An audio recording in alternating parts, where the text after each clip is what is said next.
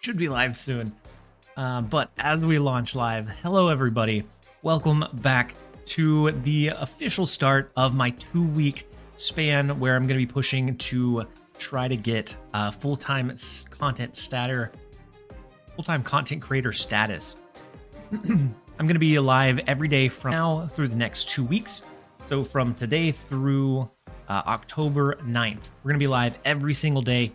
Rain or shine, we're going to find a way. And so welcome in. Hopefully everybody is having a fantastic day. Zon Aster, welcome in. Freaka Mojo, hopefully you're having a great day so far. So I gave it another few hours. I brewed another 4 or 5 different decks. I even peeped what other creators were running with Scarlet Spider, and all of it was pretty disheartening. None of it was fantastic. The only thing that I saw that really did well with him was this deck number 20. And even that, I don't think the success of it was or could be contributed to Scarlet Spider in any way, shape, or form. So it's heavily held up by like the Storm War Machine and then your movement package. The Scarlet Spider always felt like he was the first one that I just wanted to play anything else on his turn. Teach me how to play Scarlet? I don't know how. I dropped a whole bunch of ranks with it, and so then I switched over to what was featured on today's video, and that's the easy mode deck, which is just kind of a linear, easy to win deck. And then Butter My Biscuits, you said the push. Did we just start? We did just start. So the stream started 2 minutes ago, and this is the start of the 2-week stretch that I set aside to try to hit the 1,000 sub goal that I have to transition over into full time. And so we're already at 304 out of the 1,000 into it. So we have a good, we're 30% in. We have a good, at least headway. And so hopefully we can get some good traction over the next couple of weeks. And then Jay Chooch 9, thank you so much for resubbing for 2 months at tier 1, making use of the sub timber, which we have a few more days, so the subs are a little bit discounted. But I appreciate you being here. Hopefully you're having a fantastic day so far. And then Deliora, you said someone said SSJS Series 5, Mr. Sinister. Oh, Scarlet Spider is Series 5, Mr. Sinister. Yeah, he's kind of like a more expensive Mr. Sinister, except for you can't guarantee where his clone's going to go unless you can fill up at least one of the other 2 locations. And then welcome in Bean Man. Hopefully you're having a great day so far. And then Hank on the YouTube side, welcome in. Hopefully you're having a great day. And so this one I think is always, it's kind of like an autopilot deck almost. It pumps out a lot of power. So if you're ever struggling, it falls to like Clutter, Destroy, and then super high roll stuff. But otherwise, the Zoo deck does really well. I'm going to go with a little bit of a comfort list today, at least to start off, to get some good traction going, and we're going to go with a good old Clutter. And so this version, Steven C, thank you so much for resubbing with your Prime for 3 months, and a Juggernaut resubbing with your Prime as well. You said best of luck on your new snap job. Thank you so much, Juggernaut. Hopefully we can reach it. I think we'll be able to. We have a really good community, and I think we'll be able to make that push. Watching our new male model of the Snap world. My goodness. And then Pablo, you said a morning unbearded man child. We're working on getting it back. We're a little less than a week in. Well, it'll get there. It'll get there. Welcome in, Rocky Road. It does look like it is going to go into a quick set of our start of stream ads to disable pre-roll. You said I tried Cozy's and Regis's, not much success. Yeah, Scarlet Spider, unfortunately, is just not in a great state. Like, even if you go, like, super greedy onto him, he seems like a less... in that regard, he seems like a less effective Black Panther. So you might as well go all in on Black Panther instead. And then if you don't go with it, like the Patriot, he just seems like an awkward include on those turns where you're typically wanting to really ramp up and buff up your cards. Um, he worked okay in Namora, but with any kind of clutter, it just falls. And so, unfortunately, I haven't found a good place for Scarlet Spider. But we're gonna run to the really quick set of ads before jumping in to a couple of games. Don't go anywhere, you guys. And then Justin Evans, you said, I just love how everyone is ignoring Scarlet Spider because he sucks so bad. Content creators are furious. I'm not furious, but he's like, he might be a card that shines later on, but right now he doesn't have any good spots. That 4-cost slot is really, it's really tough to like hammer down the 4-cost slot. You need a really impactful ability to make the 4-cost slot work or work well. 3 is that kind of flex range where most good cards go into. And then 5, you typically have your like big momentum swing cards like Gilgamesh. And so Baguette, thank you so much for the Prime sub as well. That pushes us up to Hype Train level 2. It took you long enough. Appreciate you and appreciate the support. And then Pablo, you said you're one of the lucky ones. I need to shave twice a week, but never get a full one. Ooh, yeah, I know a lot of people like that. For whatever reason, mine is just always grown in. It's like super full and super thick. That I want to pull to get the Widow variant, but I'm afraid to actually pull Scarlet. Oof, the edamame. It's a tough spot to be in. And then Hefty Messiah, welcome in. I see you jumping in. You said, I didn't realize that you couldn't merge Symbiote into Scarlet Spider. Yeah, so you can't merge the two, because if you merge an activate card, the card itself, the Symbiote Spider, still shows or essentially has its activate already triggered. And then Sohail, you said, no, I don't think he will get good. Pixie got that feeling, but not this one. Yeah. Unless they change him. Like, they could always buff him, so maybe they bring him down to 3. 3 is a lot more flexible, and you can do a lot more cool things. It goes into a Silver Surfer deck, but at 4 cost, I don't see it happening. I think the only way he like finds his way in is if they change him in some kind of significant way. And then Adia Key, welcome in. Hopefully you're having a great one. Took you long enough. Elisha Moo, thank you for the Prime sub and the support. I appreciate you being here. Hopefully you're having a great one so far. We are kicking it off incredibly positive today. He said TLSG, T Greenathy, welcome in. Hopefully you're having a great one. So the thing that I like about this Clutter list is it does run Beast. So if you run into a Clutter deck from the opponent's side, you can like pull in those negative cards. And you can also like replay your Silver Sable, your White Widow, those sort of things. And they snapped into us. I think we've got them. With a Viper, and then we stage like a Beast to pull this lane back in any Clutter they send us. I think we got him. Been a long time watcher. Glad you're back to streaming. Snap. Ooh, scene. Thank you, T Greenathy.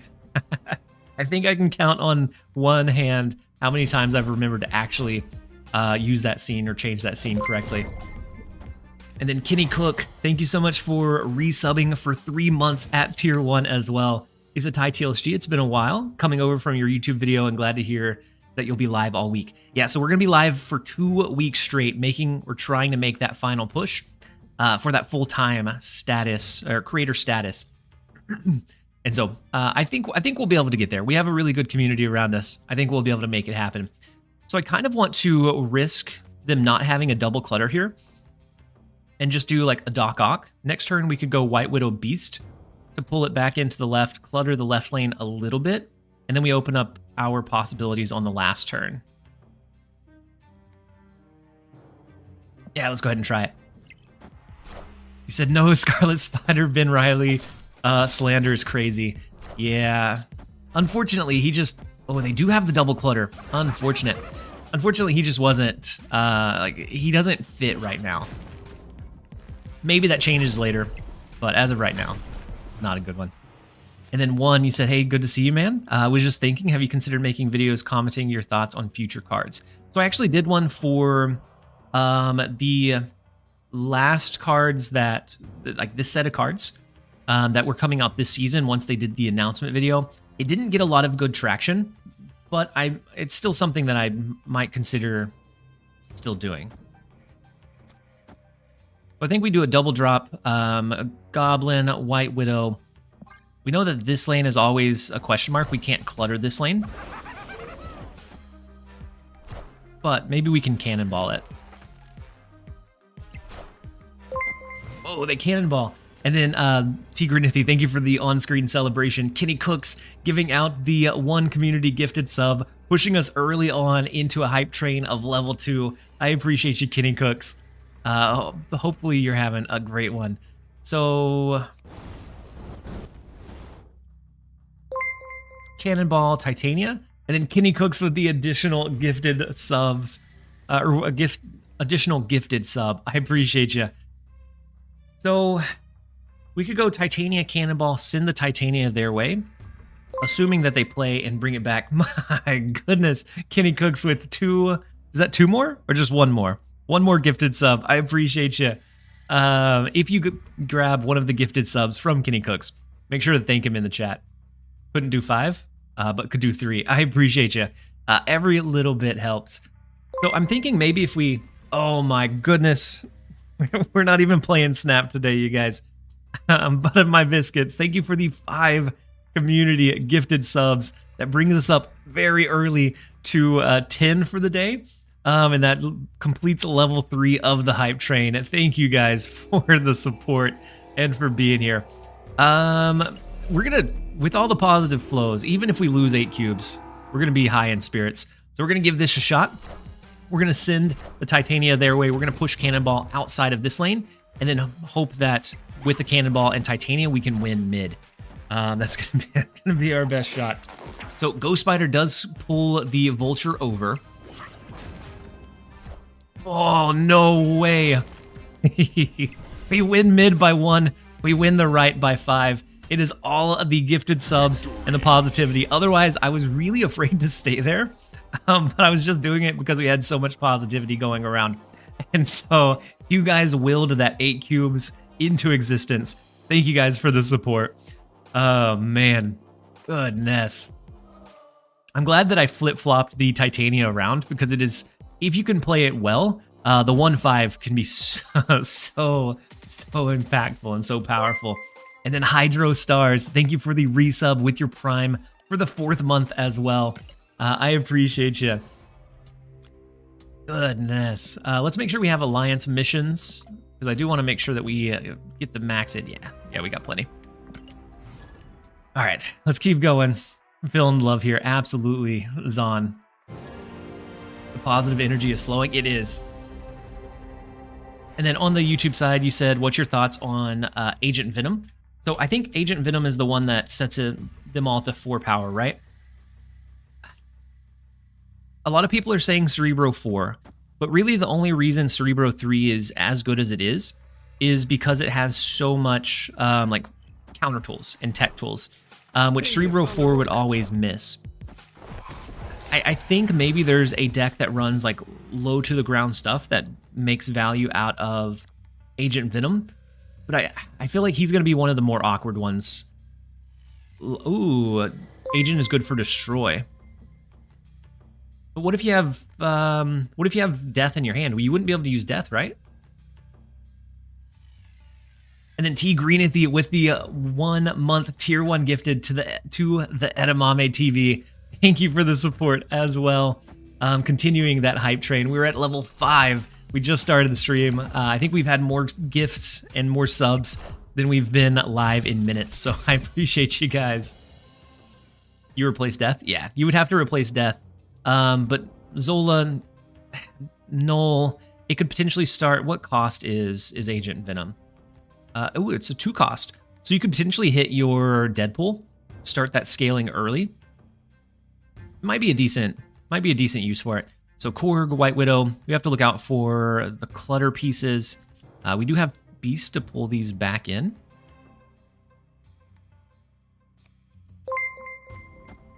And then Elitist Ed, thank you so much for resubbing with your Prime sub as well for the 2nd month. I appreciate you.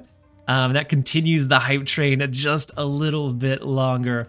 Hopefully you guys are having a fantastic day so far. I think...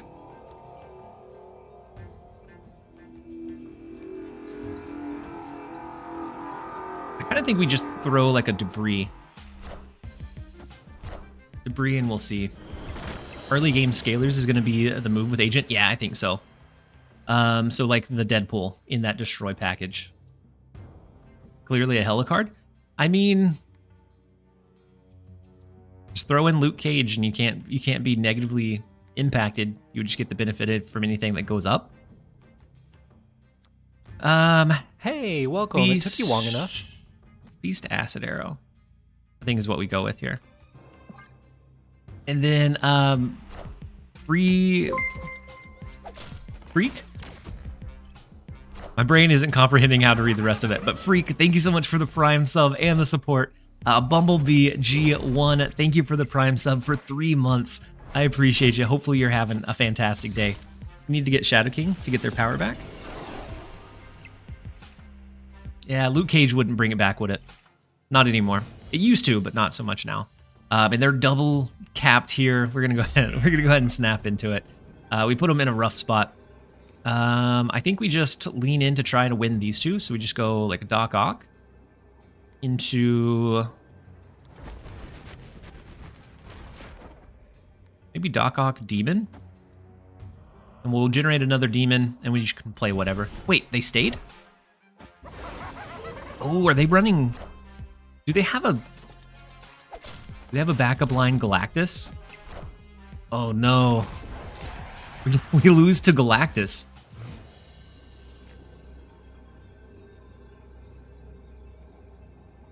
Oh no. Well, hold on. We ruined Galactus. We're fine. We're fine. I was worried for a second, but we're okay. Whew. We're gonna send the Titania their way, and then Galactus is gonna send it right back.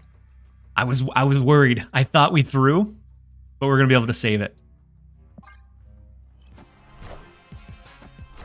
We don't kneel for nobody. Wait. Wait, do we? We do! Oh no, what?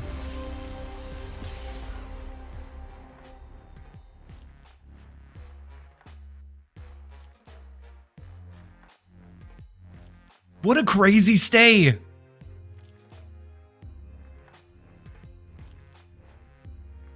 Dillman was cooking.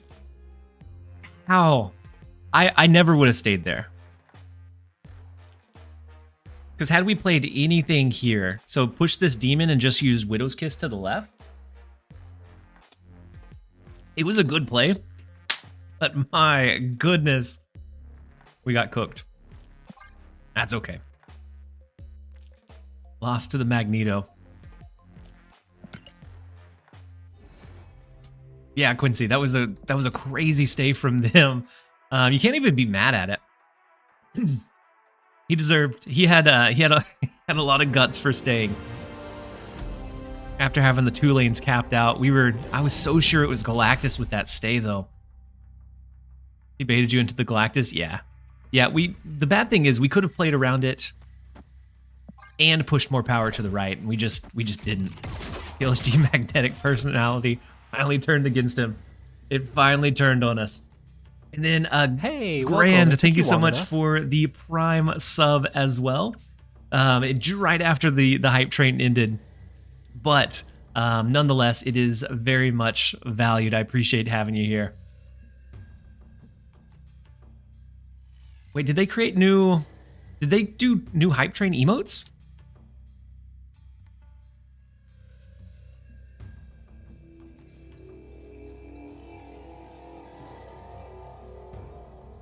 I don't know how to find that one, but I haven't seen it before, so it may be something that's relatively new. All right, let's go ahead and go Kate Bishop. We have a lot of clutter in our hand, so even without an Acid Arrow, we have Debris, White Widow, Titania. Only way to counter was to Arrow Demon left and Shang right. No, we could have... So we could have, instead of playing the Demon left to send Titania over, we could have played Demon right and did something like Rock or the Widow's Kiss. We could have played in the left, knowing that our power there didn't matter in that Galactus instance. So we could have put more power over to the right lane. It wouldn't have been a complete counter because they could have pulled our Doc Ock. But it would have been a little bit safer though. And then one, you said, honestly, so happy to see you being honest regarding Scarlet Spider. Makes me roll my eyes when I see the big Snap content creators milk. Yeah, and to a point, I get it. Like I want there to be hype around the new cards, but this one just didn't have that sizzle or that flair. And so it wasn't. Oh wait, we have priority. So I kind of think we Widow Titania? If they played just... Oh, no. Nah, I changed my mind. We're going to go back to the original. Let's go Grapple Arrow, White Widow. That saves us at least one spot here, just in case. But otherwise, we're going to send them a Widow's Kiss, and they hopefully will be capped out. Now, if they do, like, Viper, they'll send a rock, and then our Titania sends their way. Ooh, the Juggernaut. Was not expecting the Juggernaut, but it's fine. They're locked into the left lane. We have a free turn to do Doc Ock into a Cannonball after that. I got him since I love reading him in the comics. Yeah, he's just not super playable right now. Hopefully, in the past, they've done a good job of like adjusting those cards that aren't really performing well. And I think Scarlet Spider will be one of those. Ooh, right had the 1-cost restriction? I didn't realize that. Sorry. Sorry, I didn't realize it.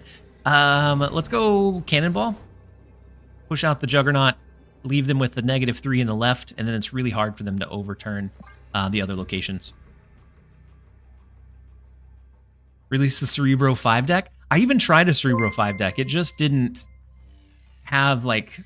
It didn't have like a good flair, so it lost to a lot of like common decks that we have. Said Mango not playing a move deck. They were running some kind of big body deck with the Coal Obsidian Debris Juggernaut, so maybe they switched over to a little bit of like a light or interesting Clutter deck. And then I Am Viking, thank you so much for resubbing for 3 months at tier 1.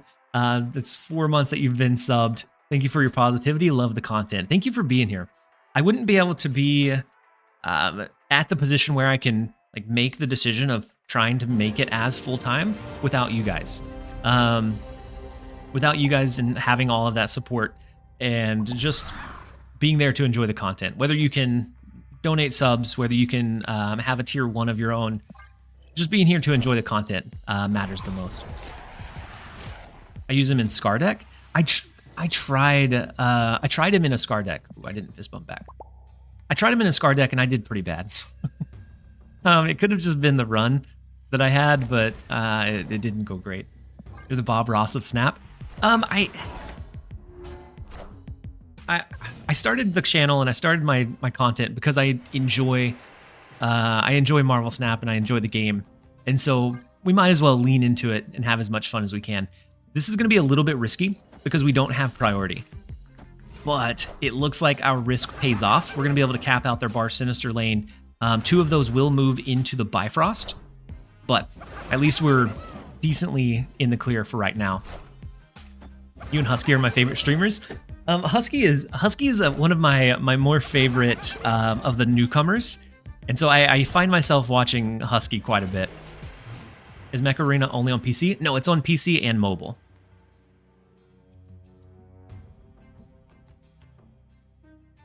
So Luke Cage, US Agent, I'm assuming could be Cerebro 3.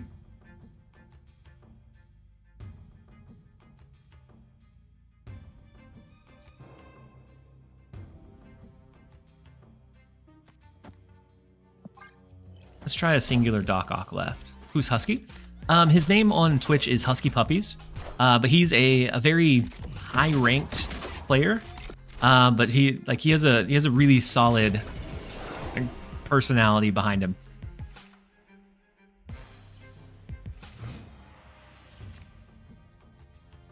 All right, so they're capped out for the last 2 turns. Ayo, it's Breezy. Thank you so much for resubbing for 1 month at tier 1. That let's hit that legendary sub goal, TLSG. I appreciate you being here. I feel like we've won this one. We should have snapped earlier as soon as the Green Goblin went down. But Cannonball would push their Wiccan out. Maybe we go Titania, White Widow, and then call that good. That'll cap them out. They won't be able to play on the last turn. So then we have a finite knowledge of what we need to do to win. Yeah, I guess we could have cannonballed plus Titania. But with Cannonball, that's going to destroy their Ajax. Titania would send our way. So maybe it's more Cannonball, right? This goes up to 8. I guess it goes up to 4. This turns into a 0 power card. And so they're only at 3. So we would win with a... Oh, it turns it into a rock left. That's true. This is the safer play, but we would have won right by 1 if we wouldn't have been able to destroy the left lane. And then 1, thank you so much for the 5 community gifted subs as well. And although it came in right at the same time, it doesn't overshadow Zelda Never Ends, resubbing for 1 month at tier 1 for the 2nd month. Welcome back. He said, hey TLSG, glad to see you on the grind. I pretty much watch all your YouTube videos. I'm part of the Blanket Basket gang. I want to get a maybe a displate, like a custom displate made of a picture of the Blanket Basket and hang it in one of the spots on the walls.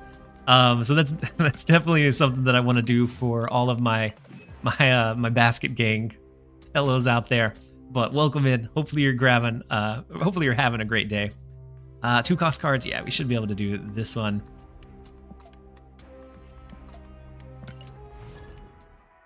Yeah, and I don't know if I just like randomly from time to time like place it in one of the spots, just so that it's kind of like a rotating thing and it's not something that's always there. It took you long enough. But I think it'd be really funny to have. And then Pixie, you said, hey, Mr. TLSG, hope you have a wonderful day. Sorry to ask, but is there a replacement for White Widow? There's not a great replacement because she really feeds into our like the clutter stuff that we're wanting to go with. You might go with a flexible card, so like a Jeff, but it's not going to do quite the same thing. You could also lead into like another scaling card since you do have Beast, so maybe Rocket, since you know where they're going to play on the last turn. But I think I would prefer like a Jeff, honestly. I am reborn. And then Zamora Geist, thank you so much for the Prime sub as well. I saw it, and then I almost forgot to acknowledge it out loud, but I appreciate you and appreciate the support. So did Blade not discard anything? Oh, it had discarded Apocalypse. That's right.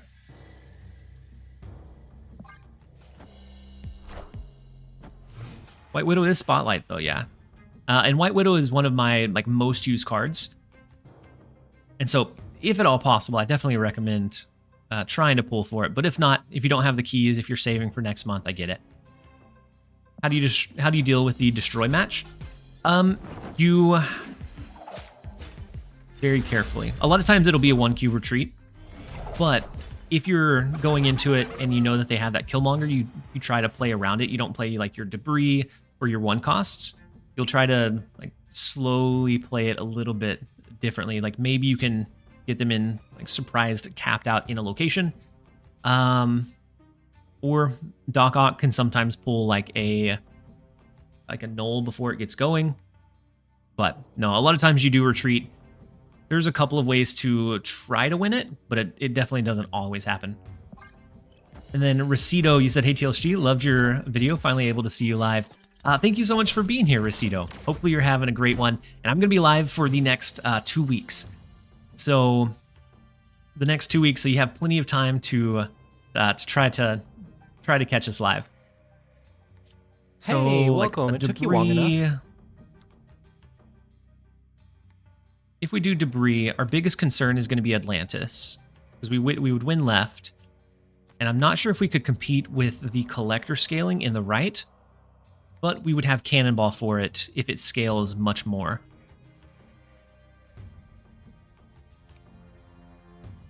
I'm going to go ahead and try this. And then Quaintenance, thank you so much for the Prime sub and the support as well. Hopefully you're having a fantastic day. They do get the Dracula down in the left lane, so we probably need to tuck tail and run out of this one.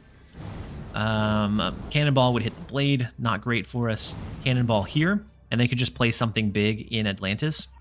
We wouldn't be able to compete for it. Hope you reach your sub goal. Thank you so much. We're 33% of the way, and technically today is day 1. I did stream yesterday, and we had a huge amount of support.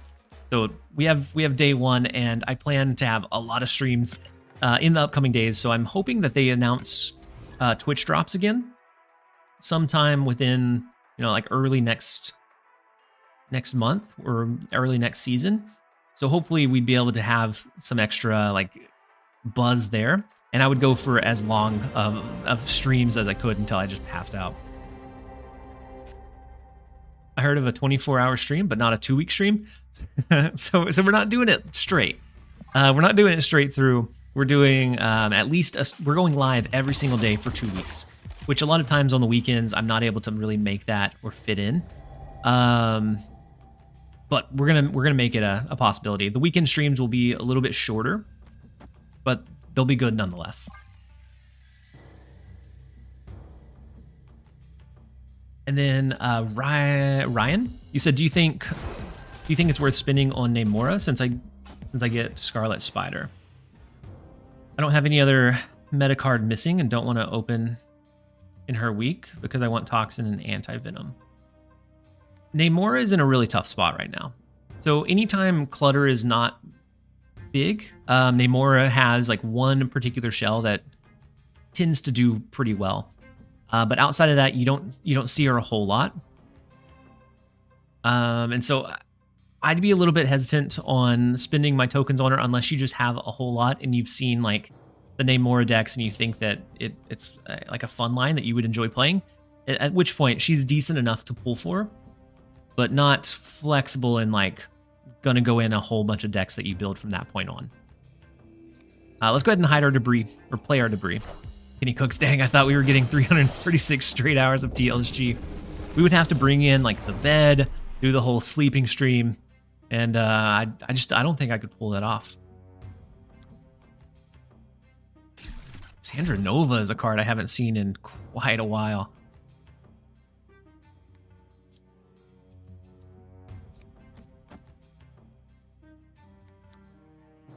I'm gonna go ahead and just do a Pim Arrow, and we'll wait. We'll wait to see what kind of what else they have. The Namora week is 3 new cards for me, so I can't wait for that one. Yeah, so that one's gonna be big for you. If you're missing those cards, definitely worth a pull 3 weeks from now. And then Buy Slowly, welcome in. You're the GOAT, not me. That is all you. But welcome in. Hopefully you're having a great day. So we could do Hood Beast, but then we don't draw next turn, right? Maybe it's Hood Beast Titania?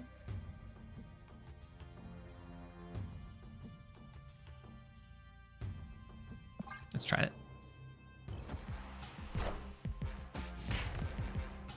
Did it so because you got Scarlet Spider. Yeah, the Namora deck, honestly, it performs okay, but it's not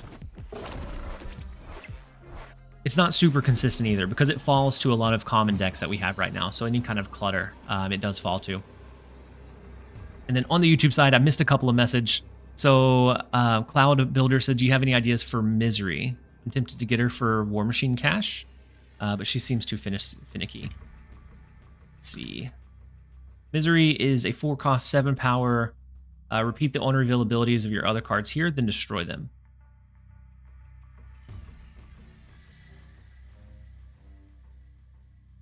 That one's gonna be really tricky. I feel like she'll find a home, and find a place to be really good, but it's definitely gonna be a tricky one. Oof. We get Sandman?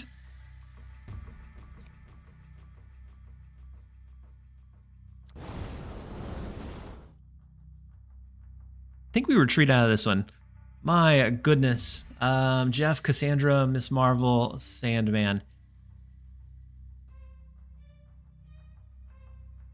Unless we're just really leaning into the cannonball, or the cannonball winning and helping us win these other two. We probably don't get it, but I'm going to give it a shot. Doom rules. Dr. Doom comes in. We're going to take the Cassandra Nova. Hopefully it pushes it over to the right. Nah, that is not the right.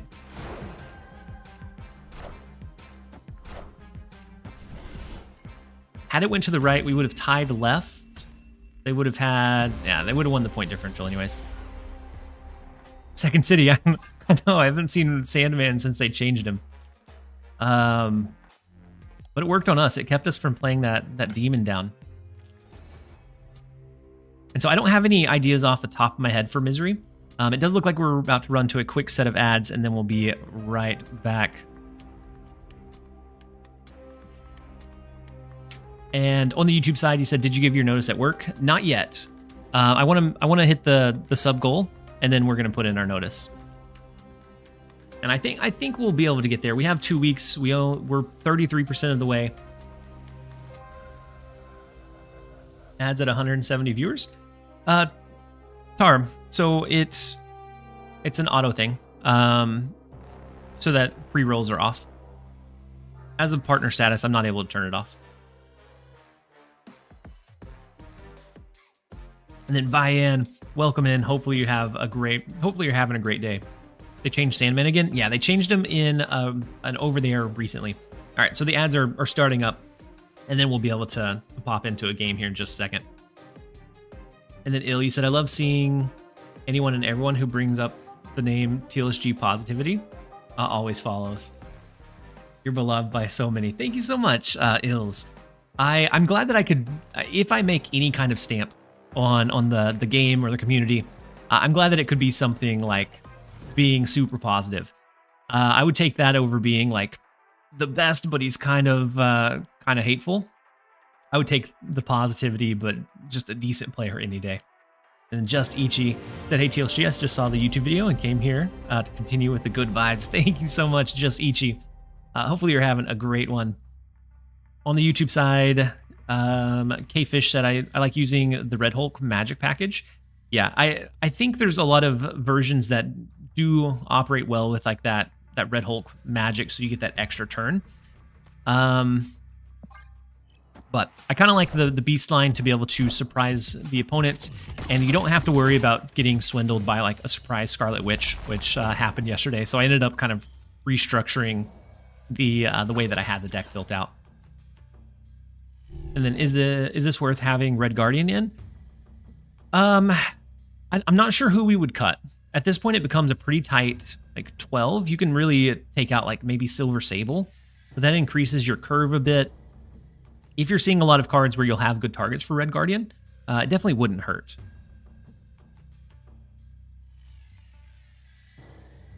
I've been having the worst luck with Spotlight Caches these past few weeks. I got lucky the last 2 weeks, but hopefully your luck turns around. You're just putting in the work ahead of time. You're gonna get the keys in one for the next few weeks. I'm putting that vibe out there for you. And so Angela, Athena, they do have a pretty big scale in this left lane. We're going to be able to, or quite a bit of scaling in this left lane. We're going to be able to do like Debris Beast. Start really cluttering all of them up. And I reckon we'll go ahead and snap into this one. They have Kitty Pryde, so we're not going to be able to completely cap them out. But a double Debris, double Doc Ock, and whatever other clutter tools we end up getting can be so devastating. And so even with Kitty Pryde coming back into their hand, we may not be able to fully lock them out of one lane. But they're not going to have a lot of room to maneuver their cards otherwise.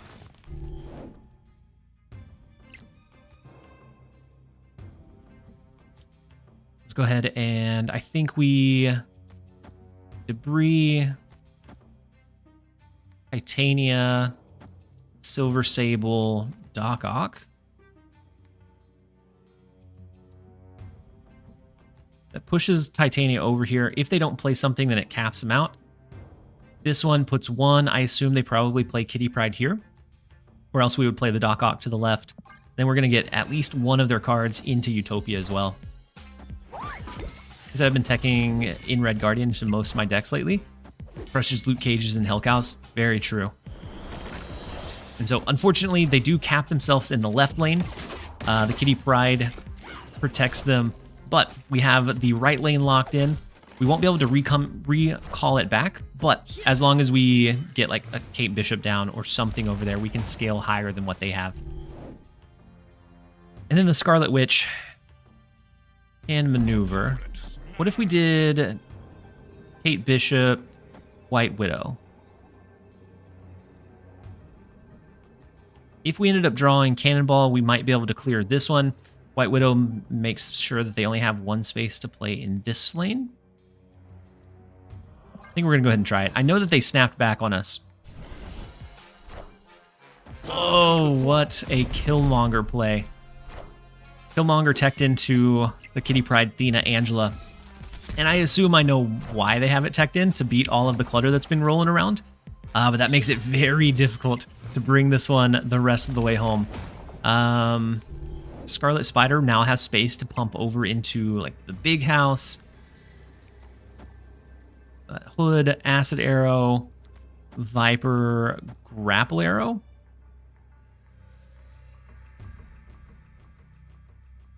But it's definitely risky. Gwen missed the Scarlet Spider too? Yeah, Gwen missed the Scarlet Spider. This is like a 10 power play essentially. They have at least 5. So we may need to put the extra 3 in the right. I think there's a good chance we lose this one. But we're going to give it a shot. We need Scarlet Spider to go... Oh, no. We are going to be locked in. Yeah. We're going to be locked in with the Acid Arrow. No, with the Hood in the left lane. We got a little bit too greedy. We're going to give them the 8 cubes. The Killmonger tech was big. The Ironheart, I think, is incredibly interesting. And so a really cool idea for the Scarlet Spider. He said, it seems like Scarlet Spider is completely skippable outside of Namora. No, definitely. I think even with like this, a lot of times the Scarlet Spider isn't doing the heavy lifting. And then Fun Normal Guy, thank you so much for the Prime sub and the support. Hey, I appreciate you being here and appreciate the the support. But I'm actually gonna grab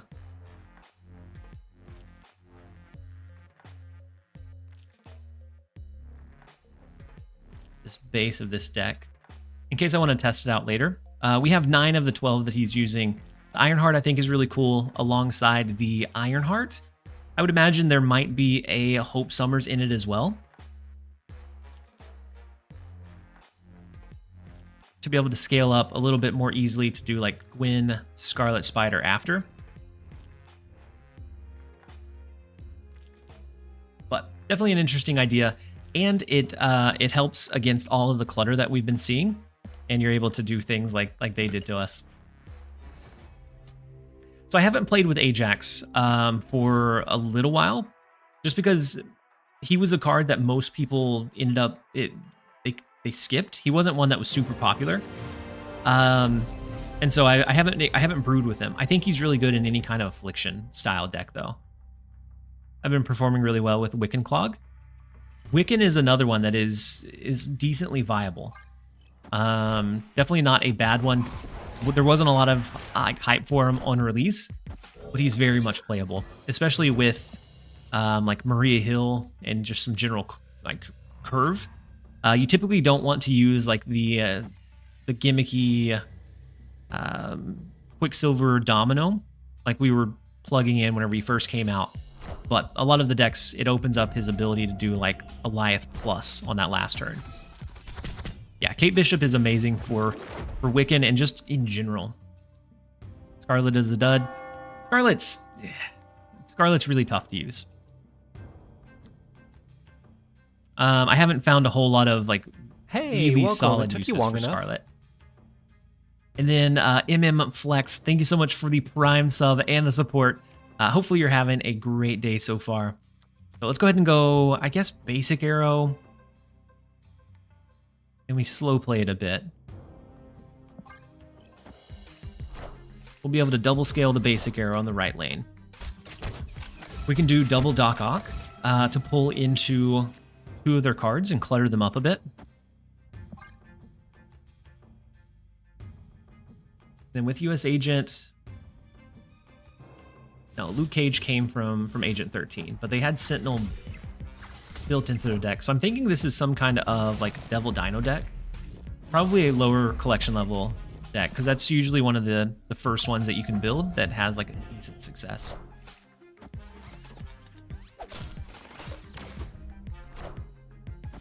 Cannonball variant? Yeah, the Cannonball variant. Ooh, well, that's unfortunate. They pulled our White Widow with Cable, and then we pulled it out of their hand. Not fortunate for us. Yeah, the collection level is 1,000. Or 2,000.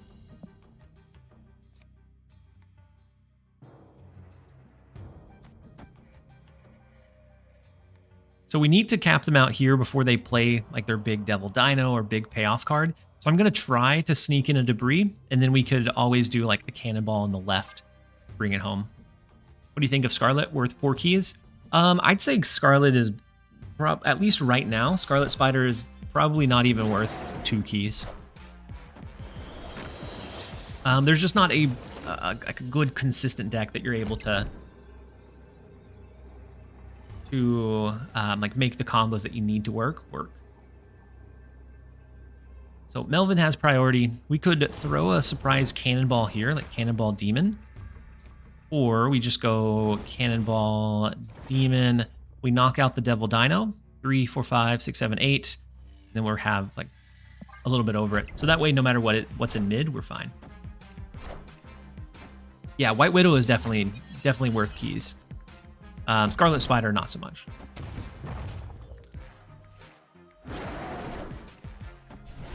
Yeah, I really want the White Widow variant, but I don't want to waste a key since I didn't have to do it to get Scarlet Spider. I'm holding my keys and I'm just gonna miss on the spotlight. And then Packers for Life, welcome in. How's the morning, afternoon going so far? It's going well. It's going well so far. We're having we've had some bigger cube games today than normal. Wait, did we run 3 minutes of ads on accident? It says ads don't start for 48 minutes. So we've got a while. But otherwise, we started with a little bit of Clutter, kind of a comfort list, something that I enjoy playing. I think is always decently viable, and it beats it can compete and beat a lot of decks if you play it well. Let's go ahead and go White Widow. With the Bifrost, it's a lot easier for us to get them full capped in the right lane by doing like Debris, it pushes over. Ooh, a Dagger's kind of scary. You said Art Germ is better? But I don't have Art Germ either. Any thought of adding Wiccan to this deck? I haven't tried it. Ooh, we have a Snap Redemption as well. I don't like being forced to like play out Titania if that's our only 1 cost early. Would be my biggest concern. Otherwise, I think it could fit okay into it.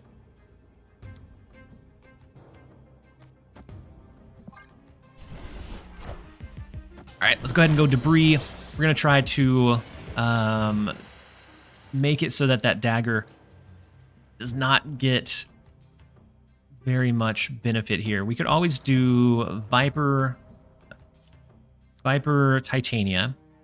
We could do just Doc Ock into the right. Since we have priority, they could potentially Falcon or Beast the right lane and pull their cards back in.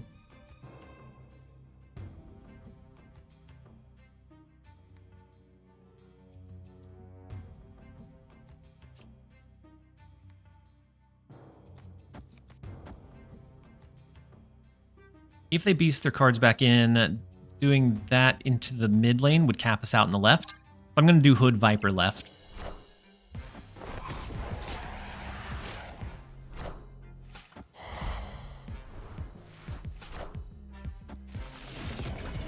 Okay, so Symbiote Spider-Man. So So they're not completely filled over here, but they don't have a lot of good reach either. They'll have to merge it this turn.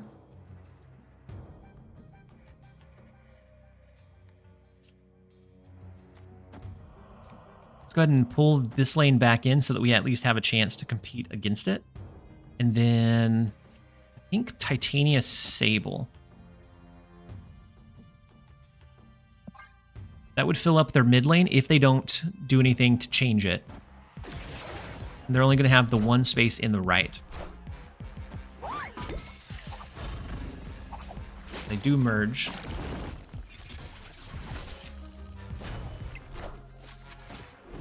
Pull those back in so that we can compete.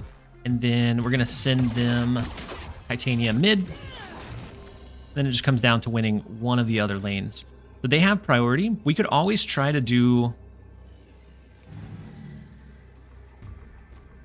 Shang-Chi, Demon, White Widow.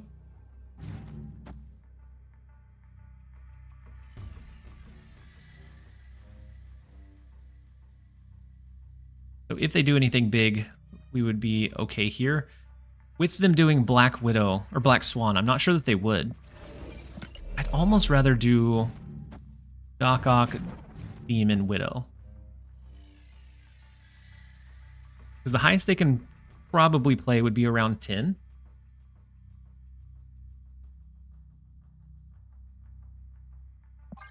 I'm going to try the Doc Ock line. If they play something above 10, ooh, Hydra Bob goes up to 11. So Shang-Chi would have been the line from Aranya. We still win, but it would have been a lot comfier had we went with the Shang-Chi line. Victory. Oof. We'll take it. And then Flex, what do you think is a good replacement for Widow? There's not a one-to-one replacement. Unfortunately, there's not a one-to-one replacement because she really feeds into like that cheap Clutter component. Without it, I would go something like cheap, flexible, like a Jeff instead, but it's not going to perform quite as well. Do you have other decks in mind to use this stream? Yeah, I have a few set up. There's a movement deck that has performed pretty well, but I'm also a little bit hesitant to run move on stream because I sometimes get overloaded with trying to figure out the move play, and it's not always like snappy games. So sometimes it's a little bit more boring to watch. But I do have a couple of others built out. There is a War Machine Storm slight move package that I think is fun. And then I have an ongoing War Machine deck that uses like Madam Web, War Machine, Jean Grey to do some kind of cool and cheeky things as well. So Madam Web in the left, we're probably looking to full cap this one with the White Hot Room. I think I'm going to do Debris. Next turn could be Hood Viper or Titania Viper, and we take up two of their spaces. Either way. We would only take up one with Hood Viper. There's some good move decks that have Alioth and Heimdall as 6 cost. Yeah, I do have one built out that has Cosmo and Alioth built into it, so that it's not as like straightforward or linear. So I think those do perform well most of the time. I think we're gonna Hood, Viper, and then we wait. Right now they could be playing like War Machine to get additional power into Hotel Inferno, or they can move cards over into Hotel Inferno from Madam Web. But if we get them close to being capped out, that limits their range of what cards and where those cards can move. We do get the double fill. Titania, Doc Ock.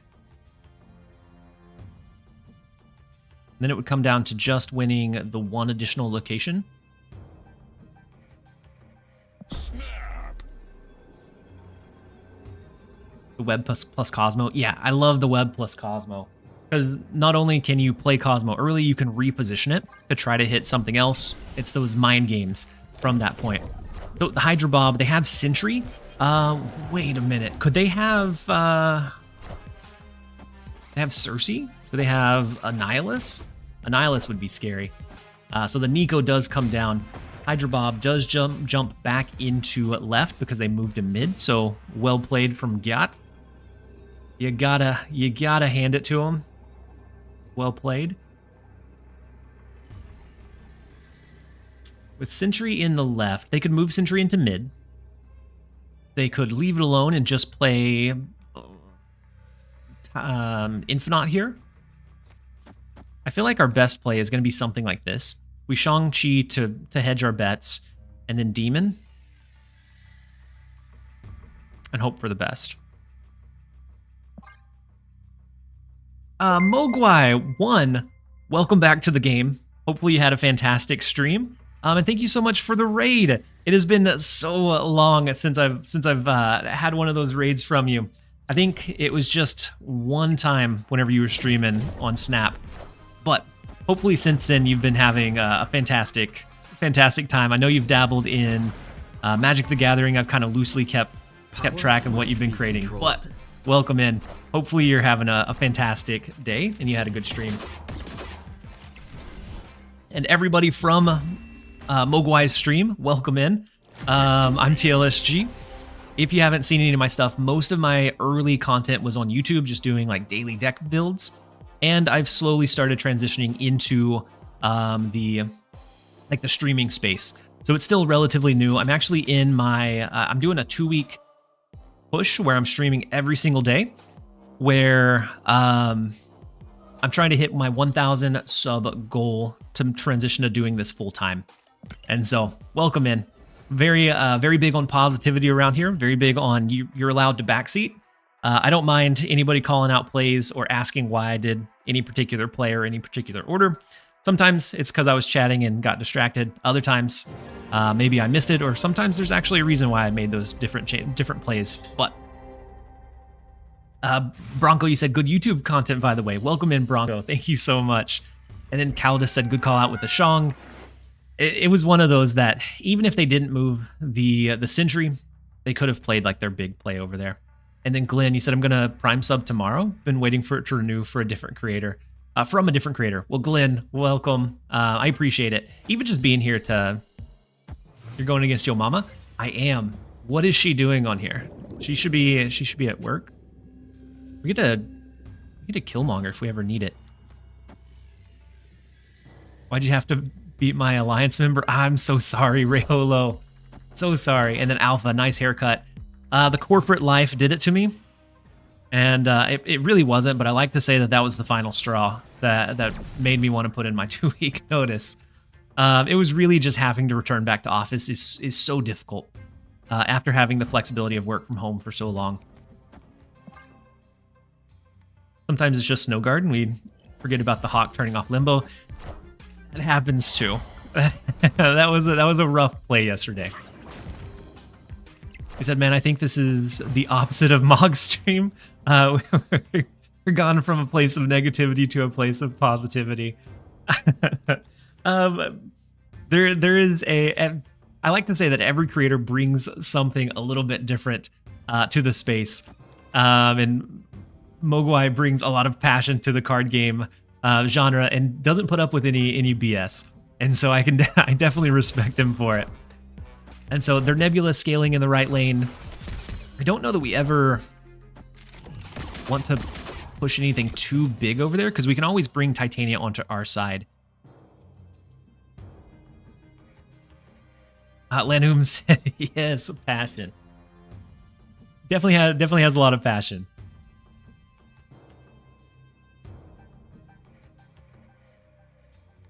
Mog's chat is unhinged. I feel like as you get bigger, the chats definitely become much more unhinged. Chat just trolls. I'm fortunate. We haven't had really any kind of trolling in the chat from my end. Let me figure out my play. We have the Doc Ock. We could go Doc Ock left. Maybe we go basic arrow.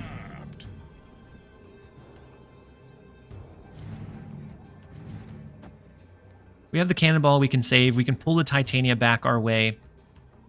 Let's go ahead and try it. I like Red Hulk in this deck to win the non-cluttered lane. I like Red Hulk in this deck if we're doing a magic for a turn number 7. Claw was a big line. My mother is absolutely Hey, welcome. It took you long enough. taking us to town. And then Brown Mamba, thank you so much for subbing at Tier 1 for 1 month. Very much appreciated. Hopefully you're having a great one. We could try like a cannonball Pim arrow, but I don't think it's going to do it. So they have 8-10 power in the left lane. Would it ever be worth it to do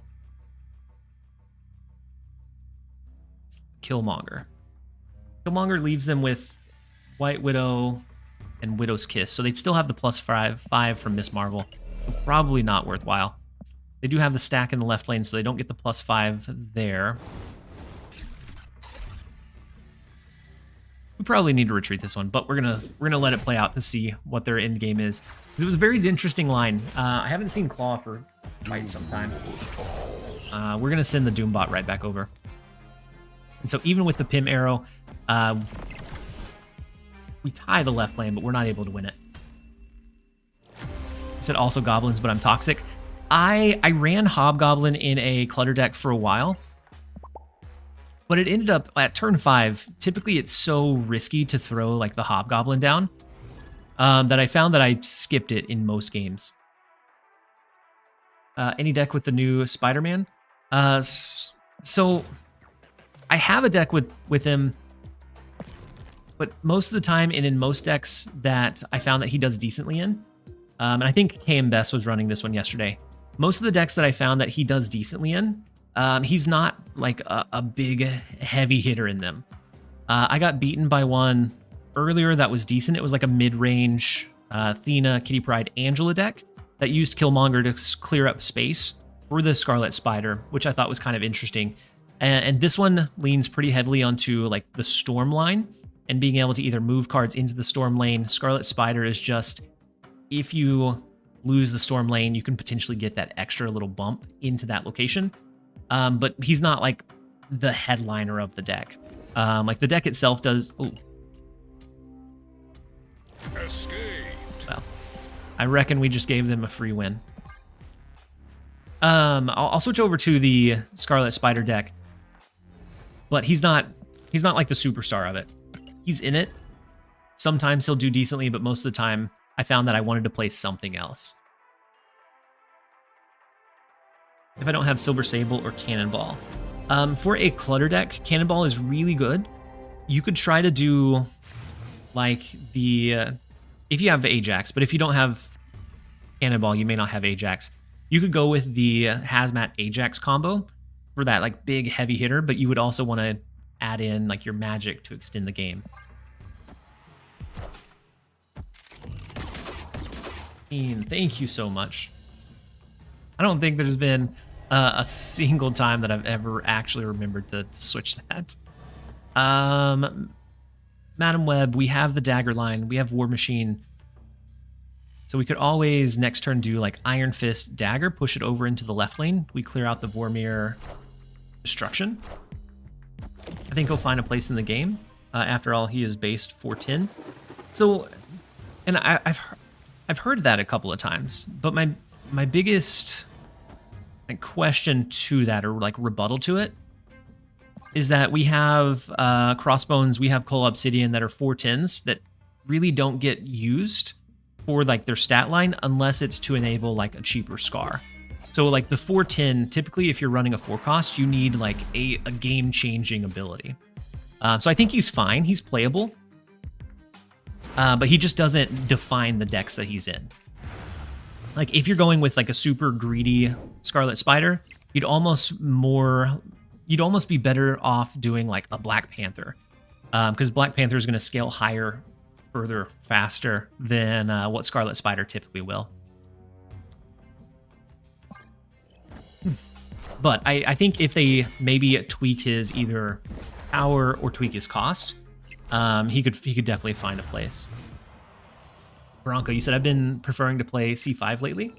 More fun than for the meta itself. More for fun than for the meta itself.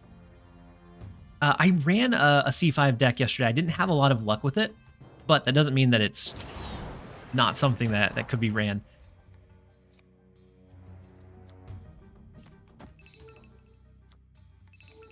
And so I'd be curious what you're running. You have Moon Girl. Moon Girl is nice to double up like your Hydra Bob, your Martyrs.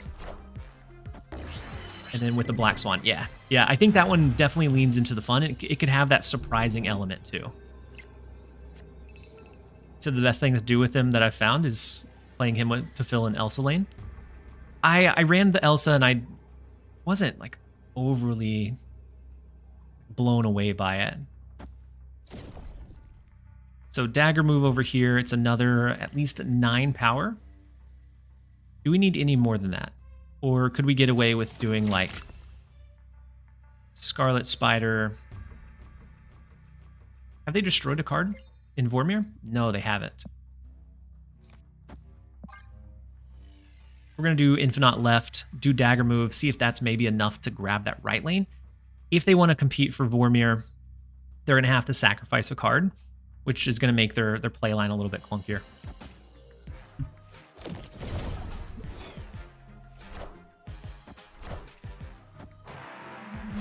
Stereo. We probably don't. It's a lot of high power plays. We do have the extra 7 power Scarlet Spider coming into the left, so it comes down to just raw point differential, which once their Mysterio comes out, it's incredibly close. We lost by 1, yeah? 22-29 to 31-39. Woof.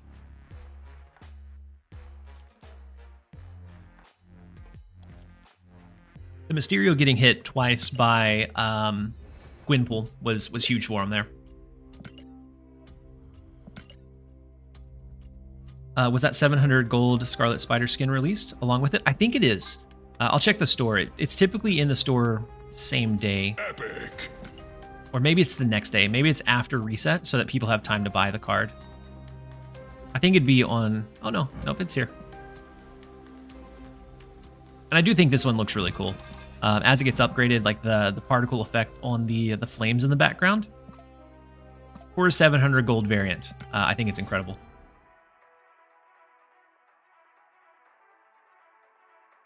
Scarlet Spider is also really obvious to your opponent if you can win or not. Yeah, that's true. And then if you don't have another lane cluttered, it becomes that 50-50 of where's it's gonna go. I think Juggernaut works really well with Scarlet Spider. You can set it up so you can fill one lane and jug the lane the clone goes in. I think a good mid-range. So I've seen him have success in like those mid-range that sometimes run Angela, Athena. It has like the Mockingbird. I saw one that ran a Sasquatch, but most of the time he just doesn't feel like the headliner. Like he feels okay. TLSG, does my prime count towards the wife goal? It absolutely does, E3. E3W. Every sub counts towards the wife goal. So whether it be prime, tier 1, tier 2, tier 3, whatever you end up being able to send our way, it counts. And so I appreciate the prime and the support. Your notification should pop up here in just a second.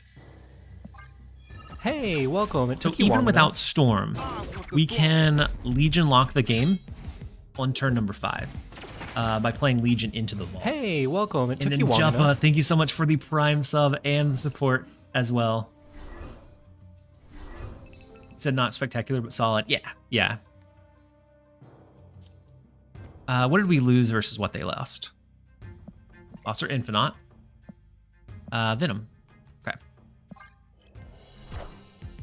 Go ahead and throw Storm. We can always extend the Scarlet Spider clone. But depending on what we draw here, oof. Not great. We may not even want to...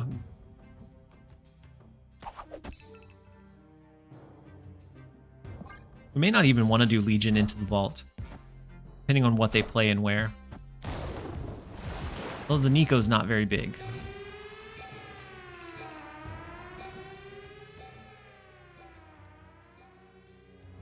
I think we go ahead and do it. The Nico feels like it was a really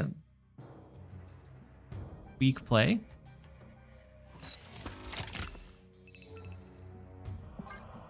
Try it. Is it worth it?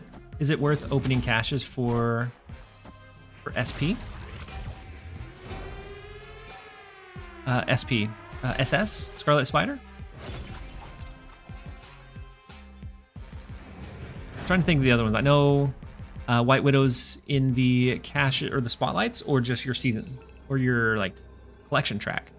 If it's your collection track, then no, absolutely.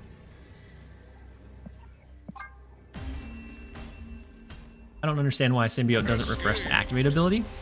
So it's because the Symbiote card is what remains.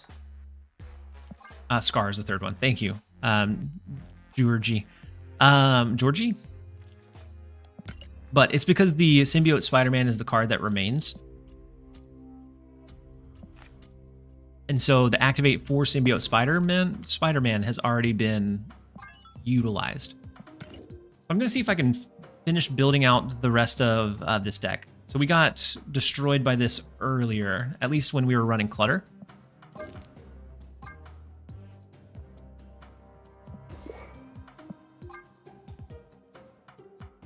So it was Aranya, we had the Kitty Pride.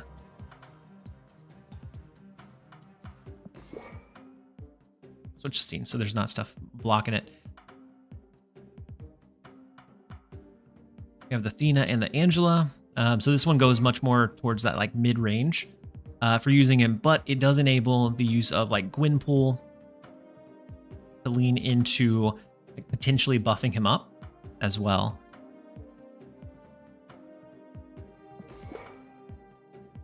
I think it's just gonna be faster to search it. My eyes are not finding the cards quickly today. We have the Ironheart, and Shang-Chi, Scarlet Spider, Gwynpool were the cards that we saw out of their deck. So as the finishers, I would expect maybe some lower end card to help with Athena scaling, maybe a Hope Summers. I am curious what autofill does. Hope Summers, Jeff Copycat. Probably not bad.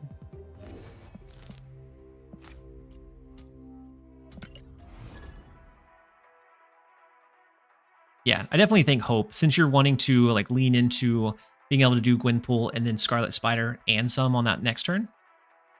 Fastos? Fastos feels like a hit or miss, because it could reduce the energy, which doesn't really help you all that much. So it becomes that 50-50. I don't know that he is really solid in it. And then E3, you said burned 3 keys for Aranya. Don't have White Widow, 1 key left, 5k tokens. Hail Mary punt for Scarlet Spider or White Widow, or tokens. Guess who I got? Scar. Oof. That's unfortunate. And then got any art germ options? I'll take a look after this Second City Wolverine to see if we do. All right, we have the Angela. We have Gwynpool into the Scarlet Spider. We can always throw Ironheart down as well.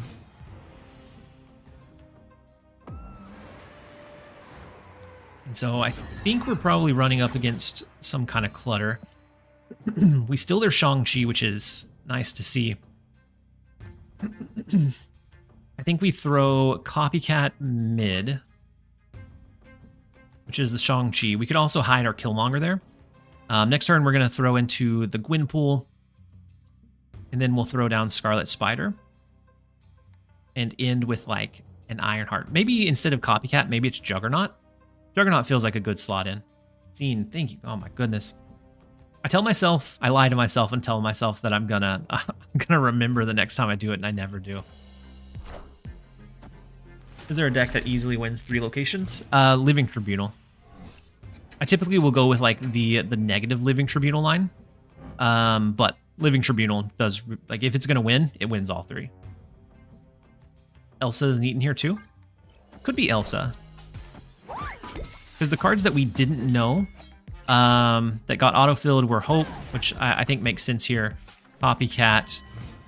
And then... what was the last one? Oh, Jeff. Jeff was the last one that filled in.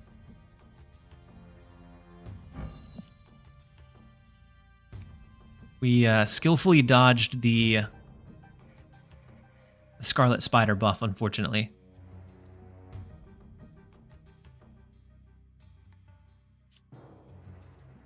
You could always go like Dina Killmonger.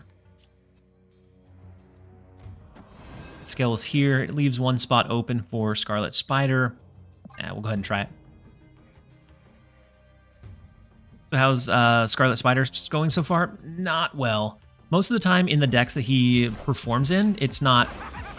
He's not the headliner in them. Like, he's not fantastic in them. He's not awful. Definitely playable. But... it feels like you typically want or have better cards that you could be running.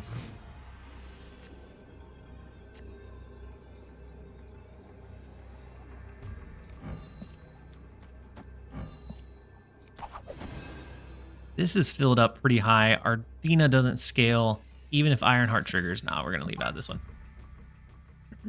Yeah, the biggest cost, or the biggest issue is 4 cost. For a 4 cost card, you typically need like a really solid stat line or really solid effect. But if he goes to 3 cost, he'll be crazy. He'll be used almost exclusively in Silver Surfer, but he'll be crazy in that deck. So I don't think we want the copycat. I feel like that's probably not the direction it went. I would rather... I think Elsa is a trap. But we're going to throw it in anyways.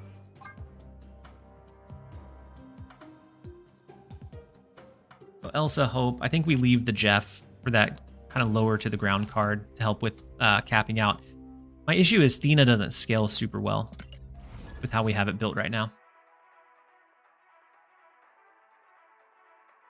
Add Vision. I feel like Vision might be too high curved. He said, can he please be 3 cost? Outing myself as a Surfer Enjoyer. I used to be a Surfer Enjoyer. But I don't have Sebastian Shaw. And I feel like without Sebastian Shaw, you're running a suboptimal Surfer deck. And so I haven't picked it back up since I've come back and returned to the game. With Hope, you could run Havoc. Could run Havoc. All right, let's go Elsa. We do have Elsa, Gwynpool, Scarlet Spider. So we're going to be able to have at least... We won't be able to move Jeff out, unfortunately. We'll be able to have at least a 7-power Scarlet Spider.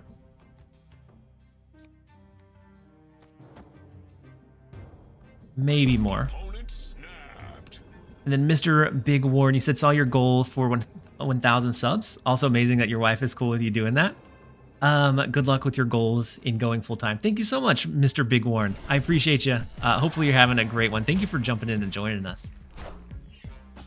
So with Windpool, next turn, ooh, the hit onto Scarlet Spider is huge for us. We can go Kitty Pryde, Scarlet Spider.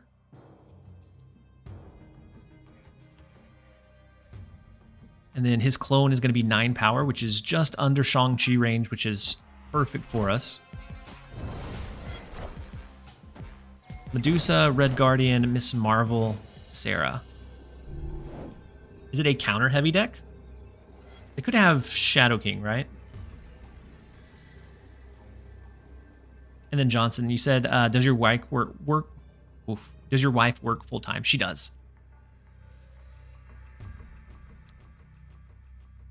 We throw Ironheart, hope that it hits Scarlet Spider. And then I think it's like Aranya, Kitty Pryde, Uatu.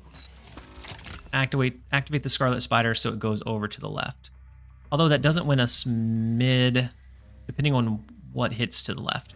I'm actually gonna throw a Rania into the middle lane.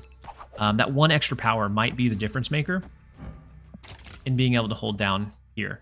They do have Sarah, so we may have to look out for Ultron. I wasn't looking out for an Ultron. I was gonna say like a Killmonger or a Shadow King or some other counter heavy card. So Ironheart needs to hit Scarlet Spider to give us a chance in that left lane. It does. And so we're going to be able to outscale this right location with the Uatu. We lose mid, but Scarlet Spider's going to save the day in the left lane. He'll bring home the 4 cubes. Victory. You said walked off for a second, came back and thought you added Uatu to your deck. Even after his change, like location information or knowledge is just not as useful as it used to be. The new card did the thing. It did the thing. It was the game winner. Oh wait, Art Germ Avatar. Thank you for the reminder, Second City. I have like a goldfish memory. Can you search by artist? You can. Oh, I don't have any. I don't think I have any. No. Is there anything else that you want? Oh, you like that Deathlock? Okay, let's put it on. Let's go Deathlock, and we'll change this one to some kind of like dark red. There we go, we'll jump in.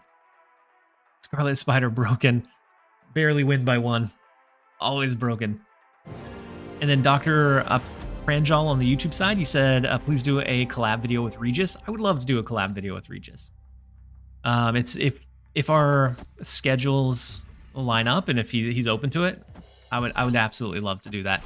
He is the like one other content creator that has such a positive vibe, no matter what is going on or like what's like been happening like in his life. He's always that like cheerful, positive presence. Would you do a randomized deck? I would. I would do a randomized deck. Sometimes it gives you some pretty decent things. Other times it's just complete gobbledygook.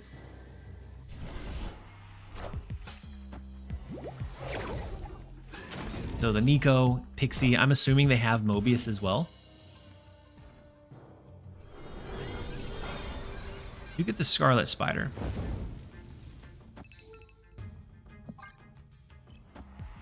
And with Aranya, it becomes 7. If we can get an Elsa Bloodstone, then it could be a little bit more. But no such luck yet. The Mobius does come down. I think we... Aranya, Scarlet Spider. Next turn would be Ironheart, Kitty Pryde into the left lane.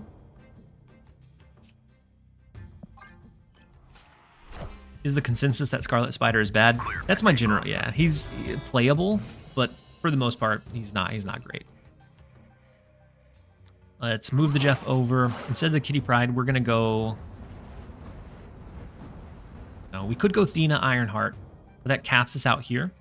So I'm still gonna go with the Ironheart first and then the Kitty Pryde. That opens up the door for a potential Shang-Chi. Depending on if we have priority or not. Hello, so happy. That is a big Infinite. They could have an Alioth that they use to protect that Infinite. If not, then our Shang-Chi could come in handy. Like an Elsa Bloodstone, Shang-Chi, Kitty Pryde, Scarlet Spider mid. 6, 7, 8, 9, 10, 11, 12. We would beat the... If this goes off here, we would beat what they have here. I don't think he's any bad, just in a bad meta. Yeah, his ability isn't able to like really hold the decks up and like turn them into wins. And so like he's playable. It's just sometimes he's not worth the effort put in. Okay.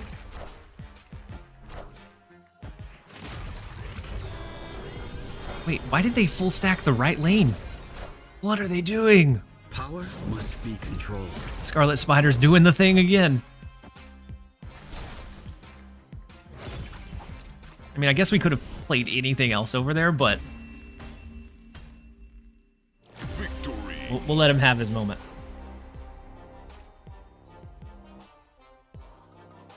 He said, told you he's broken. I mean, we won a couple of games. It's just a matter of, can we Elsa for MVP? Yeah, I think Elsa is holding him up for sure. Yeah, I'm sure they didn't expect the Shang. Otherwise, they could have maybe reinforced mid, and they thought they had that one on lock, and they were going to focus on the right lane to make sure they had that one too. Is there a link to Mech Arena? Yeah. So exclamation point Mech. We'll give you the link. I haven't started playing it yet. We'll play it at the end of stream, so the last 2 hours of stream today. But if you want to check it out, by hitting those different goals or metrics, all of those that you hit help support me and support my content. And so it's always cool to be able to see you guys interacting with the different sponsorships that I have. And it's available on both PC and mobile, which I think is pretty nice to see. So we do have Elsa, we have Scarlet Spider, so we can always like full stack one location into getting at least a 7-power Scarlet Spider. Georgie, yeah, I agree. My first thought with Scarlet Spider was in like a Namora deck, but I agree, playing it into Clog feels awful. So, looks like a Hela deck. Would we be able to outpower a Hela deck?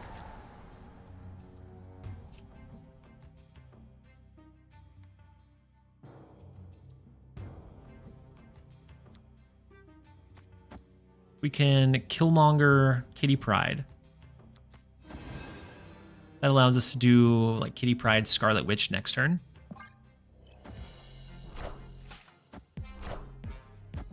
I want the throne.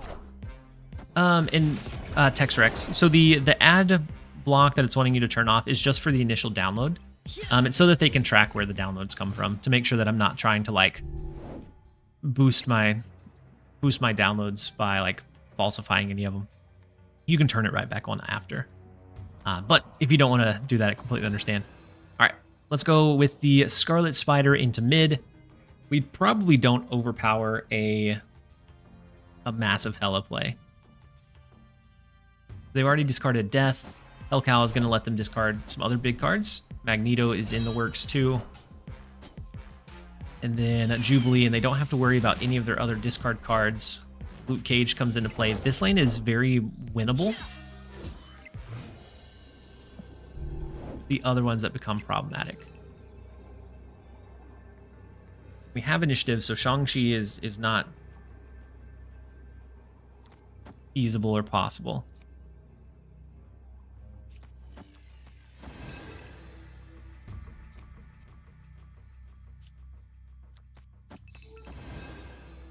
I think we lose this one, but it's only for one additional cube. I'm going to go ahead and try it out. Now we could play Angela plus Kitty Pryde. That would stop the scaling here, which I think we probably need. I love Pixel Hellcow. Pixel Hellcow is a good one. It's so ugly that it's great. So Infinite, we have to hope for a good stack. I guess with ooh wait. Is that the guaranteed rotation? No, it's not. We win that one. Victory. How awful. We take Hella wins where we can. And then Tribal downloaded Mech Arena. I appreciate you. It should start coming up with like those notifications. If you check it out, play it, and hit any of those metrics, those will start kind of coming across. If you linked your Twitch account when you downloaded it, your name will pop up again. You said Scarlet Spider, the GOAT.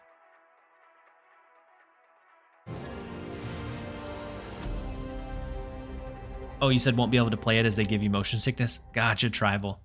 No worries. I appreciate you downloading it regardless. Then Hody, you said 4 costs are just so restrictive. They are. Typically for a 4 cost to be included in a deck, it needs to be a very strong effect or very strong ability. You've been enjoying Aranya in Destroy? Yeah, I like Aranya a lot. I think Aranya is a very solid card. So we could duplicate, oh wow, Necrotia Negative Zone. Do they have a Luke Cage? Is that what the snap is for? Because with the Luke Cage, we're just kind of outmatched everywhere. I'm just going to give this one to him. I don't even have to play anything. Escaped. Clog would, yeah, Clog would be tough here too. Because they would be able to, each like rock that they sent our way would be -3. -2, -3. Yeah. I feel like in the current meta, Symbiote, Scarlet Spider, my goodness. Scarlet Spider, not Symbiote Spider-Man, would need to start at like 4/7. I think so. I think for a 4-cost card, it needs to be really impactful. I don't even know if 4/7 would fully redeem it. It would make him just like able to be splashed into decks a little bit easier. But I don't think it gets him completely out of the water either. Replacements for Gwynpool. With this deck, Gwynpool is really one of the big enablers for like an explosive or surprise last turn. So I don't think there's a good replacement for her, unfortunately. Lose our Gwynpool. Unfortunate. Pones Alone, thank you so much for resubbing for 1 month at tier 1. For the 3rd month. I appreciate you being here. Hopefully you're having a great one. And on the YouTube side, Fernando asked why Killmonger? Killmonger helps handle all of the Clutter decks that are kind of radiating around top 10%. And so you're able to take all of the negative rocks and stuff that they send your way and just clear them out and not have to worry about them.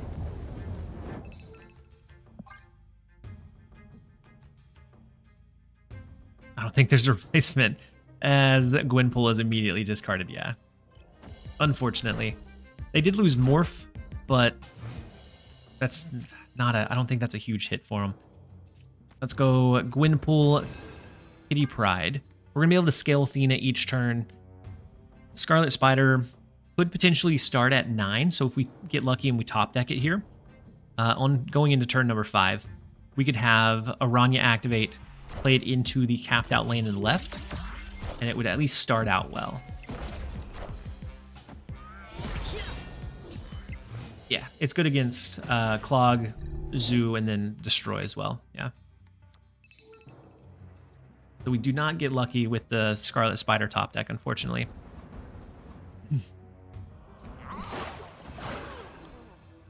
So instead, we're going to go Jeff, Kitty Pryde. On the last turn is probably going to be Kitty Pryde, Shang-Chi.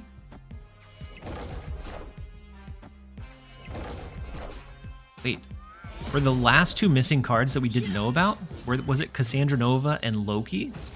So instead of Jeff, could have been Loki.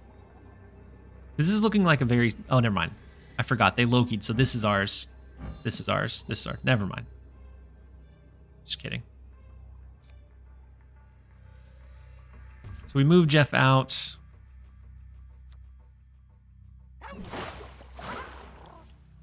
Do we even move Jeff out? This scales by 3. Yeah. We would need to move Jeff, Shang-Chi, Kitty Pryde. And we can't really activate Aranya without her going into a lane that we don't want her in.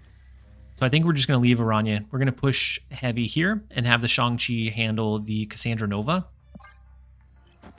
And then hope for the best. Scarlet Spider right to is craziness. Their second Shang-Chi comes down, but it is not going to matter. The Ironheart pushed it up just over the edge where we were able to hit their Cassandra Nova. We'll take those. Victory. Take those. But it is time for a quick set of ads. Guy really likes whiffing Shang-Chi. He does. Definitely does. And both of them looked really nice. Our set and his as well. But it's time for a quick set of ads. I'm going to run to the restroom and then we'll be right back. Apparently this deck is holding its own pretty well. We're what the stats are, like the early stats for it. Of course, highly volatile because we've only played a handful of games, but I think we're 100% with it so far.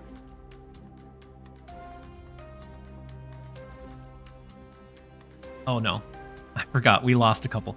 So we're 4-2, 66% win rate, and so definitely very, very volatile, but also very decent. And so we're gonna run to the restroom real fast. Hey, welcome. It took you long Don't enough. go anywhere, you guys.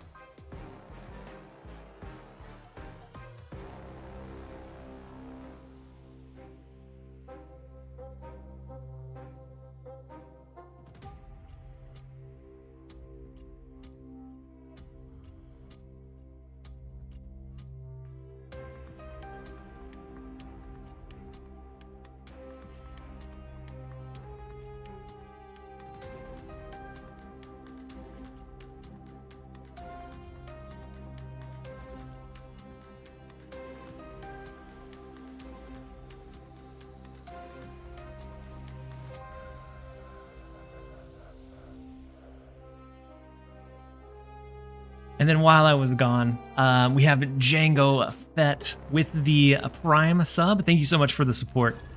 Hopefully you're having a great one. I bet a sub you can't win using Morph, Electra, Uatu, and Kang without Arisham. Sounds like a challenge. It sounds like a challenge, Glenn.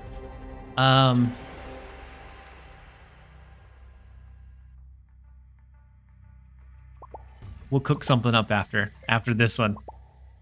Next up, we have Nightfall. Snap on turn 1 is bold. We have Aranya, we have the Scarlet Spider. We have the Ironheart to help bump it up as well. And then Grubbin Stubbs, thank you for the Prime sub as well. I appreciate you being here and appreciate the support. That brings us up to 342 out of the 1,000. And so we're making good headway towards it.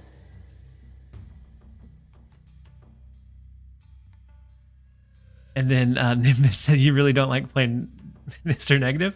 So does that sound like Morph, Electro, Uatu, Kang? So it sounds like we're throwing it into a Mr. Negative deck. And then really powerful Wizard, thank you for subbing for 3 months at tier 1, making use of the Sub-Timber discount. I appreciate you. Nico White Widow copy is scary because they're going to have an extra one.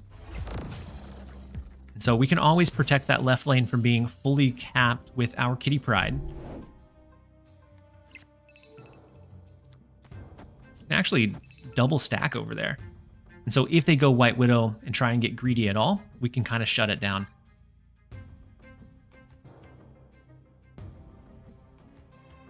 Good luck on your sub train. Thank you so much. Really powerful Wizard. Do we have one going?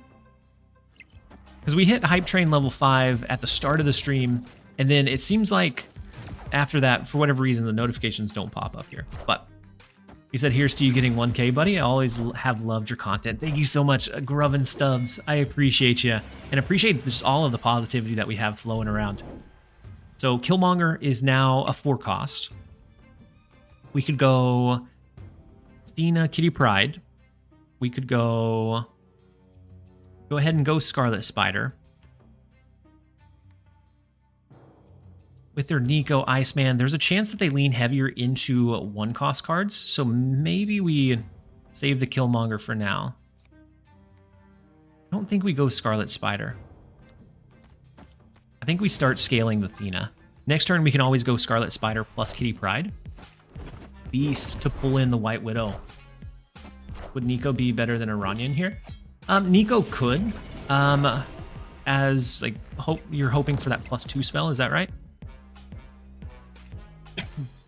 Aranya is that trigger that you can use at any point though.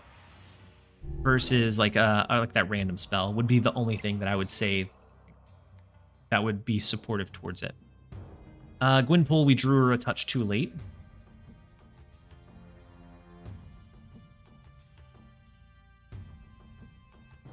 We don't have initiative here. We can still go Scarlet Spider. Maybe it's Scarlet Spider, Kitty Pryde. The last turn could be Killmonger, Kitty Pryde, depending on how much they flood here.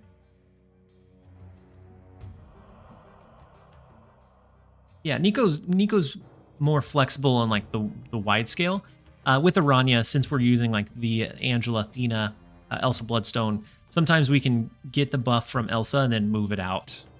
Plus that instant +2 on Scarlet Spider is nice sometimes.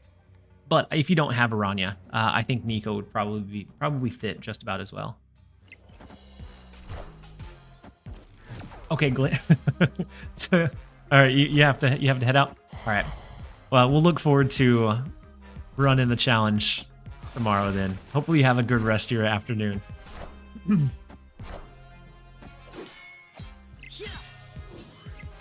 so Nightcrawler, their Kitty Pryde. We do grab initiative. They could always Shang-Chi us mid.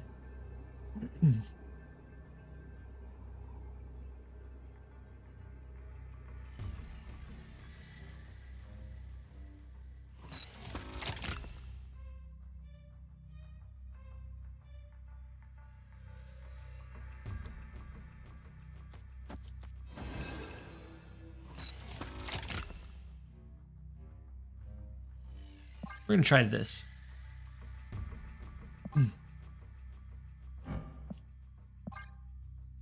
Depending on how much they can burst on this last turn, they may have us.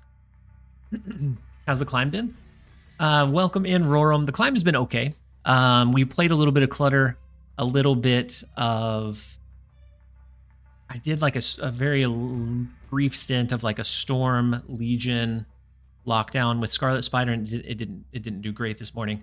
But so far we've been having decent luck with Scarlet Spider in this build. It doesn't feel like he's crazy in it, but it seems like he is decent a lot of times. Hopefully you're having a good morning. Let's see, so the single drop into mid.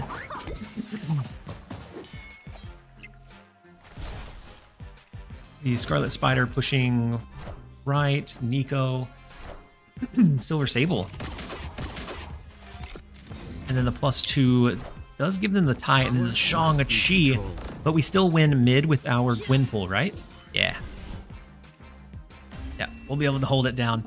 And so with this deck in particular, we've been having some decent success. Again, he's not crazy here. But a lot of times just that little bit of extra power on the board can be what we need. So we've ran this one for 5 games or 6 games now. I think it's 5 games. No, not 5 games. It's either 7 or 8. Sorry. 5 wins, 2 losses so far. For some pretty decent cube equity as well. We did get lucky a couple of times, like Hela we got lucky against. Because they did blink and didn't actually flip into their Hela deck. Yeah, so 5 and 2 right now. I think Wong is a little bit too greedy for this one. And one of the losses was a location retreat. That's true. One of the losses was a location. It was like the negative. We had 2 negative locations into the opponent snapped. And so we left. I'm not sure if I fist bumped them. Next up we have Husky Puppies. Blade. Ooh, Husky is still running Hela. And I know a lot of people complain about Hela, but I feel like it's probably not as bad as the rep gives it. Let's go Jeff. We can always move that into Sanctum Sanctorum. Then Wakanda into the right lane. We do have Gwynpool. If we draw into Scarlet Spider, we can play the Gwynpool And then Elsa Bloodstone helps us stack it even further. With Aranya. Opponent snapped.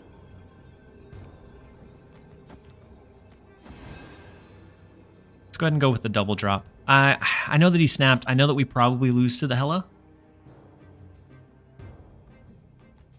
I think it would just be Cope to stay. Our best hope would be able to hit like the left lane with a Shang-Chi, but we would still need to outpower the right. And we don't have Shang-Chi in hand. We'll let the Hela deck have the one. Escaped. Bloodscone.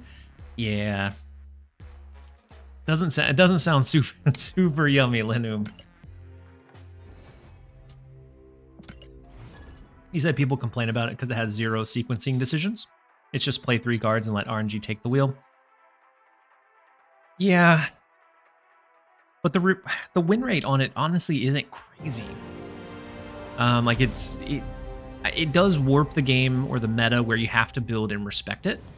But as long as you're respecting it, it can be beaten by a lot of like the high roll decks. What I don't like is how common it has made Clutter in the current state of the game. I'd much rather go back to a state where that was not all over the place. Alpha, you said I've been playing your Havoc move deck. It's all under 3 cost. It's been decent this meta, especially with Hela. It's definitely decent. It can still hold up and put out a lot of power, and so I do like it. I also like because it gives me an excuse to use Havoc. And you never get a good excuse to run Havoc. Let's go Jeff Aranya. I'll go ahead and play Aranya to the right. Have you played Mill recently?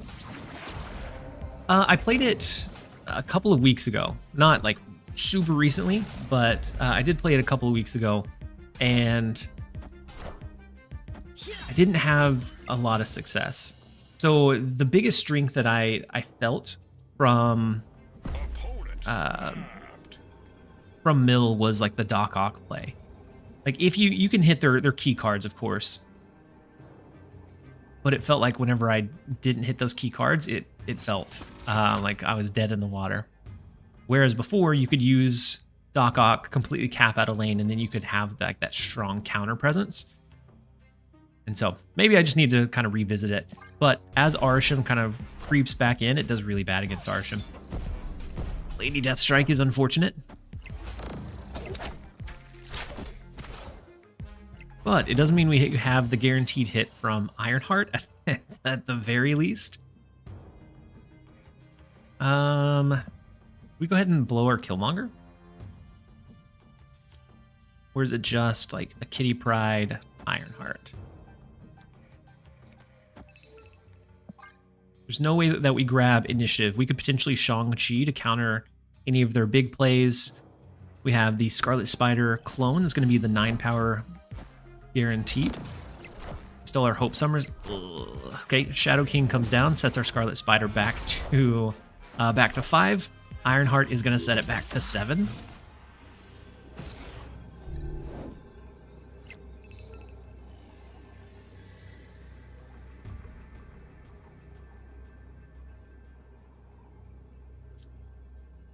Killmonger here only kills Aranya.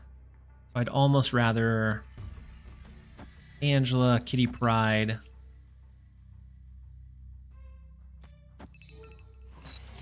Throw a Shang-Chi and to hope for the best with Scarlet Spider. Then Dame, thank you so much for subbing for welcome. 1 It took month you long at enough. Tier 1. Very much appreciate the support. Hopefully you're having a great one. If we get Scarlet Spider left, it's a 50-50 between a win or a loss.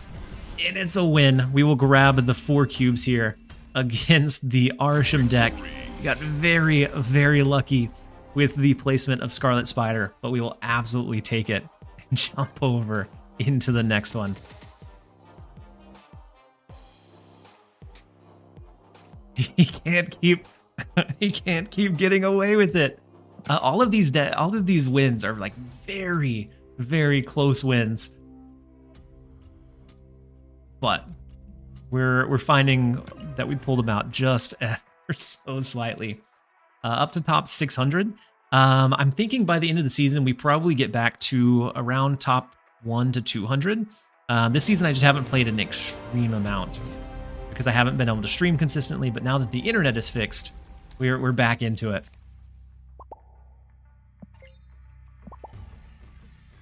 So next up, we have Nathan Summers.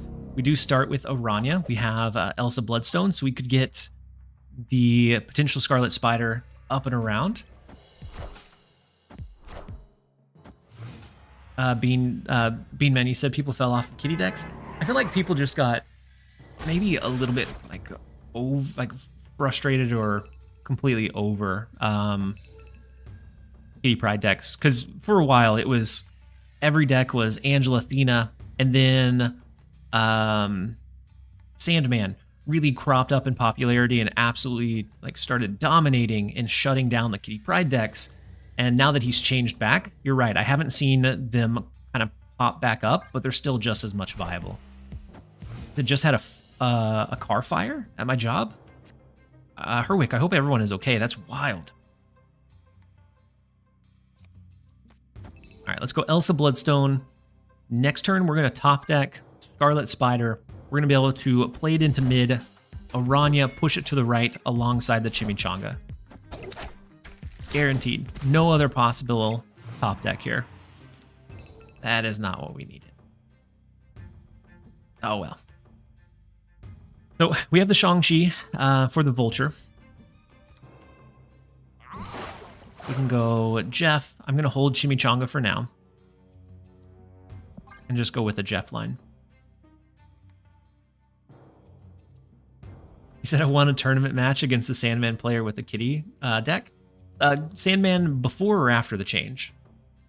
Everyone was okay? Okay. Good. I'm glad to hear that, Herway.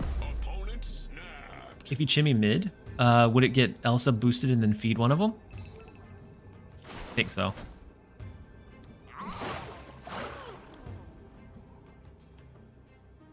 But if it boosts Aranya, I might be.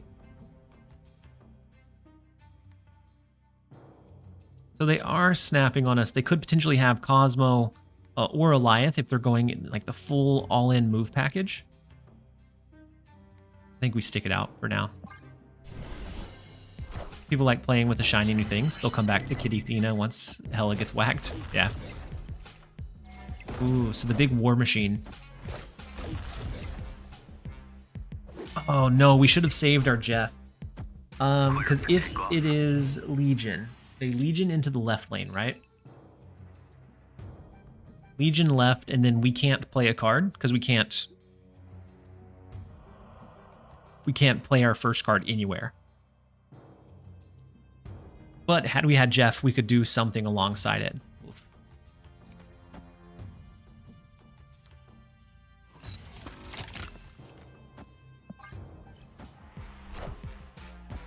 Power must be controlled.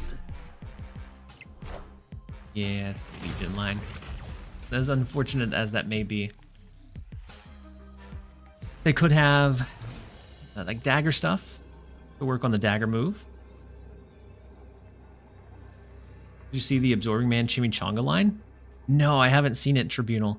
I did see a Chimichanga Phoenix Force line. Husky Puppies actually ran it against me, and it just obliterated me.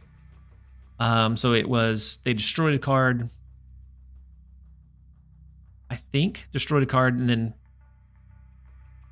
played whatever they needed to play into the Chimichanga into like a Ghost Spider to pull that card after the fact. Wild. I had to retreat after that. Have you considered doing a Scarlet Spider lockdown deck? I did have one. KM Best ran it yesterday. I had one that ran like Storm, Legion, War Machine, had the Scarlet Spider as a little bit of extra flair. The issue that I have running Storm in any kind of deck that doesn't run the cheese combo here of the War Machine Legion is that if the opponent has a War Machine, then you just lose.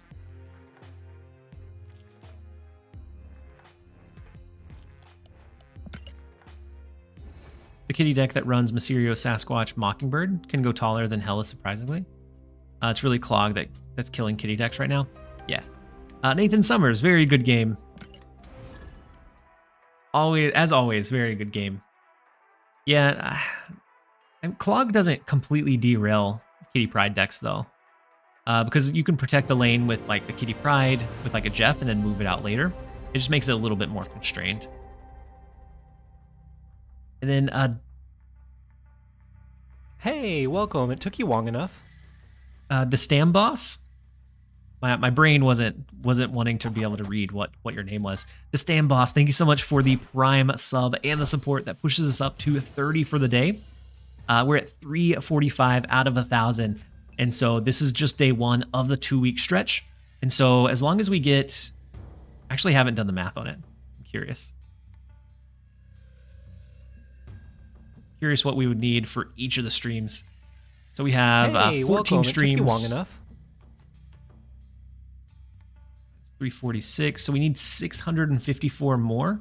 Divided by 14. We need about 46 per day. But we're going to be doing some extended streams, and towards the end, there may be, like, if we need to, there's like a subathon lever we can always pull. And then Nathan Summers, thank you so much for subbing for 1 month at tier 1 as well. You beat us in game and then come in and support me. I appreciate you being here and appreciate the support so very much. Let's go Kitty Pride Athena.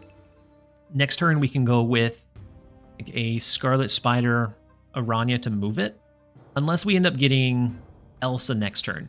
If we get Elsa Bloodstone next turn, then I think we do Elsa plus Kitty, and then we can do Kitty plus Scarlet Spider after that.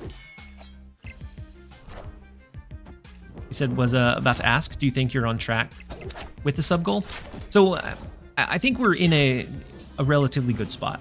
So a couple of days ago, we were at like 170, and today is technically the first day of that 2-week stretch that we're going on.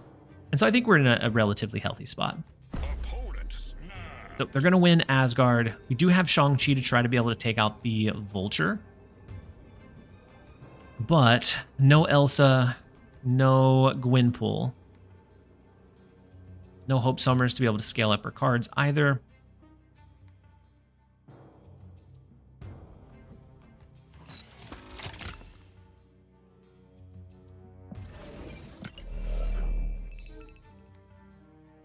I'm going to go ahead and hold Aranya. Go ahead and just play the Scarlet. We're not going to let Athena scale this turn, but I think it's okay. And then Boosty, welcome in. Hopefully you're having a fantastic day so far. So Madam Web is always very scary in mid. Could be a full-on movement deck that might run like the Heimdall, might run an Eliath, which we are very much afraid of. So Ironheart, Jeff, possible play for us. We scale with Athena. We have Scarlet Spider that will most likely pop over into the Crimson Cosmos. And then E3W, I wish you success. I appreciate it. Each day, whenever we start, we seem to have a pretty good bump. And then yesterday, there were quite a few gifted subs going around. And actually, I think tomorrow starts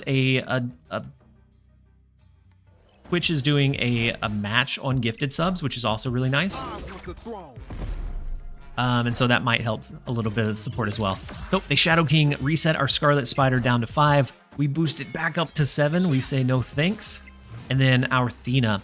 So would have been better had we drawn a Shang-Chi.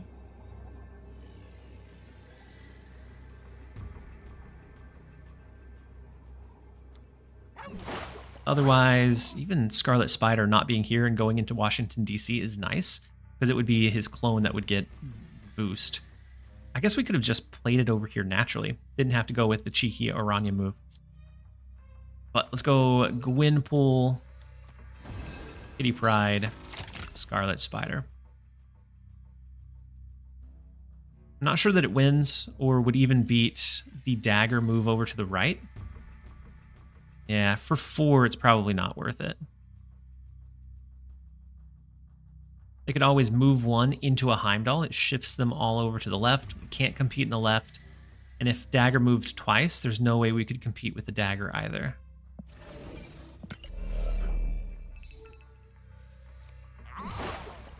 But I'm still curious. I'm going to go ahead and let it push out. And then Calibrex and T Greenithy. I'm sorry that you have to say it as well. Is this the Heimdall? It's the dagger move into Heimdall shift, yeah? Yeah. Had we had Shang-Chi, we could have one left lane just by taking out the Vulture. But no Shang-Chi in hand made it really tough to be able to bring that one home. And we didn't activate Scarlet Spider. Oh, woof. After I pulled everything back, I didn't reactivate it. Well, you guys said I shouldn't keep getting away with it. That one was probably deserved. We had a string of really good luck. That one was probably well deserved. And then Quinnick, welcome in. Hopefully you're having a great day so far. Glad to see you in here. And then Josie said, yo, long time no see. Just watched one of your videos. Glad to know that you're taking the steps to go full time. What about the new card? Would you recommend it? Right now, I'd say probably, I probably wouldn't recommend the new card. It's it's playable, but a lot of times it is very lackluster. Have to go get a haircut today. I'm gonna show the barber a picture of you, pre-haircut or post-haircut. Because if it's where I'm at now, then you're gonna have some pretty short hair, my friend. Second Dinner announced Bounty Boost Week for Activate for those Alliance grinders in here. Wait, another one? Because I thought last week they had boosted it, right? Because we had double power on, or double rewards on most of them.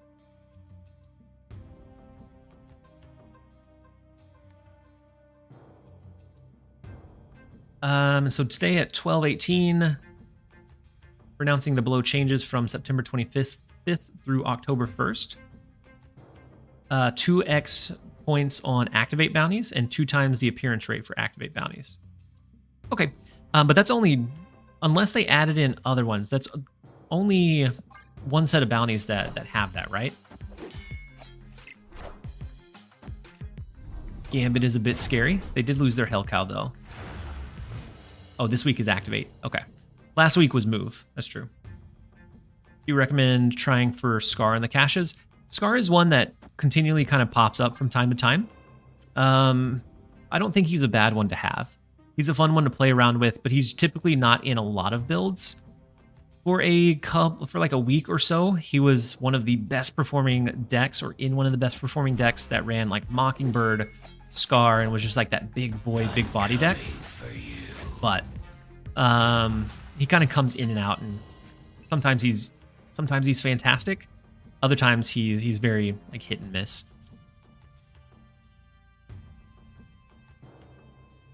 So we could hope for an Ironheart pull in Grand Central. I think I'm gonna go ahead and go Gwyn pull. I hear Scarlet bad. What's your take, TLSG? Yeah. I wouldn't say bad. He's not like an Adam Warlock or Uatu level of just unimpactful, but he's definitely not anywhere near like a Madam Web or an Aranya or even a Silver Sable. He comes down too late most of the time to have that good impact. So Jubilee into Dracula. Wow. All 3 stacked into Killmonger.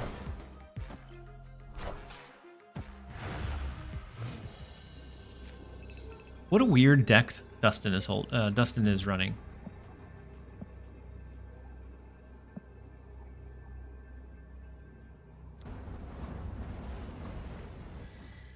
All right, let's go Ironheart, Killmonger. Actually, let's play the Ironheart over into the right lane. That way it scales Angela. It gets +1 from this right lane. We activate it, we go Killmonger, and then we see what happens. Would you compare Scarlet Spider to Black Panther? To a degree. He's like a worse Black Panther. Because he's just, if you're going and leaning into that like greed of him, he doesn't do the job as well. Okay, so Infinite into a Hela. Infinite popping mid was not what we needed to see there. Apocalypse. Woof. So had Scarlet Spider went left, we won that one. or had Infinite resummoned left, we won that one. But unfortunately, did not. We lost the RNG of the Hella Apocalypse deck. He feels like Brood with extra steps. Yeah, he's like a more awkward Mr. Sinister. Like he can do some cool things sometimes, but at 4 cost, it's just too expensive for what he provides most of the time, or from what I've been seeing.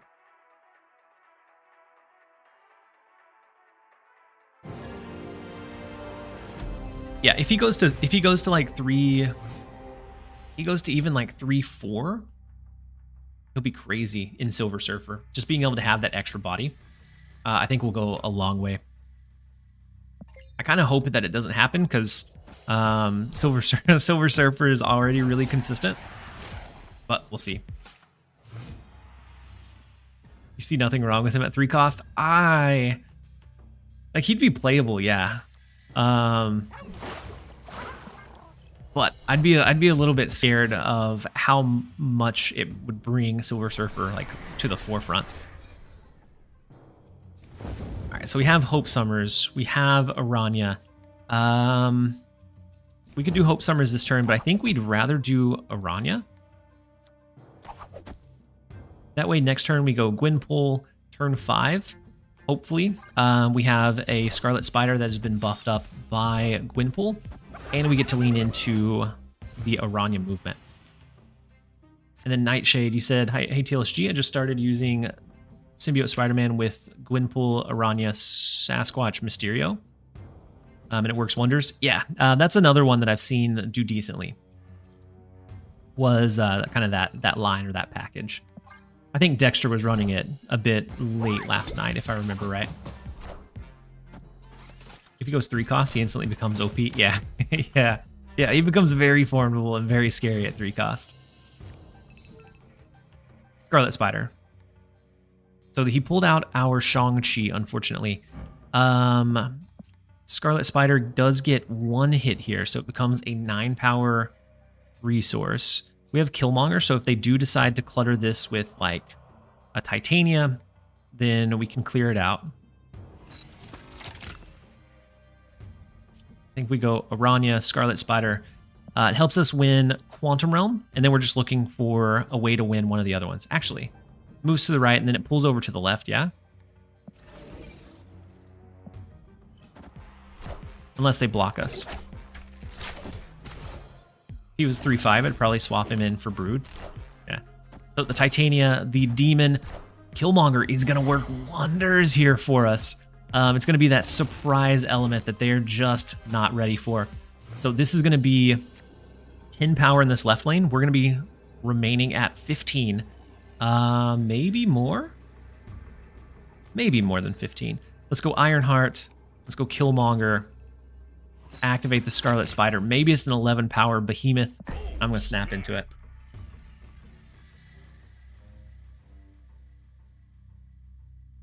Unfortunate. I was hoping he would stay. But the Killmonger, that's the main reason it's teched into this deck, is it really helps us in the Clutter matchups.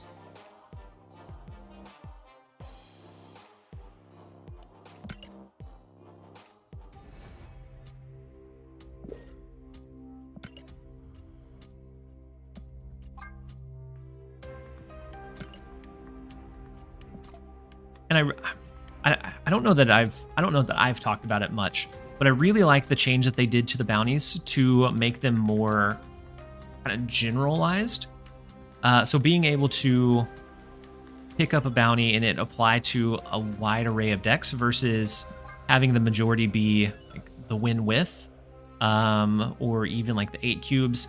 Like those are still there. Sometimes they're nice to pick up, but a lot of times you can skip past them and then just do all of them all at once.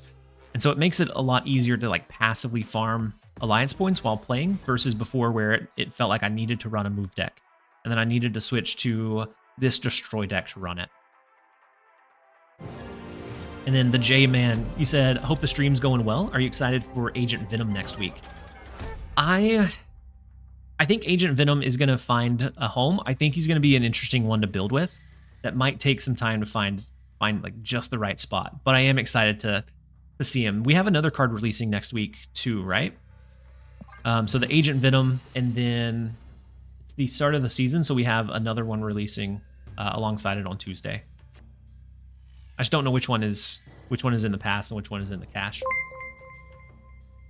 And then Young FB, thank you so much for resubbing for 4 months at Tier 1, utilizing the discount from Subtimber. I appreciate you and appreciate the support. Is it Scream that's coming out on Tuesday as well? But I appreciate you being here. That does push us up that much closer to that sub goal. So they have the Pixie, which is always kind of scary. We do have Elsa. So we could go Elsa, Scarlet Spider next turn. And we can always move him out of Savage Land if we need to. Scarlet to be 4/7. Yeah, Scarlet's going to be 4/7 with the Elsa Bloodstone. Scream is the cash and Agent the Season Pass. The Season Pass is super interesting. It's going to be a really interesting card to build around. Now we have Killmonger that'll take out their Hydra Bob, which is great. They're going to be relying on that extra power. Oh, I missed the snooze. I apologize, you guys. I don't like ads mid game, and I try my best to avoid them. But I missed the snooze button. I'm going to slow play this one. See if we can wait it out for at least most of the ads to clear.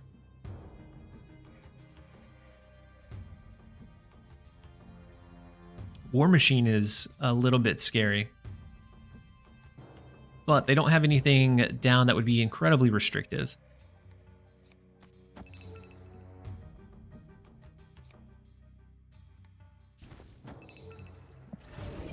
We could do Hope Summers, Angela. Let's do that in the left lane. Do Hope Summers, Angela. That opens up the ability for us to do Killmonger, Shang-Chi next turn. And we have the Scarlet Spider that'll spread.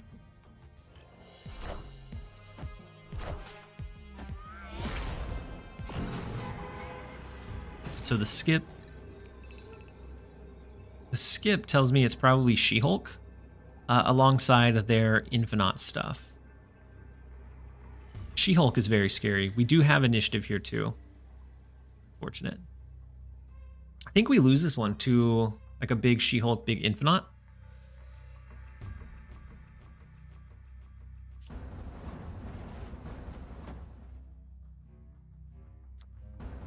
Killmonger, Gwynpool. Killmonger, Jeff. Pride, activate Scarlet Spider. Let's try it. It's only for one additional cube. I think they probably have a pretty explosive last turn in being able to do a couple of big plays. We're just hoping that they're not able to position it well enough. It's not a turn 7 game. How can they Infinite plus She-Hulk? They had Pixie. And so She-Hulk could be 1 cost. It could be 5 cost. Same thing for Infinite. So they had Pixie on 2. Do Amazon Prime subs count? They do. They do count Cobweb. And so every Prime sub or Tier 1 counts as like 1 sub point. Tier 2s and Tier 3s count as higher, but just kind of fluctuates or depends on what tier it comes in at. Mine opens it back up on the 29th. I appreciate it, Cobweb. We'll be live, raring and ready to go for it. So the Jeff in the left, only 17 power and only 8 in mid. Red Guardian, fine so far. Call Obsidian, not fine. We're not fine. All we needed was Elsa Bloodstone move over. That one was winnable, but unfortunately.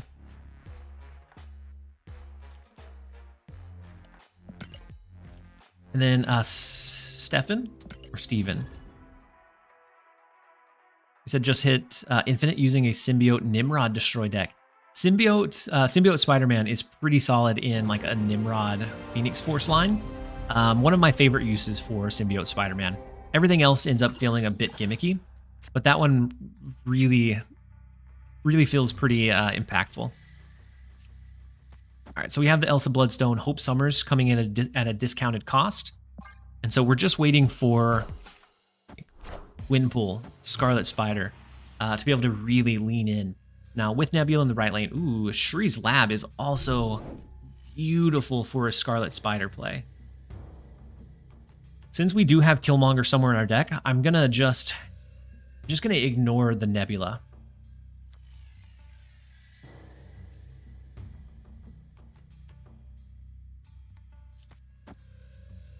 I'm gonna ignore the Nebula, let it scale, and we're gonna double up a lot of our cards in Shuri's Lab. And then Zippy by Day, thank you so much for resubbing with your Prime sub for the 3rd month. Please send down a fun over the air tomorrow. We're hopeful. We're so hopeful for a fun over the air change that just kind of like shifts things up. It doesn't even have to change them like crazy amounts. I just hope it shifts them enough that it makes it worthwhile, that it kind of brings some cool, fun things or different lines into the game. I'm going to go ahead and snap into this one because we have an incredible line. What we would lose to would be Storm, welcome. War Machine, Legion.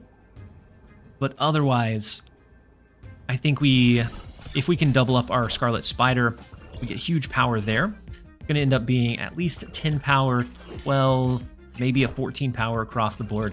And then Zombie Normality, thank you so much for the Prime sub as well. So Extreme, I thought I removed the raid from the title. We have Mech. Mech Arena is our new current sponsor right now. So let's go Elsa Bloodstone. And I'm going to hold the Scarlet Spider for now. So Elsa Bloodstone, we go Kitty Pryde, and then good old Jeffrey. That's that mobile monster. So War Machine, they will be able to potentially do their like their big Infinite, but I think that's not going to be enough for them. And so objectively, I understand why Hela needs to be changed. Man, it's been nice to win. Finally hit rank 60. Nice, Texrex. Anything that's kind of vibing with you welcome. It took you long is a enough. win in my book. I understand that it can be kind of frustrating to play against if it's too frequent, but at least it's treating you well. We can do Scarlet Spider, throw like an Ironheart. Go ahead and throw Kitty Pryde as well. Or let's move the Jeff, do Ironheart, we'll do Kitty Pryde, double up the Scarlet Spider. That way we have the 22 power Kitty Pryde that we can use. And then a Zippy by Day, thank you so much for continuing your sub from Prime or gift to tier 1.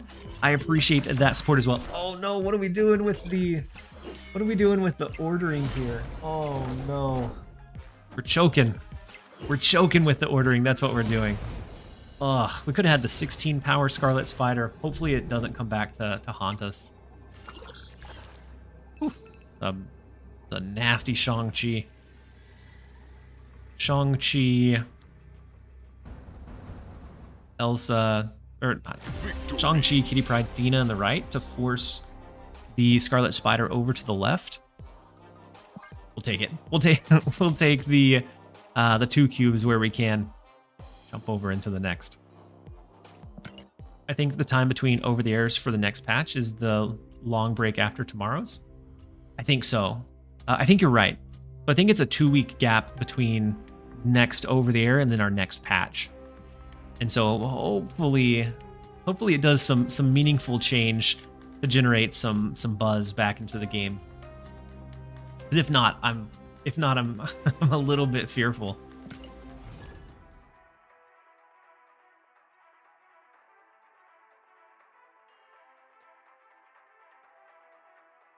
Said from your mouth to Broad's ears. I hope so. Like, I don't think it even has to do any like major changes.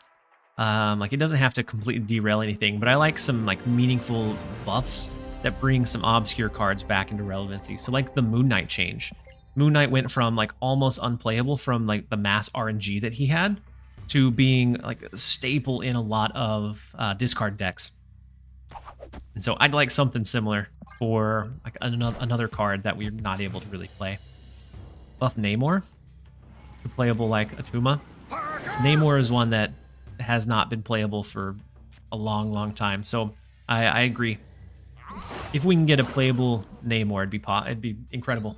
And then Platt, thank you for the posture check reminder. I always realize that I'm sitting like a gremlin, so I can like lean over into the mic. What do you think would be a good substitute for Thena in the deck? For a substitute for Thena, Thena's like your kind of scaling monster, but you could go really any other like solid 2 costs, I think, and be okay. If you did increase your curve, then you might want something like Juggernaut. Juggernaut ends up being pretty good. Be able to protect a lane on the last turn, and then have your Scarlet Spider extend on that last turn as well.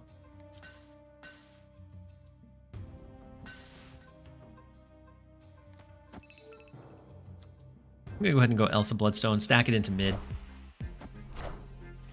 And then Mike, you said, did you switch rooms? I did. So before you ask, everything is okay at home. Everything is fine. But we're moving from one house that we're renting to another.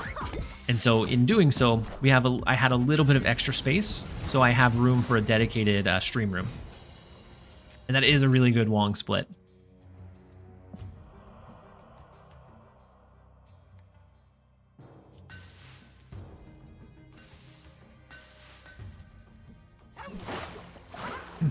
So we could do Hope Summer's Kitty Pride. We get 1 extra power, so we could do Shang-Chi Killmonger on the next turn. And with them playing their on reveal cards into Nidavellir, maybe there's a shot. Also, maybe there's a shot. So Odin comes down, re-triggers this one.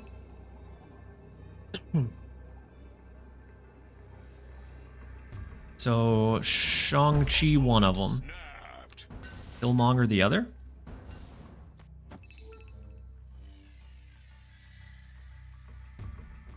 Now, if they switch it up and they go White Tiger, we could be in trouble. Otherwise, I think we're okay. This is what we're going to lock in. They did snap into it. If it's the Odin line, we're going to be able to clear out both of their big behemoths.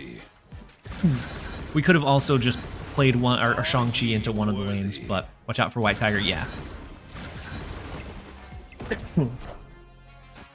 Power Aranya the Shang-Chi. Good call. We probably should have Aranya the Shang-Chi too.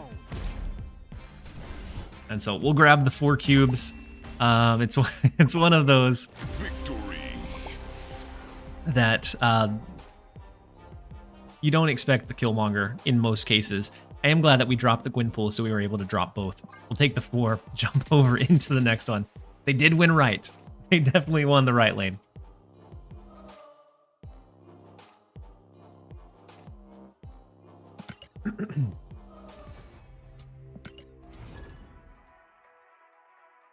Namora decks in a nutshell? Yeah. That and always being fearful of like the Shadow King.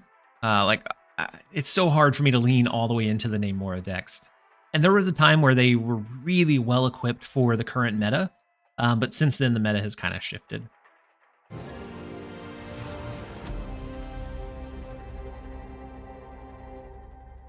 And then Ricari, sorry I missed this one. Mike Dot, you said you're moving houses, is everything okay? And then Saints said, will there be a laundry basket cameo? So I told the chat earlier that I want to go alongside the displays back here. I want to take a picture of the laundry basket and create a custom display and just like randomly add it in to different spots, like every couple of days or so. Just add it onto the wall and just not say anything. I think that'd be a really cool like tip of the hat to the laundry basket era. But we'll see if I'm able to make that happen.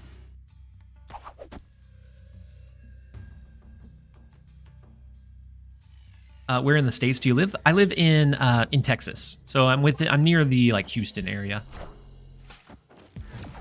And so we have WW Los, always a solid player. From what I've seen in the past, gravitates a lot towards like Patriot stuff, but with the White Widow, maybe not this time.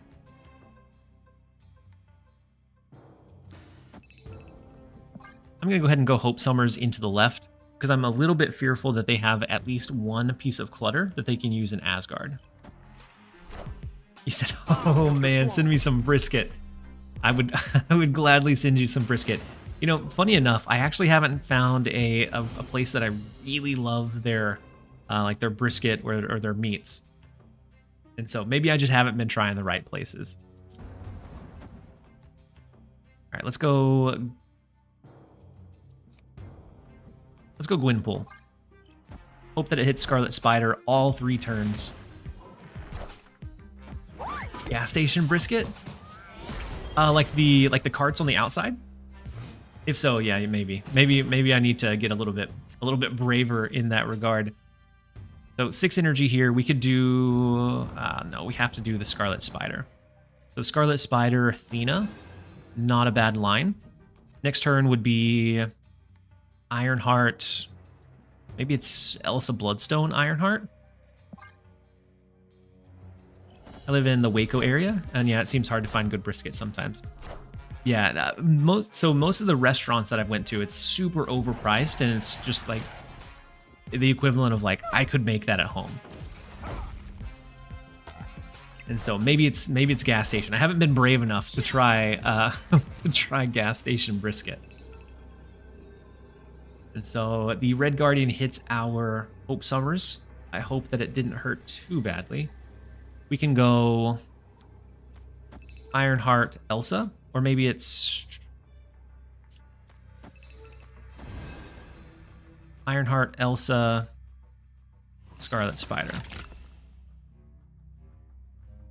I know that we could reverse the order, but I would rather have the chance of Ironheart, the better chance of Ironheart hitting Scarlet Spider in the left. And then we scale with Athena, which might be okay. Does that trigger Elsa? Welcome. No, it took you long enough. But if I played Elsa first and then Ironheart, Ironheart has an additional target that makes it a little bit less likely to help out the left lane. Snipex, I love this guy. Me or W? If it's me, hopefully. You said or Killmonger? Oh, too late. I don't think they have any 1-cost cards. They do have a demon from that hood play, so that gets a little bit scary. Shadow King, unfortunate. We win the right, and then the big Mockingbird. No, such luck. Unfortunately. It was well played by W. Had we left mid open, there's always a chance that we could have had our Scarlet Spider generate there instead. We would have had to play something over into the Quantum Tunnel location, though. The Shadow King was just more than we could handle. You said you, man, but W is a decent guy. W is a decent guy. But I appreciate you being here and appreciate the love. And then Sumo Mosher, thank you so much for the Prime sub and the support. Appreciate having you here. Hopefully you're having a great day. And then Butter My Biscuit said, unfortunately, all brisket is overpriced. Yeah, in Texas, yeah. Yep, a lot of things are overpriced in Texas, unfortunately. And then Flex, she said, I don't remember the name of the place, but I was visiting Houston for work, and some of the locals brought me to this amazing barbecue place in a gas station. From then, I've just referred to it as gas station barbecue. There are a lot of like, my goodness, the word just escaped me. But like the actual name for roach coaches, food trucks. Goodness, there's a lot of food trucks. So like almost all of the gas stations that you go to. Did we lag? Okay, there we go. There's almost always at least something in like the parking lots. Buc-ee's is I haven't tried their brisket, but Buc-ee's is a go-to for a lot of different reasons. So I kind of like Hey, welcome. It took you long enough. a big Elsa Bloodstone. So that gives everything that we play plus 6 power. The problem is we get really constricted on space really fast. We'll go ahead and try it. Griffith did nothing wrong. Thank you so much for the Prime sub and the support. Hopefully you're having a fantastic day so far. I'd say right now it's probably not worth the key risk, honestly. So we can do Gwynpool.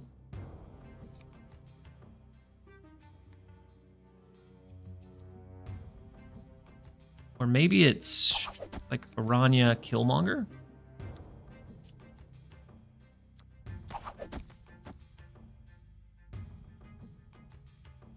We clear out to the right lane, create some space there. Wait on Killmonger? All right, just in case they do Human Torch. Yeah, I think it's probably for the best. We could always go Aranya Athena. Athena scales, we eventually destroy the Aranya.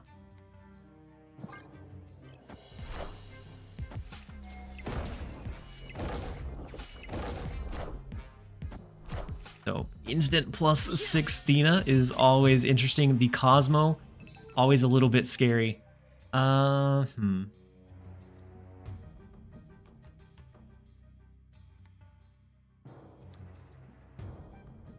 We do have priority. Do we want to keep it or do we want to drop it?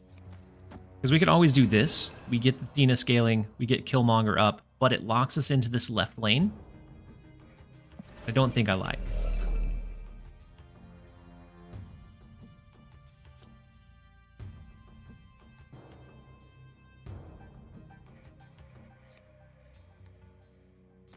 Especially if they have their movement in line, or if they end up going with like something and then a Heimdall.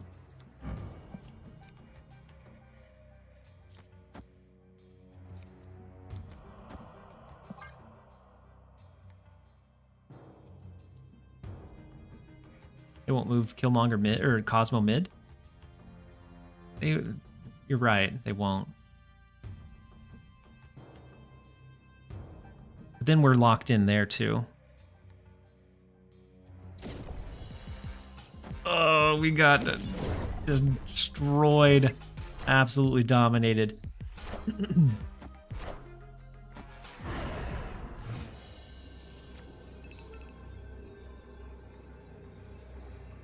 A Shang-Chi doesn't do anything for us now. Oof.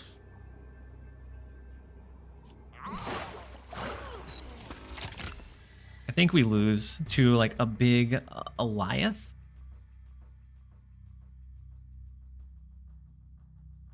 Then the question is, how do they win one of the other ones? We're going to try it. Probably don't win, especially if they have that like big final finisher in Bar Sinister. But we'll see.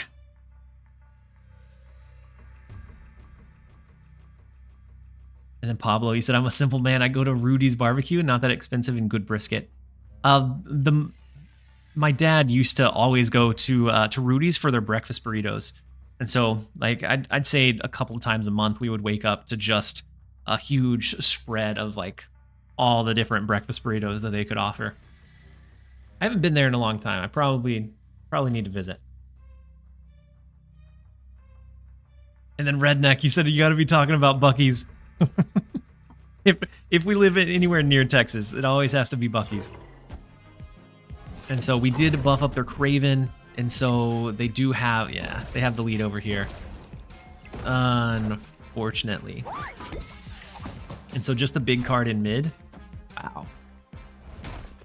Cannonball was rude. But at least they didn't snap it. I guess we could have played just, instead of moving Jeff, we could have just played over in the left lane. Make sure we didn't buff the Kraven. But we didn't do that. We got dominated by the cannonball. And then the Human Torch comes down. Late, but not never. There was a way to win that one. It was not moving the Jeff and just doing our big play in Kunlun. But unfortunately, that is not how we played it. Said Rudy's breakfast is good. Their brisket isn't great to me. I didn't realize we were on a hype train. For whatever reason, the notification doesn't pop up except for the first one each day. But by Thursday come out on a Wednesday? I don't know. Me and Thursday face off quite often. Thursday has been on a really big movement kick lately. And so I always know what to expect whenever we run into him, though. You said think he sniped? No, I don't think he sniped. Miss Barbecue, Tex-Mex, and HEB. HEB is one of the biggest reasons I don't think I could ever move away from Texas. It is just like so big around here that I don't think I could deal without having it. Like I very rarely go to any of the other grocery stores anymore. So like Kroger, Walmart, it is HEB for groceries. So like the fresh fruits are absolutely amazing there. So Bar Sinister, the snap scares me a lot. We could always Thena in case they try to go something negative. Thena scales a decent amount, but it also puts us kind of susceptible. Since we have initiative and since they snapped, I'm going to go ahead and bite the bullet and see how it goes. Unfortunately, they didn't play there. If so, it would have been a good counter, but just the kitty pride. I'd be flexing the executive membership to the fellows. I actually, that is the one thing we haven't like picked up since we've moved here is a cost code membership. It's something that we've talked about several times, but just never made into a reality. Got a TikTok that HBG supermarket. Oh, you said Dara says he has had some sus moments sniping. I gotcha. But I like to assume the positive. I mean, maybe that's the case. Wait. They magic before duplicating a card? They're just going to let us have 4 Thenas? Take it. They're running a clutter deck, so as long as they don't clutter an additional lane, then we do have the scaling of Thena. Wife and I choose BJ's over Costco. Isn't BJ's a restaurant? Or is there some kind of like big market for it? I said Costco, at least around here, is bigger and better, but always absolutely packed. Yeah. I could see that being pretty frustrating, having it packed so often. Since we can't play 2 cards here, I think I'm going to skip this turn. Because I'd rather not clutter if we can help it. I didn't realize there was a grocery store. I'm not a big fan of the restaurant. Super overpriced for what you get. But maybe the restaurant is better. All right, so we can go Kitty Pride Gwynpool just because it's the highest base power. We don't really need the Scarlet Spider. And that still leaves us with an opening. I think we'll go ahead and move the Jeff, do the Kitty Pride, do the Gwynpool. No, actually, we're fine. We're going to do what we did originally, just in case they try to double clutter in this left lane. I want to leave Jeff here as that protection. And then Shoots, thank you so much for the Prime sub for 2 months. I appreciate having you here and appreciate the support. That brings us up to 353 total. And so we're making good progress towards that full-time 1,000 goal that we have. We only go to BJ's the restaurant because one of the few places that does gluten-free for my wife. I gotcha. And so in that case, I could see why you would go there. So the one time Gwynpool fully stacks onto Scarlet Spider. Victory. The only time it fully stacks onto Scarlet Spider, and we're not able to use it and expand it. But we'll still take the win. We beat the Clutter deck at their own game. We'll absolutely take it. Let's jump over into the next one. And then Arendam, I'm not sure if I said it back, but welcome in. Hopefully you're having a great day. I saw it, read it, acknowledged it, but I don't think I actually like verbally said anything.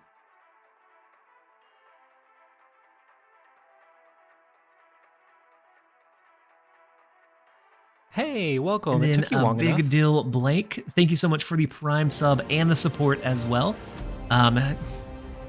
Very much appreciate having you here, and just even if you're just here hanging out and watching, because Uatu is watching you. I feel like they missed. They should have instead of watching it should have been watching you. Missed opportunity, but still love the name, love the avatar, love to see it. And then Husky Puppies, with the big 156 viewer raid. I appreciate it, Husky. Hopefully you had Hey, a welcome. fantastic It took stream. you long enough. Hopefully you're having a great day as well. And then all of you guys, and actually, I have a couple of shout outs to give. I forgot to do a shout out to Mogwai earlier, but we'll do a Husky Puppy shout out. If you haven't seen any of his content, one of my favorite of the newcomers, fantastic deck building, fantastic just like vibes in the channel. And then if you can get over the fault of being a hella enjoyer, then he's got some pretty good content. But I appreciate the raid. I appreciate you being here. If you haven't checked them out, hit the heart button. And next time they're live and I'm not, definitely give them a watch. It's always a good time. I promise. So let's go Thena Kitty Pride here. Husky is hella patient 0. He is indeed. And I feel like right now, so I have to say, right now is probably the hardest time to be a hella enjoyer, and Husky Puppies is solidly still following that line. And so he was an enjoyer well before all the hatred for it propped up. So he's nothing if not consistent.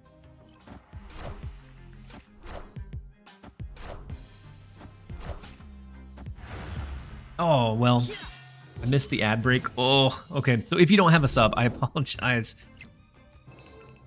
We missed it mid roll. So they have the Human Torch dagger. We have the surprise Killmonger that's going to come in pretty handy for us. But otherwise, I think maybe it's like Angela, Jeff. We go really heavy here, and then we just look to counter one of the other lanes.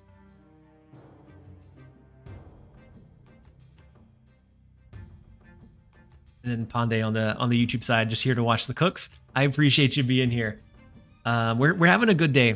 We're not. I mean, we're climbing a little bit, but we're slowly but steadily chipping away at it and running some kind of cheeky builds. We're I think one of the only people still trying out Scarlet Spider. But ooh, there's a new hot location. So we just had the daily reset. I'll check it out and I'll check out my shop right after this game.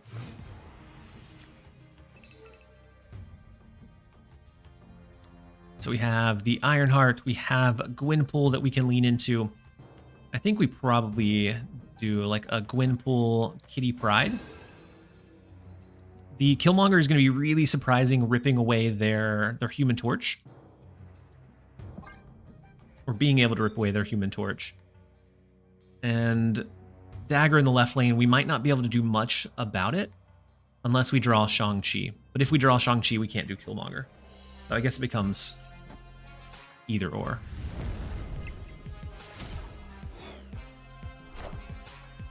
Big Doctor Strange pulling the dagger over. So the dagger in the heart. Maybe we can still make it through. They could be doing like a big Heimdall.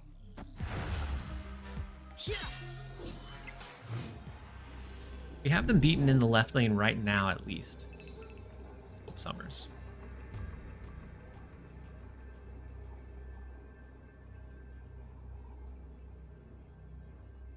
So a Heimdall wouldn't win them left. Could be a big like Eliath.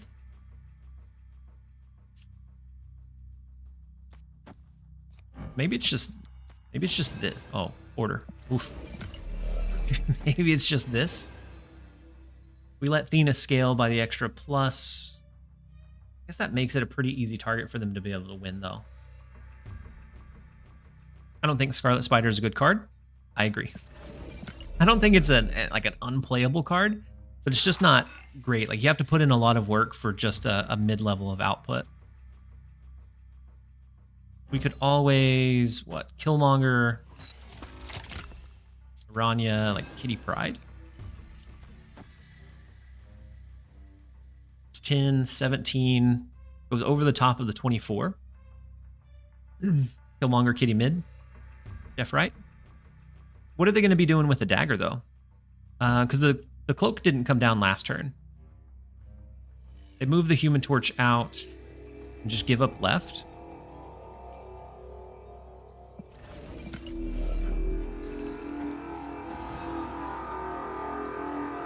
Give it a shot. Heimdall ain't moving nothing. Yeah, with the Fisk Tower. So they still have the big Human Torch. That's fine. As long as we can overpower the left lane and what they added over there. The Iron Fist. Yeah, no, we're fine. My original line was good. It's the surprise Killmonger. It's just a little bit surprising. Brand Dizzle, you said thanks for the jump scare the other day. I pulled up your Hellcow video on YouTube, and the no beard got me. The no beard and the haircut at the same time. It was the wombo combo. I apologize. I actually got the call to return to office, and so I had to clean up for corporate America.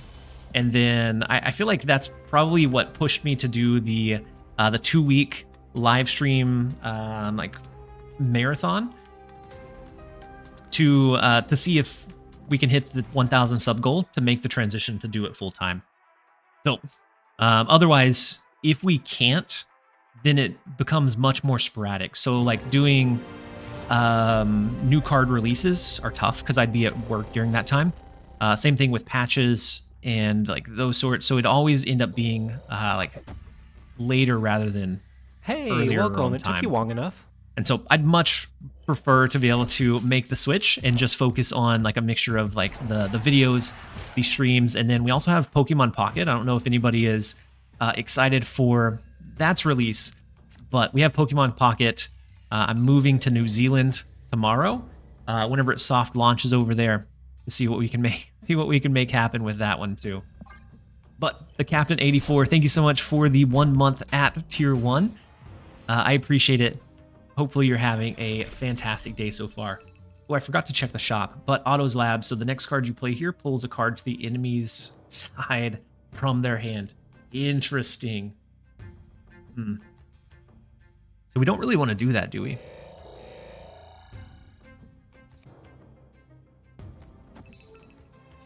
I'm going to go ahead and Orania, Killmonger.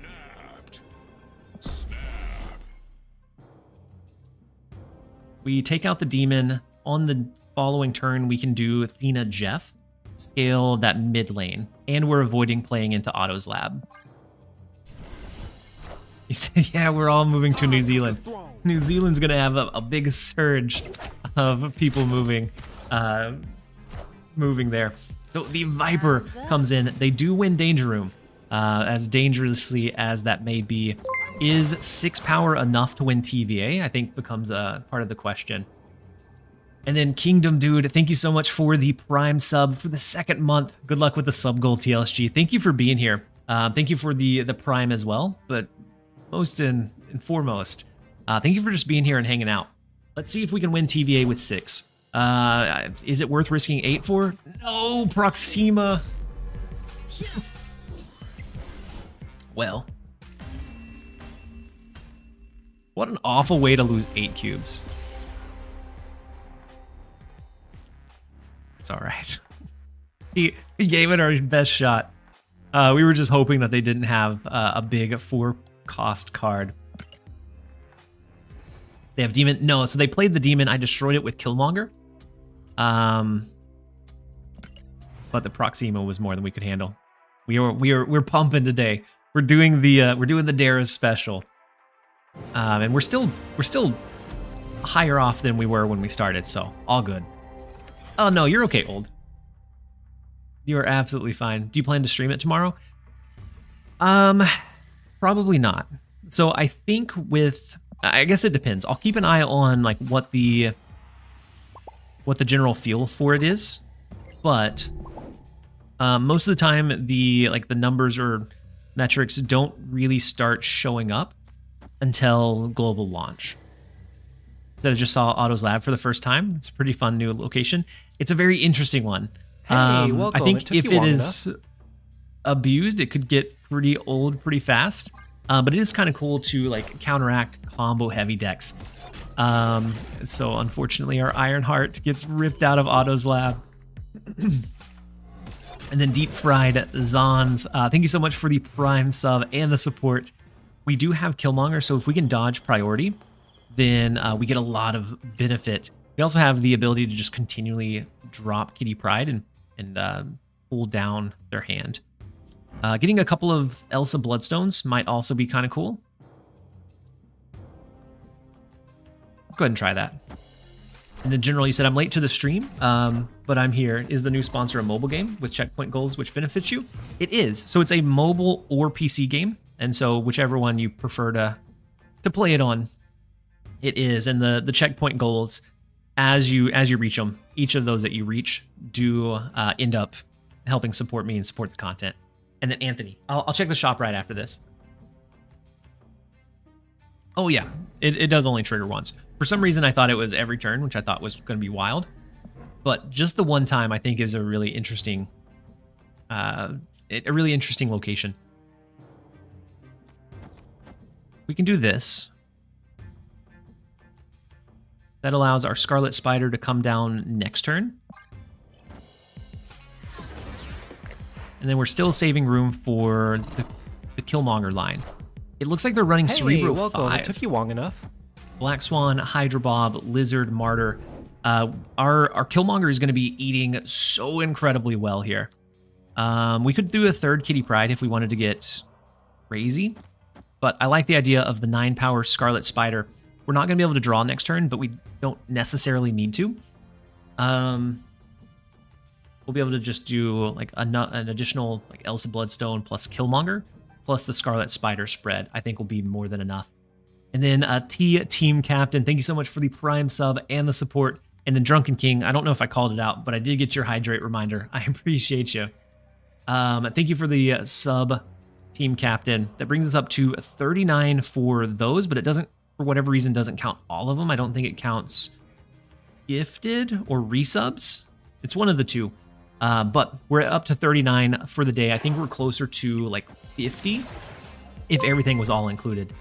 And then Alkaline, thank you for giving out the 2 community gifted subs as well. Appreciate all of the positivity that flows around here. Hopefully you're having a fantastic day. And then Deep Fried, you said, you the GOAT, usually watch your YouTube, but I gotta help you hit your sub goal. You deserve it. Thank you so much, Deep Fried Zons. I appreciate you jumping over here and watching on Twitch, at least for a little bit, to help towards that goal. So we weren't able to pull in the Kitty Pryde, which is the only unfortunate thing. They do have another Cerebro. I think as long as we get Killmonger down, we win. Because they're going to flood like any other 1 costs that they have. If they have Luke Cage, that slingshots this back up, it goes to 7. Let's go Scarlet Spider, Killmonger, Kitty Pryde, Kitty Pryde. We do take out our 1 Kitty Pryde here. But these 2 in the left lane become massive. Let's go ahead and launch it. And actually, the Lizard in mid actually pops back up where it needs to be too. May not be great.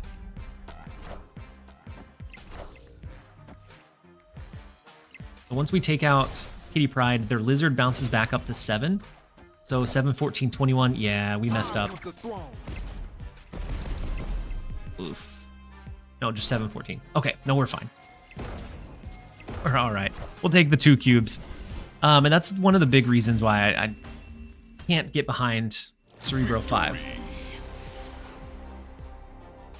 It's one of those that it's very linear. Cerebro 3 can survive because it has a lot of tech tools to be able to, like, even if the opponent knows what you're running, it can kind of counteract and still find a way to win. Tucker, that was clean. Welcome in, Tucker. Hopefully you're having a great day. The Killmonger is one of the biggest pieces of this deck and why it's performing at least decently. He said, Andre 3000, so fresh. Alkaline, you said we want to live vicariously and watch you go full time. Thank you for the gifted again. So we have the refresh here. I'll probably buy the gold pass again. It's such a good value over time. This isn't a new one, is it? No, it is. New Jean Grey variant, I think looks really trippy with that background. I feel like you would never want to take it away from like that base art. That's a really cool, like, oh, it's a spotlight one? Okay, yeah. I guess I was not playing during that time. Looks like a lot of the Spotlight ones came too. And then Dan Hip, Taskmaster.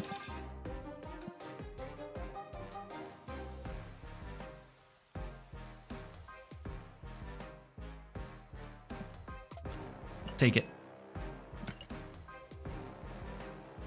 Yeah. I didn't realize it was 2400. But any that are 2400, those are the Spotlight ones.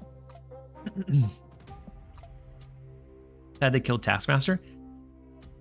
Yeah, I still am really curious what deck it was that they thought warranted bringing Taskmaster up to 6.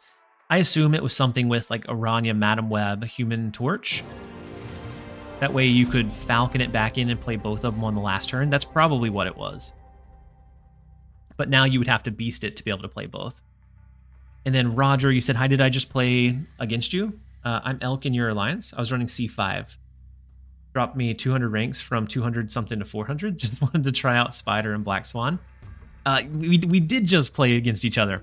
And so, yeah, you just ran into us. Good game. If I didn't have the Killmonger, you absolutely would have been able to pump enough power that I wouldn't have been able to do anything against it. Next up, we have Reckon. And the last few times that we have matched against him, they have given us a big... They've been wrecking us. There's some kind of joke there, I know it. But rank 56, let's see if we can cap out the White Hot Room, get the extra energy, and move Jeff out later. Aunt May's is also great if we draw into Scarlet Spider. And so we'll do Elsa next turn, probably like a Gwynpool.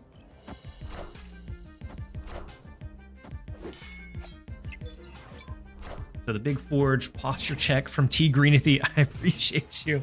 I end up sitting like an absolute goblin. So let's go Gwynpool. Gwynpool mid. We'll get the extra, or left. We'll get the extra energy from the White Hot Room. We can move Jeff out. And actually, do we think we're going to top deck Scarlet Spider next turn? Probably not, but we're still going to do this. I could see a slouch a mile away. You absolutely could. Cerebro really needs some new cards. Yeah. Cerebro 3 being the only one that is like flexible enough that it can hold its own. Cerebro 2 has even been kind of crept out of relevancy, unfortunately. So we have Killmonger. I'm assuming that they do as well. Ooh, okay. So was Reckon the one that gave us a Reckoning with this deck? If so, instead of Jeff, they have Forge to be able to buff up the Scarlet Spider an additional way. Interesting. We may make that pivot. Because we didn't know 3 of their cards when I stole the deck shamelessly from them. We didn't know 3 of the cards that they had. I think that's going to be one of them. Let's move the Jeff. Let's go Kitty Pryde. Then maybe it's Hope Summers, Ironheart. Leaves only 1 space open in Otto's lab, so if they played something, that wouldn't be great. Maybe Hope Summers, Kitty Pryde, Ironheart. And we just leave it at that. We don't scale the left lane yet. Cerebro 4. Yeah, so Agent Venom, he works with Cerebro 4. But the issue that I have with any Cerebro besides Cerebro 3... Wait, a Gilgamesh? Where'd the Gilgamesh come from?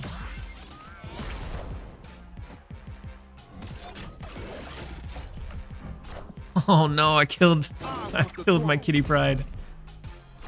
So Gilgamesh is actually in their deck. Maybe they don't have Hope Summers. It's Forge, Gilgamesh, and then something else.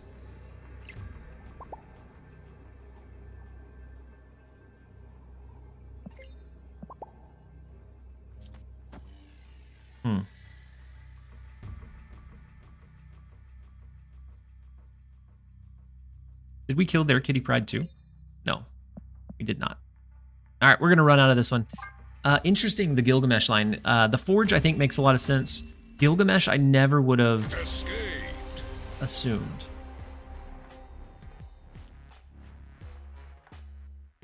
Play Scarlet left or... or mid for buff. Playing it to the right would give us +3 because we hadn't... Oh, no, you're right. If we played Scarlet mid, it would have been fine. We didn't have a good way to compete for any of the other locations, and they had 3 cards in hand.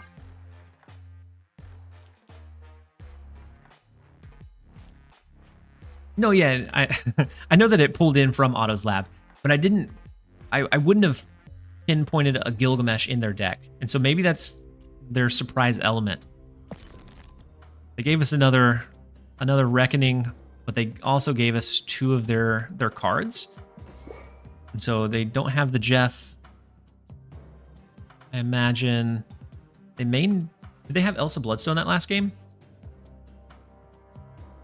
Because it's either Hope Summers or Elsa Bloodstone that they don't have.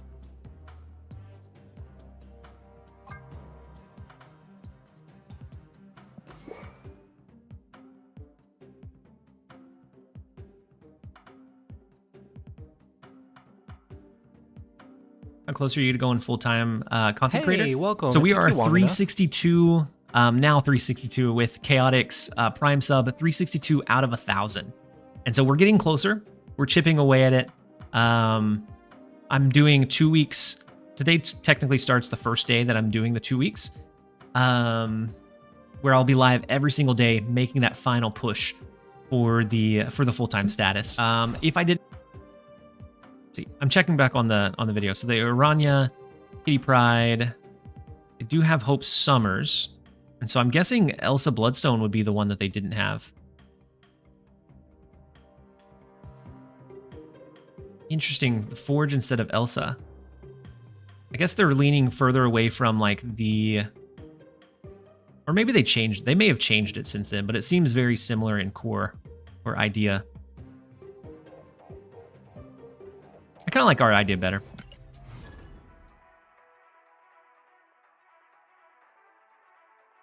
So we'll just change the Jeff for the Forge, which leans into the Scarlet Spider a bit more. Did you try to find it on Untapped? No, I didn't. I was just trying to recreate it from what we had seen already. But I will give it a little search.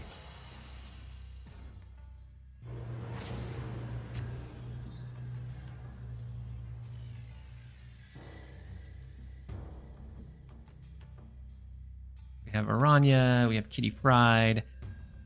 The Gilgamesh surprises me. Yeah, and so nothing for the last, yeah, nothing on Untapped. All right, let's go ahead and play out our Angela, then we'll stage an Elsa, and then it pulls back in. And then Fiddy, you said, is Athena Kitty move package the only good Athena deck right now? She used to be everywhere. Hey, Athena welcome. Kitty move. It took you long enough. I think she's okay. She just fell off a little bit with some higher roll decks coming into the meta. And then Sandman really kept her down. But since then, she's kind of... Sandman's been dealt with, and so I don't think it's a huge issue. So even the one that we used to run a couple of months ago might be fine. And then Powderfinger23, thank you so much for the Prime sub and the support. We lose our Forge, we lose our Shang-Chi, unfortunately. But better chance for Gwenpool and Scarlet Spider. But no such luck here. Athena's still good, it's just difficult to be playing exactly 2 cards and still winning with most decks. Yeah, I think they're both still really good. You can even lean into like the Shang-Chi, like Juggernaut stuff. For those like finishing lines. Let's go Athena Kitty Pride. We have to look out for all of the clutter they're wanting to send our way. Hazmat's also a little unfortunate.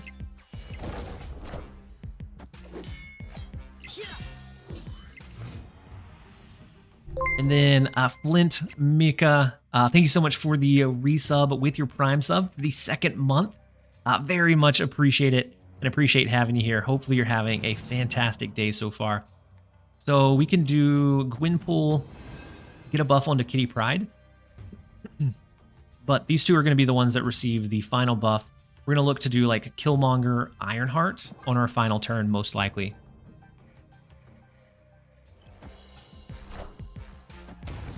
Ooh, Cannonball is unfortunate.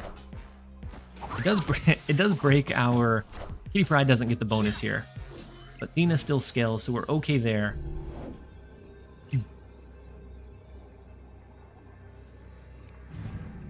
I think we have a pretty hefty lead here. I think it goes like Killmonger, Aranya, Kitty Pryde. We're going to block out the Widow's Kiss, scale mid. We do get the retreat.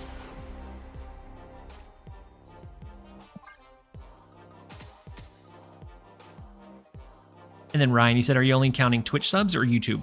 So the Twitch subs are the 1,000 metric. But if we saw an increase in YouTube subs, I'm sure I could convince my wife that those should count as well. Because they are all part of that kind of same package deal. So next up we have Ta Deeg. Good luck, man. Thank you so much, DX. I think we'll be able to hit it. We're going to be live every day from now until October 9th.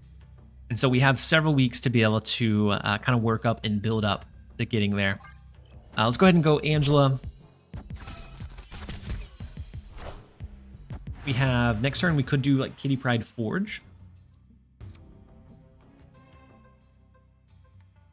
And if we scale Kitty Pryde enough, then we hit it into the cloning vats and we have multiple that we can utilize. It took you long enough. And then Squillium? Squillium 8. Thank you so much for the Prime sub and the support. That pushes us up to 44 for today. What are we trying to hit? And what's on the line with your wife? So we're trying to hit 1,000 subs. At 1,000 subs, I'll be making the transition. I'll quit my full-time job. I'll be making the transition into full-time content creation. And so between what I bring in from my videos, what I bring in from the like sponsorships and the streams, 1,000 is the amount that we agreed upon. What's your current full-time job? My current full-time job is data analytics.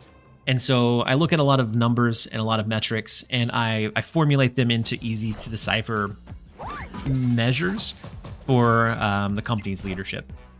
And so, and which is fine. I enjoy the job, but they had us return to office. They gave us like a week heads up notice. And so after that point, I started considering switching off of doing that as a full-time. Hey, welcome. It took you long enough. I really dislike how it seems like what Dara did. Yeah, yep, very similar. I think he worked for a big corporation. Mine is a little bit smaller, but I think very similar roles. Data analytics people always appropriately appreciated. Always appropriately appreciated. And then Odd Eye Circle, thank you so much for the Prime sub and the support as well. Drew, you said, I really dislike how at my job. I went from being so vital to basically having no work nowadays, and no one understands the frustration.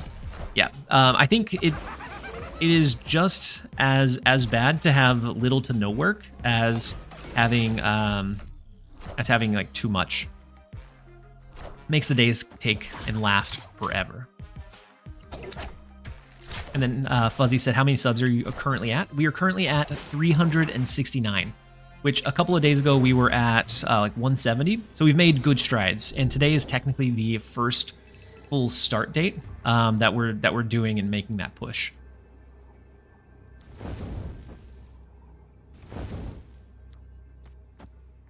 So Kitty Pryde, I don't think we ever win right unless they move the Vulture. So they do have another Ghost Spider they could pull.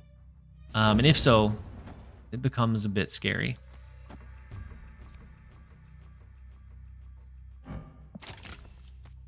Let's go ahead and try this, and we'll see. We'll see where it lands. He said data analytics in the office, so unnecessary. I agree, Exergy. It is one of those that they gave us some kind of like half-hearted BS, like BS reasoning, and I just couldn't buy it. They messed up with the Ghost Spider pool. We shouldn't win this one, but we're going to.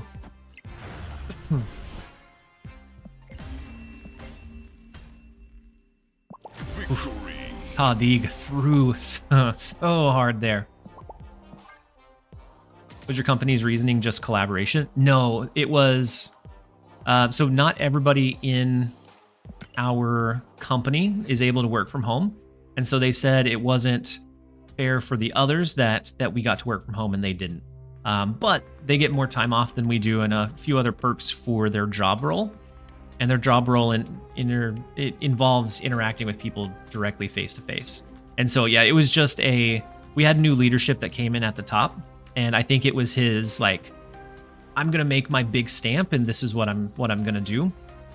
And it has caused quite a bit of turnover already. They complained because you had something they didn't. Yeah, that's what it seems like. And then we just had to go along with it and just there wasn't like a hybrid into return or nothing. It was just full in. Everybody's gonna be back or be gone. You said good luck to them. The turnover isn't surprising. Yeah, we've already lost at least 2 of our analysts, and we have a relatively small team. 2 analysts, and I know of me and 3 others that are looking at switching or switching off. So yeah, definitely I don't envy those that remain because they're going to have to take on a lot of the extra workload because it's all just going to trickle into those that are still there. JD said that sucks. I love work from home, and it's probably just because they need to pay the lease. Yeah. Yep, and from working from home, I actually ended up working more because I always had my computer like up. And so if something came through, it was easy enough to just like shift over and look at. And then Pones alone. Yeah, you said your company does one remote day. That's nice. Even some kind of like a hybrid option shows like that positive intent of we know that it's tough to transition back. And so we're going to meet you halfway. But this was you're going to be here. You're not going to be in the company at all. When you're invested in the story and then bam, ads. Oh no, Casey. I'm so sorry. You have Prime though, right? No, you don't have Prime here. Oh no, I'm so sorry, Casey. I didn't mean for ads to... I didn't mean for ads to take over your experience, Casey.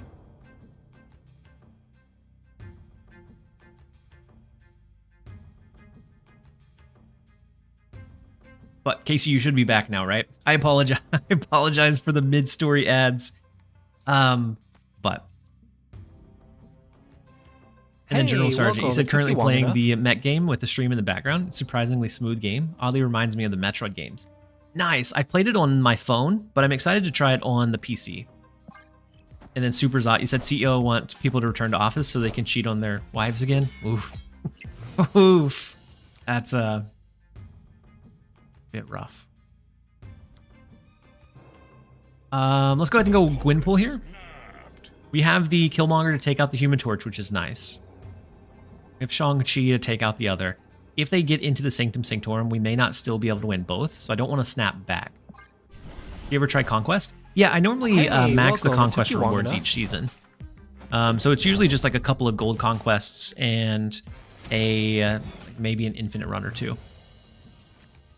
And then Sir Cyrus Star, and Wire, thank you both for the Prime subs and the support. Pushes us up to 47 for the day. Huge support. I appreciate you guys being here. So the Gwynpool did buff up our Killmonger, Kitty Pryde. We have the Forge, so maybe we do something like Hope Summers Forge. And then Philip J. Fry, thank you so much for gifting the 1 month tier 1 to Cassie so that they never have to be invested into the story and then get hit with ads ever again. And so I appreciate it, Philip. And then the Mech game. So the Mech game is Mech Arena. And so it's a PvP shooter style where you get and unlock different mechs and you can upgrade. Oh, that Juggernaut is so tough here. I guess we can move them over into the New York lane, yeah? but still tough being displaced by the Juggernaut.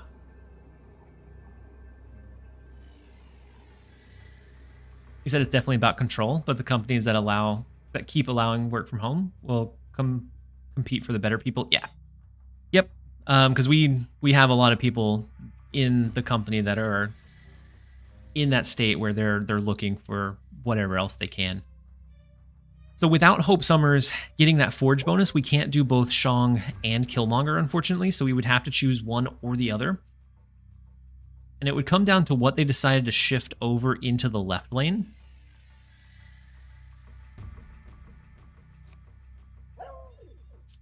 Because they could always move Cosmo, but then they wouldn't have anything into Sanctum Sanctorum unless they did a Heimdall shift. Heimdall would shift everything to the left and into mid, which might be what they go with. I think we lose this one either way. I think we see a Cosmo shift into Heimdall so that they pressure left, pressure mid, and then just kind of give up on New York.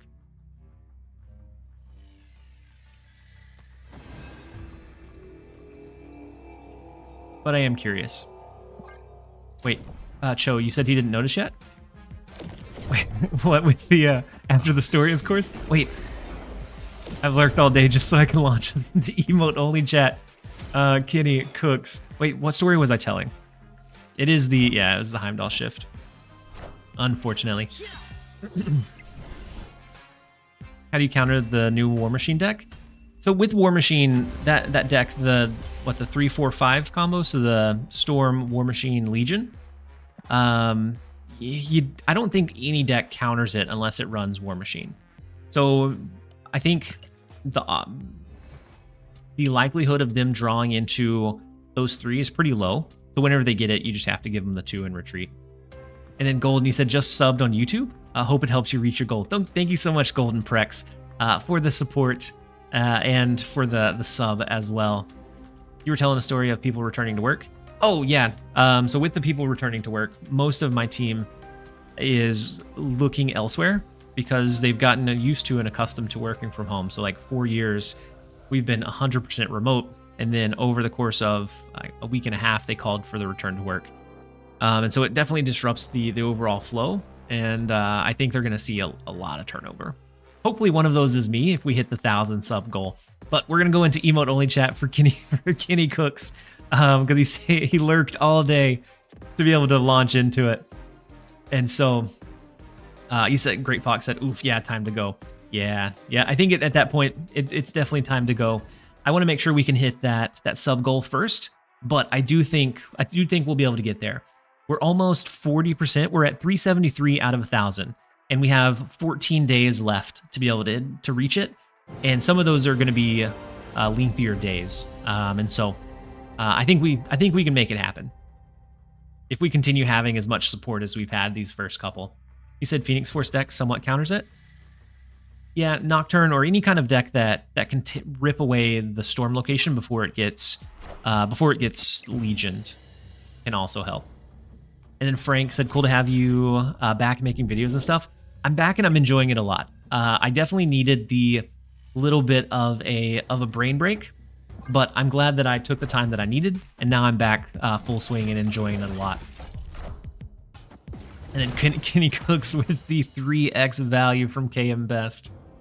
I do like the squid. I like the squid one. And then Kenny Cooks with the cool story Bob. I like the Bob one too.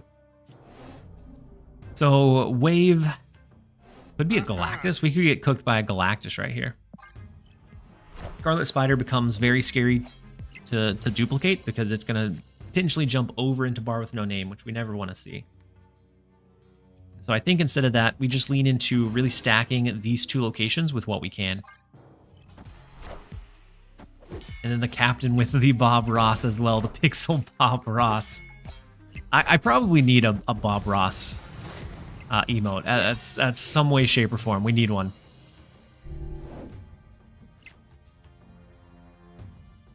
And then I like that GG one from the cap. We have Gwynpool, so like a good Gwynpool Kitty Pride would be fine. We're going to scale our Kitty Pride quite dramatically, depending on how big their Wong goes. This game could go Wong direction for us. And then T Greeny. I need to find that hype train one.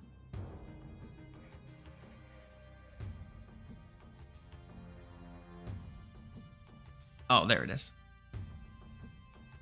And so did they make new new emote ones for, I guess, maybe Halloween? I haven't seen this one until today, which we unlocked it earlier during the hype train. Ooh, Wong Mystique. Oof. Psylocke. Wow.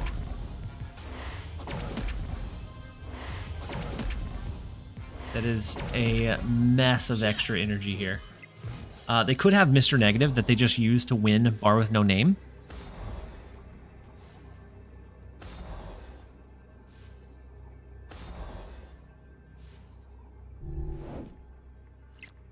Just a measly 10 energy here. Makes our 6 look like nothing. So we go what? Forge.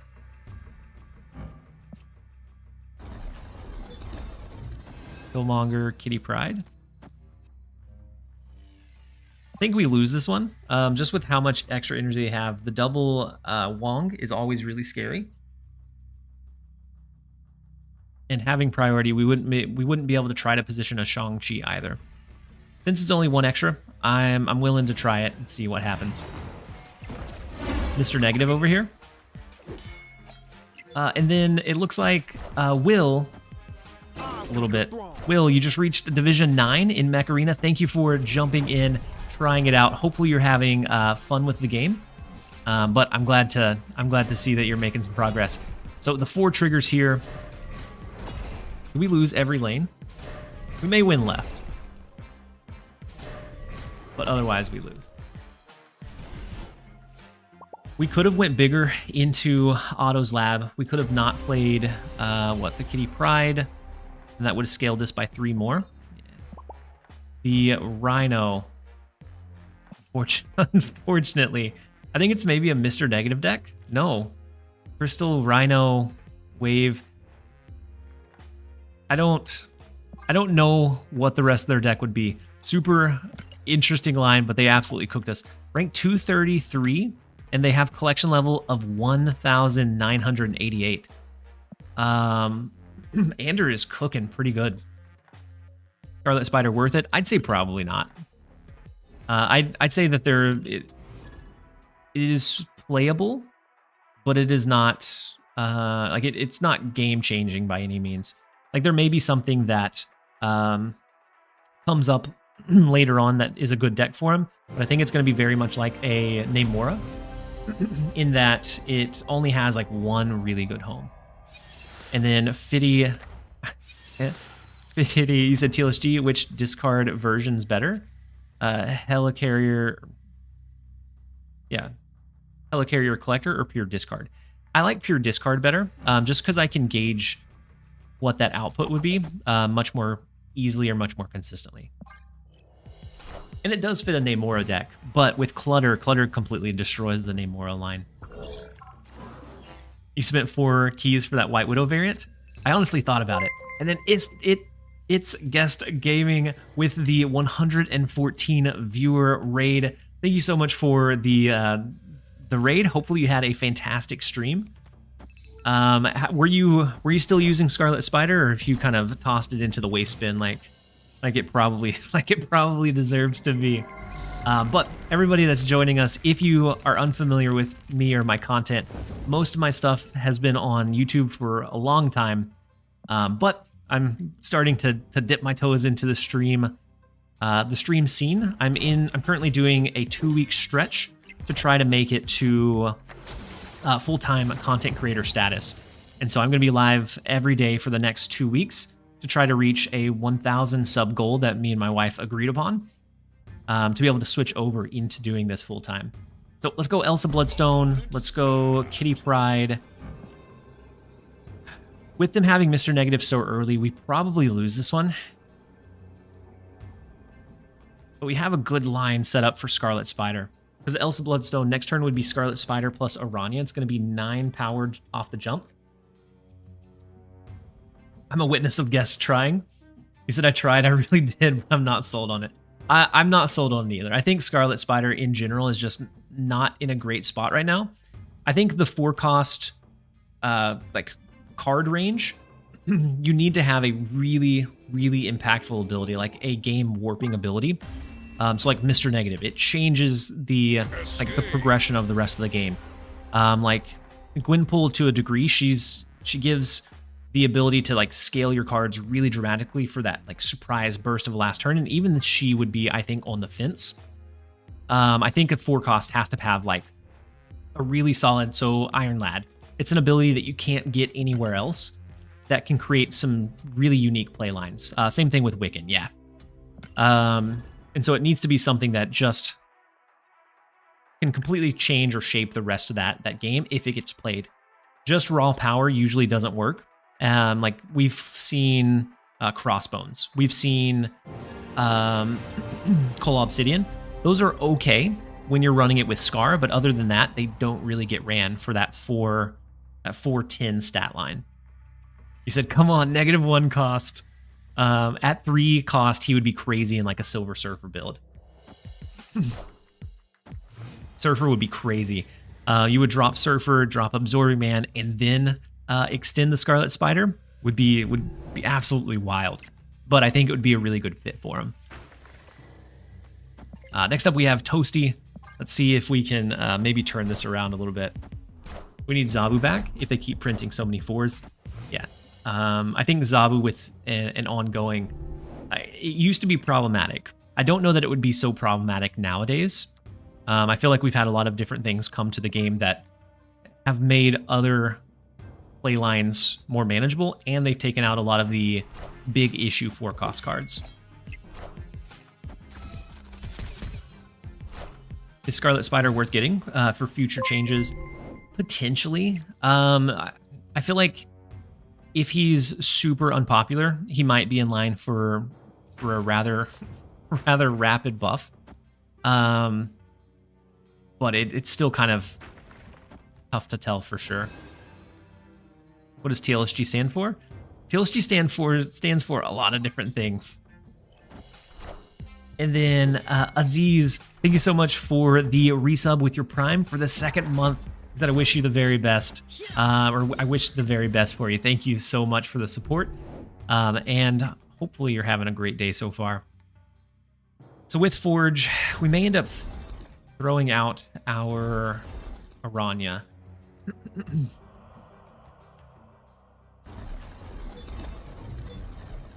I feel like maybe we Ironheart Pride. We can do the Aranya anyways. And then Ryan said the lightly shaven guy, TLSG.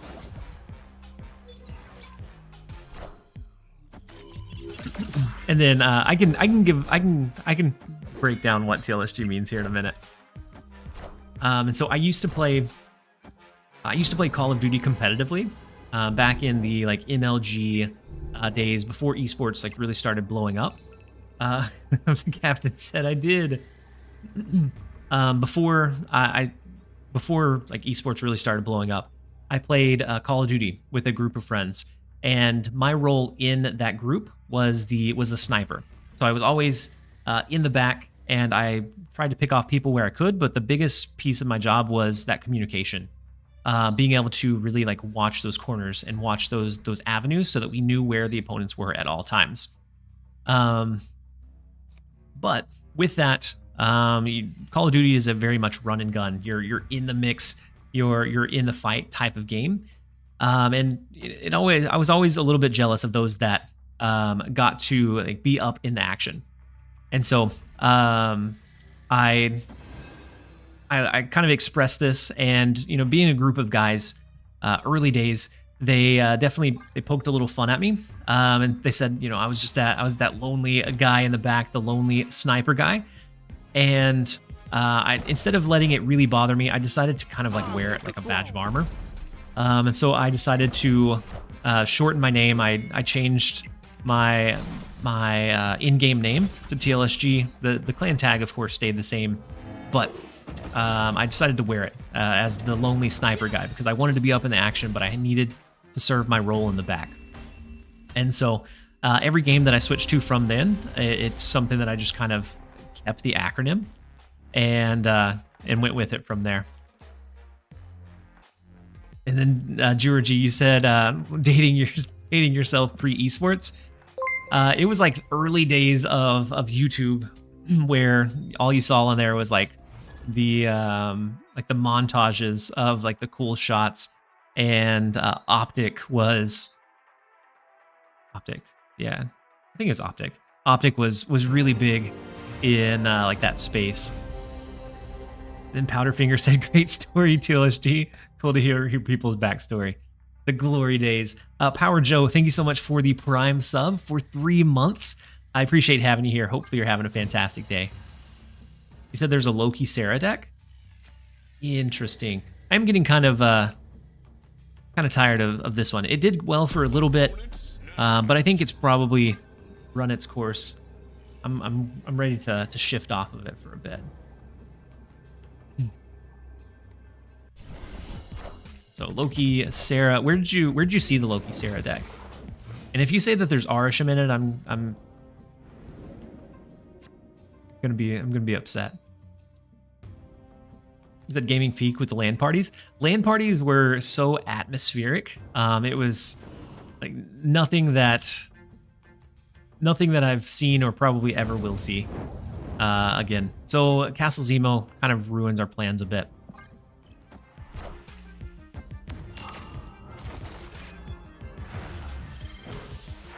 That it was on super locations. We love to play the game. Loki into Shuri Shuri was generated by Arsham, and they had the turn 1 Loki. Let's go with this. We probably retreat out of this one. We probably pay the 2 cube tax to Arsham and then move about our business. Clear for takeoff. Namor over there is fine. We can take Namor out. We could do Forge Scarlet Spider. Not awful. 5, it becomes a 9 power Scarlet Spider. TLSG, the lying about what it stands for, streamer guy. FC. Yeah, you got me. You could send Ironheart. You could send Ironheart, yeah. We could send Ironheart and then do Shang-Chi right. And have Scarlet Spider expand. So send the Ironheart, Shang-Chi, it scales Angela, takes out the Namor, and we kind of hope that Scarlet Spider pops into mid.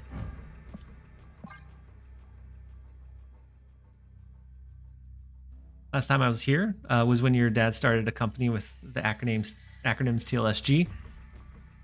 He did do that. We've lived many lives. But welcome back, Wild Juice. I'm glad that you're here. Activate first. Wait, what? Oh, activate before the Ironheart? I guess it'd be the guaranteed 9 instead of 11. We can do that. I think we win right regardless. Maybe the +1 won't be a big impact.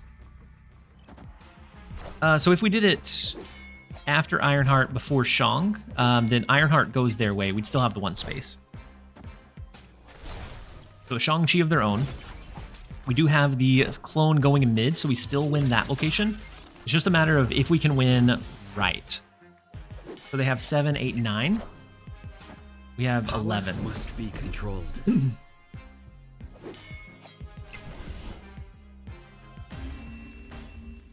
The lucky son of a gun. We're sometimes lucky. Sometimes it's all that it takes. We'll take the 4 cube against a turn 1 Loki Arisham deck for sure.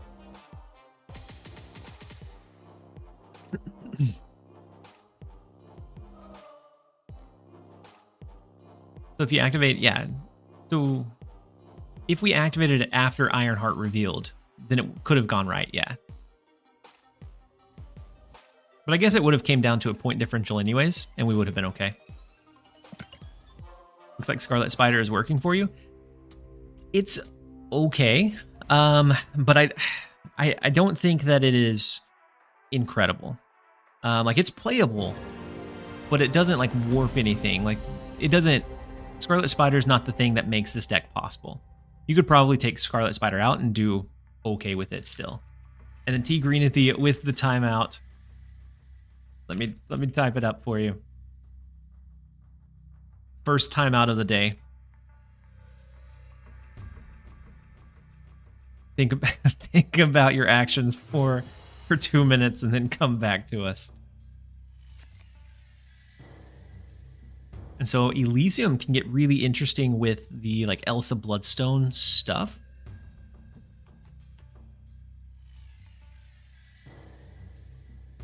Athena might have a hard time scaling. I think we go like Angela Athena.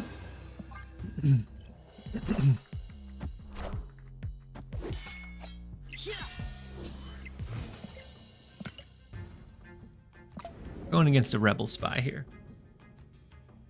So now we can go Elsa Bloodstone, Kitty Pryde, and then we kind of slow play it from there. We just allow Kitty Pryde to scale every turn. The Scarlet Spider on Emperor Hulkling level of playable. I actually enjoy Emperor Hulkling, but I think the general idea or consensus would be that he's probably a little bit better than Emperor Hulkling, I would think. Isn't TLSG referring to the long-term subscriber goal? It is indeed. You got us. It is referring to the long-term subscriber goal that we've had set for quite some time now. So I think we go ahead and do the Forge to proc Athena, and we get rid of the Castle Zemo so that we can start freely playing over there. We should be able to drop initiative by only focusing left until the final turn so that whatever their Wong is, it'd be Wong of them to lean too heavily into it. So Wong, Mystique, could be looking at a Hazmat.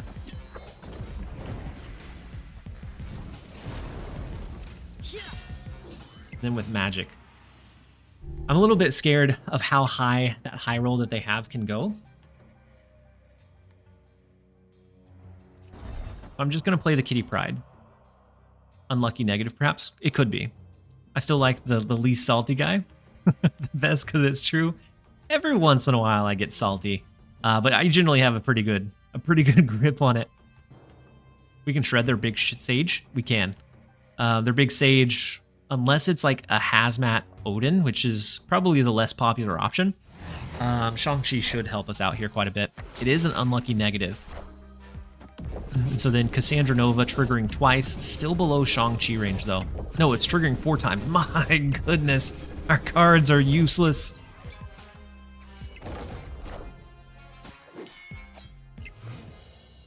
Looks like Yugi's grandpa's deck. All of our cards are useless, Kaiba. So we ignore the Ironheart. Just go Kitty Pryde here. Make sure that we don't grab initiative. I guess we could stage like a Hope Summers. And then I think Shang-Chi is what we're going to have to do. Ooh, do we Shang now to... They have priority. And so if they do Taskmaster, I don't think we have a way to stop it. Kitty beats Taskmaster? Yeah, the Kitty Pryde would beat the Taskmaster too. But, like, if they have... Ooh... Jane Foster is so unfortunate. They draw out the rest of their deck. So, like, Iron Man... Maybe Arnold Zola? Oof.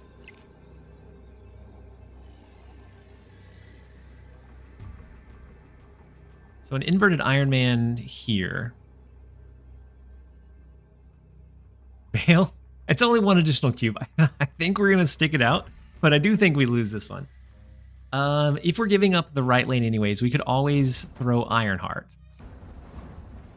Maybe it's like Shang-Chi, Ironheart. Or Shang-Chi, Killmonger, Ironheart, throw the Kitty Pryde in the left lane so it scales over there.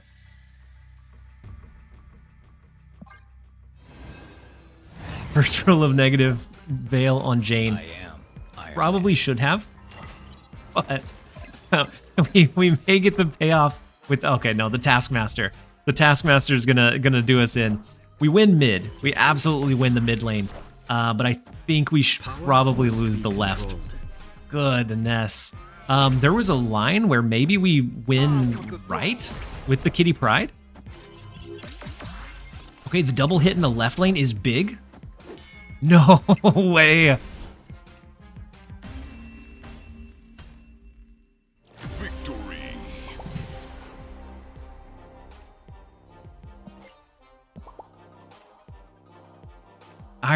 Ironheart delivers. Whew. Extremely calculated. Extremely lucky. Goodness. We should not have won that. We should not have won that one. But we'll take the win where we can. And with that one, Austin Delight, thank you so much for the Prime sub. With that one, it looks like it is time for a quick set of ads. I have to run to the restroom, and then we'll be right back. Maybe I'll play this one a little bit longer. Games like that kind of help keep it in the fun side. But we'll be right back. You guys don't go anywhere.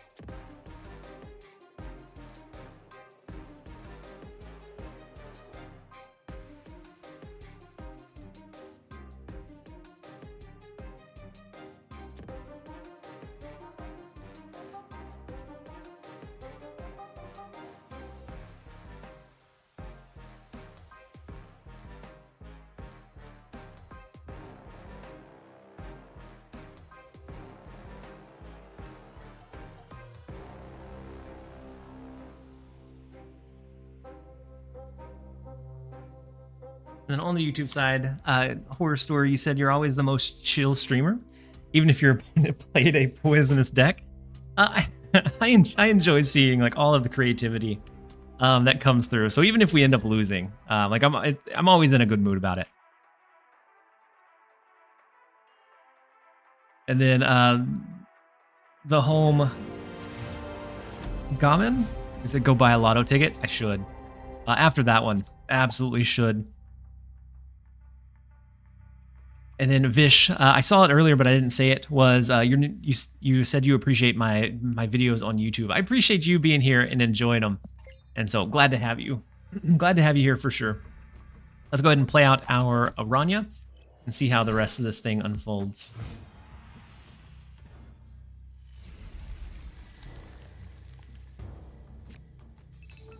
So Morag is kind of tough. We do have the Scarlet Spider Aranya line.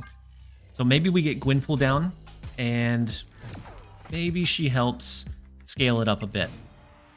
Since we don't have Elsa Bloodstone, I'm thinking we play those two into the right lane. So Hope Summers into Gwynpool, into next turn doing Scarlet Spider and the move.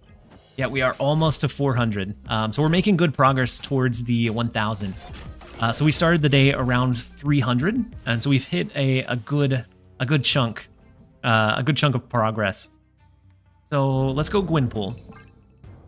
Hope that it hits our Scarlet Spider at least once, maybe 3 times.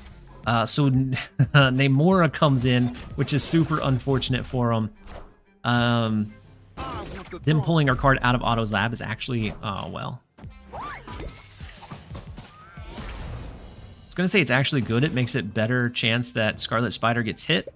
But then I saw that Aranya got destroyed, and Scarlet Spider dodged every single one of those those changes, unfortunately. Kitty Pryde, Angela, Athena. I don't think we even worry about the Scarlet Spider now. And yeah, this one is a nice Iron Lad variant for sure. They do or are able to set up the Namora. Play now. So if they have an Odin, this scales atrociously. I think we leave. I think we run away as fast as we can. Because an Odin just makes it impossible to win. Shang-Chi and then maybe some high power. Elsewhere we could, but no.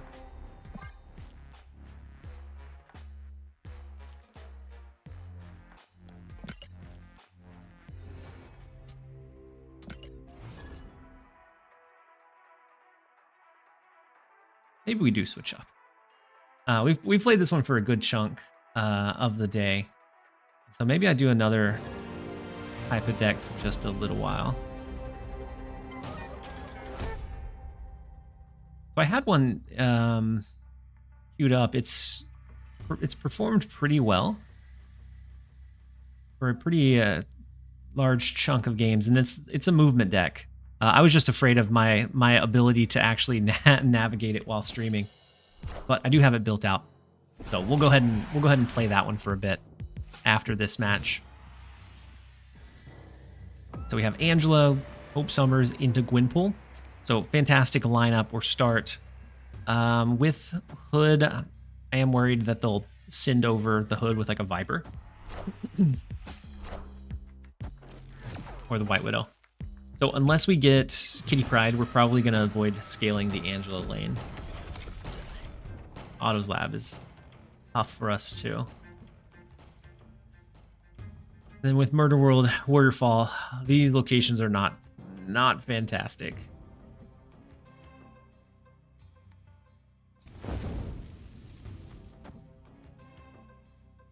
We're only going to get one use out of Hope Summers here. Ooh, so they beast it back in. Interesting. So then they pull into our Ironheart. We could potentially get two uses out of Hope Summers now. We have the Gwynpool that can come down here. No cards that we can play and then move out of Otto's Lab. Maybe we go with a scaler like Athena. I'm going to try the Gwynpool. I assume we're capped out in Otto's Lab.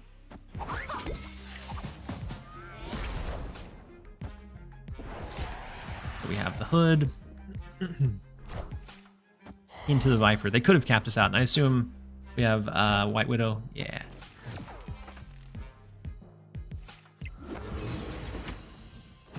Opponent snapped.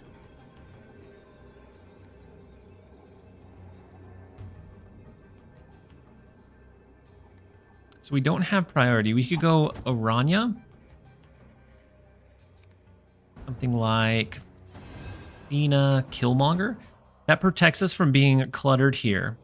It protects us from being cluttered here. And then we can decide where to play our last card. Probably still not going to win.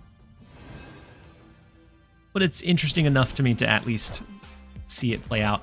Titania and Demon in the right lane. The big Cassandra Nova in the left is an interesting ad. That's not from their deck, is it? No, it is. Wow. And so we have the Killmonger. We're going to take out their Titania, their Demon. Huge hits for us. And we didn't have to worry about being completely capped or cluttered anywhere. We do need a lower card, like Kitty Pryde, to be able to turn off Widow's Kiss in left, right, and scale our Athena. Let's try this. This is 5, 6, 7, 8, 9, 10, 11. In the left lane, this is only going to be, what, 1 and then +3. There's going to be 4 power in the right lane. They'll still have to at least pressure or compete every single one. And then Beanbag Boy with the Uatu. And so Debris in the left, the second Demon in the right. We win mid. We scale over the left lane. We will grab the 4 cubes. We will stumble into the 4 cubes with the Killmonger once again. Not because of Scarlet Spider, but because of the Killmonger line. And then Quinnick still hanging around. Hopefully you're having a great day. as you jump in and out of the stream.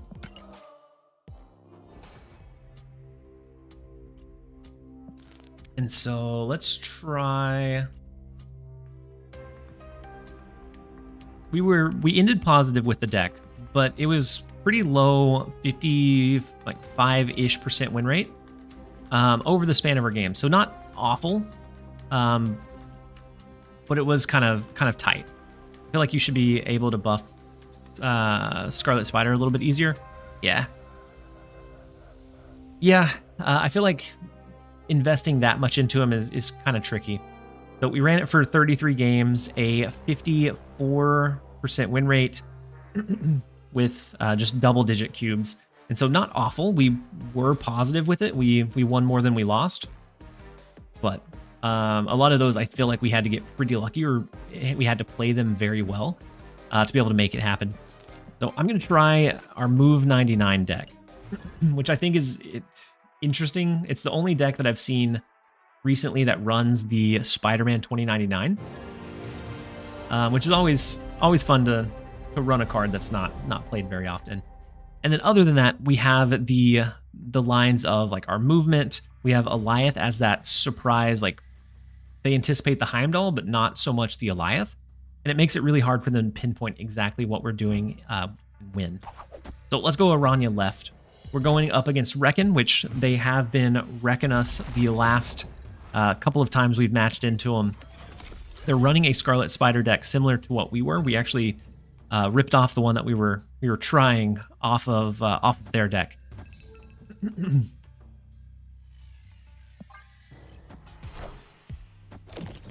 And so maybe we get or see a few of the other pieces.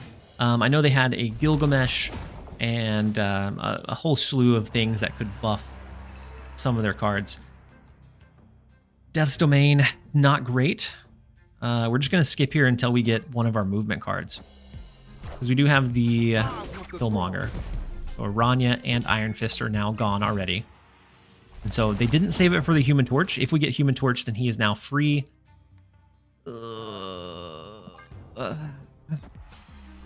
Not a strong start. I don't know that there's anything that we could have done to win this one.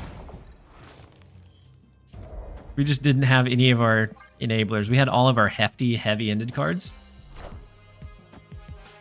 And so it is what it is.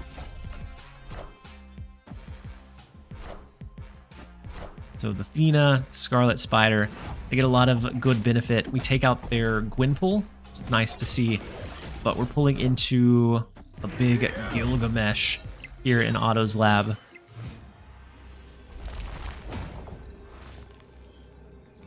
Now we do get a movement card, but a little bit too little too late. This would be our best bet, but we're only 11. No, we never win that one. Escaped. And then Phycius?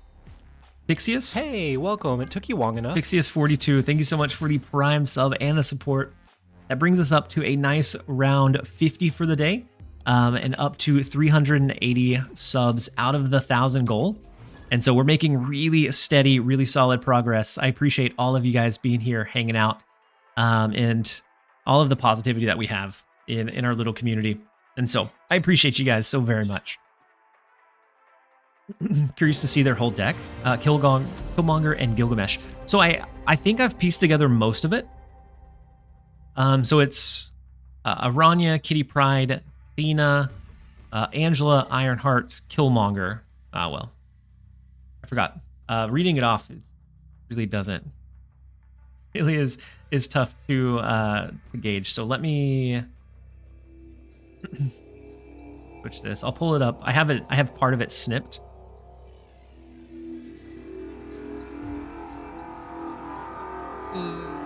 Do we want to play the Iron Fist? No, we'll leave it for now.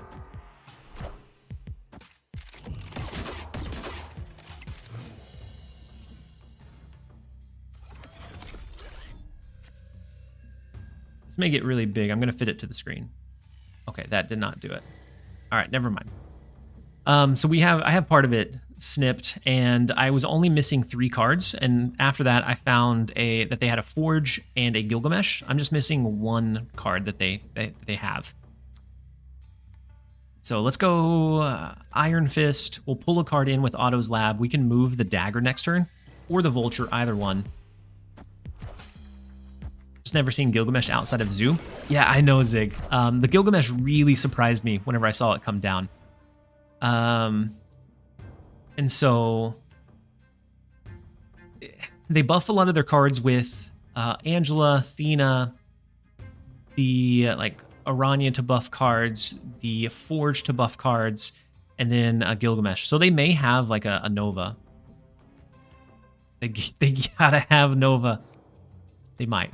You might be right. Let's go ahead and move the Vulture. We pulled out their Shang-Chi, which is such a big hit for us. Pulling into Dagger is fine. It opens up the line for like Cloak to move Dagger over to the right into an eventual Heimdall shift, which I think we set up, right? Let's go Cloak to the right. We'll move Dagger over. We're setting up for a big potential Heimdall shift. And depending on how else their cards line up, we might just decide to not go with that and go with Eliath instead. Opponent snapped. Yeah, this one's Woody. All the Gyat people, they got to be kidding me. The snap Beast in the left lane so they can pull Shang-Chi back in. Yeah, Beast, so they have Sable, Sage, and Shang-Chi one more time, which is good. Really good for Otto's Lab, running the Beast line. The Beast thing that it could have possibly been. So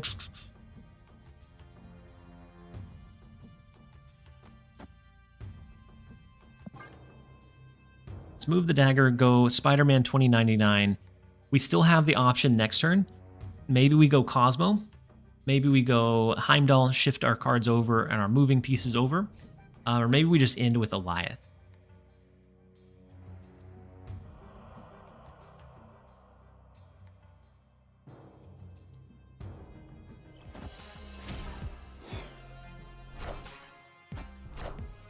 The Werewolf comes down. The Shadow King offsets our Vulture, unfortunately. So Eliath is no longer an option. They do have priority over us. Their Werewolf, if it bounces and then bounces back, is going to be the highest power card there. Yeah, without priority, without being able to stop like Hitmonkey. They have the Flood from Black Swan. We're gonna dump this one. And then maybe I go bounce. Maybe we bounce. So the Shadow King Shang-Chi is nice. The Werewolf, I think I had one built out similar to that, that I have the code copied.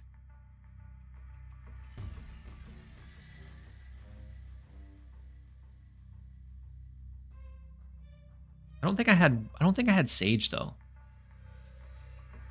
So Sage is one I haven't seen for a bit.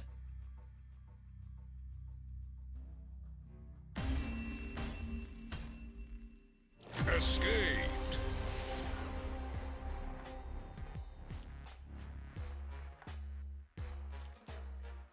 This one is a bit more common. It uses the Viper for a little bit of clutter.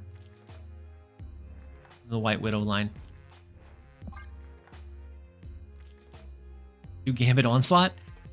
We have to wait for Scorn.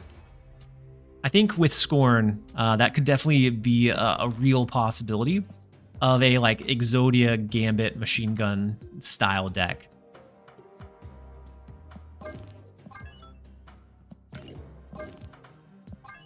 But I'm waiting for Scorn. All right, let's play a little bit of this. Bounce is always pretty good whenever you can like dictate and mitigate your priority, so that you have those big explosive last turn plays, and you have your counter components built in, like with the Shadow King Shang-Chi.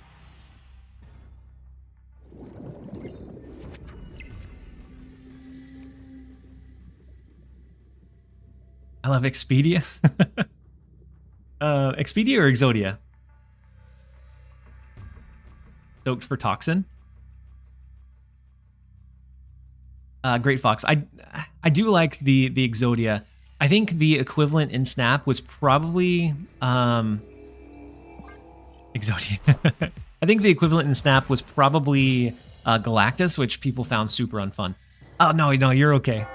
You're okay, Great Fox. So maybe we throw Rocket. See if we can get him doubly buffed here. Ah, dodged. Big Zabu. They could go Mr. Negative. I don't think Mr. Negative runs Zabu anymore.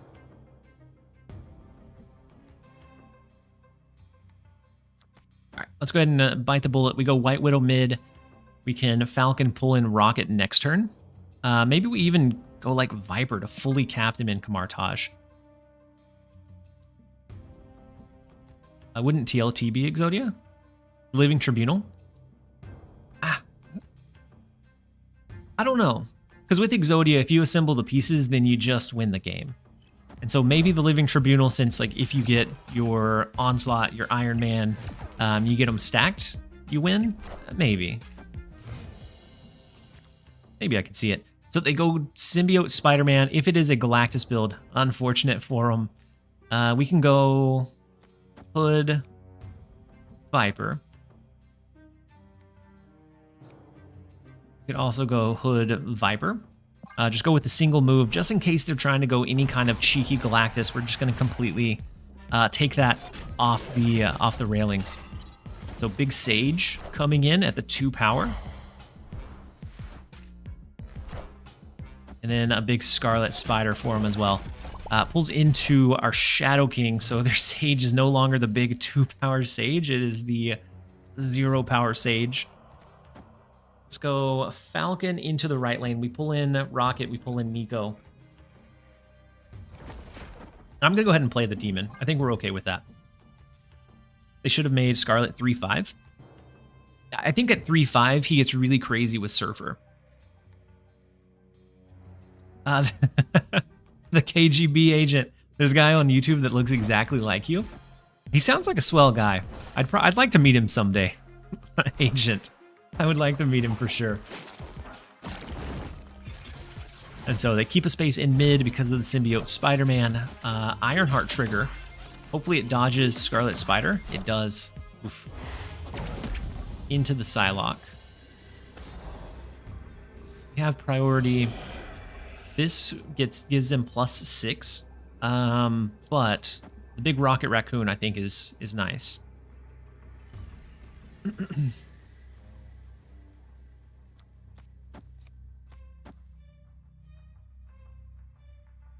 I'm going to try this. I'm 6 and 15 playing Scarlet buff. NP with Clog. NP with nothing aside full combos like Living Tribunal. Oh, no problem with Clog. No problem with nothing aside full combos. Are ye worthy? Oof. The Odin onto the Ironheart. Unfortunate. We're not going to be able to do anything about it. Scarlet Spider is going to push over to the left. Yeah. Too big a scaling for us.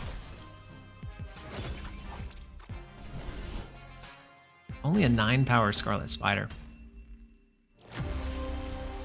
So best Godiness plus. What type of deck are you running? You said Scarlet buff. What kind of buff deck are you running? Something that like leans into it with like Odin? Said Thanos and Stones, great band name. Could operate like Exodia. Like Thanos' ability is if you played all 6 stones and successfully played Thanos, you win the game.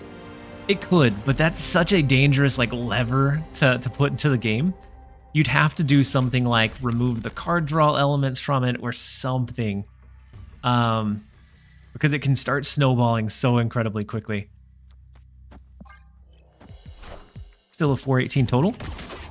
Yeah. Friendly neighborhood Spider-Man here. He had a cool Symbiote Spider or Scarlet Spider that worked for his last video.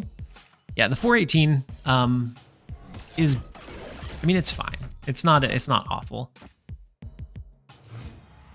I just miss playing Big Exodia back when I played Yu-Gi-Oh. It was such a fun like deck to be able to brew around with.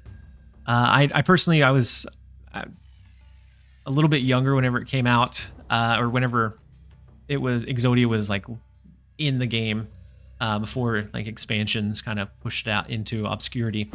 But I never assembled all the pieces. I had like 4 of them, and then I made a trade. I went on a Yu-Gi-Oh card trading forum.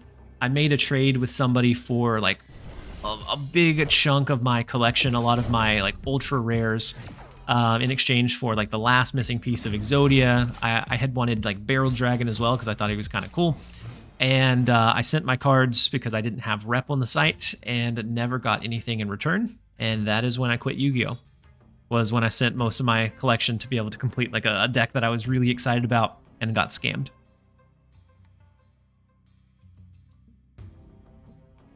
You said about the last couple of years I just ran Exodia for fun. Yeah, and it's still possible. Wait, why didn't you get 2 energy? Because Nico destroyed it first. I thought I would. I thought it'd give me both, but it looks like Nico's destroy factored in before Altar of Death. So let's go ahead and go Werewolf here. Then we can bounce it around. We can always get extra power into the Altar of Death as well. I thought I would get both as well, but that's all right.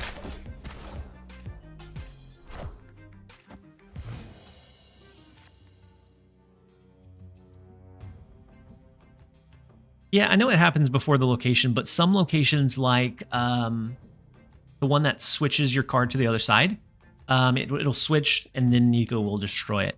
Or Nico will destroy it and then it like revives it back and switches anyway. It's a super weird interaction. But I have seen it trigger a couple of different ways. So we can go Spider Ham, pull Werewolf over. We go Rocket into Hood mid. I think that's what we go. So full-on movement deck, but they're pretty congested. Wow, their hand is empty? Woof.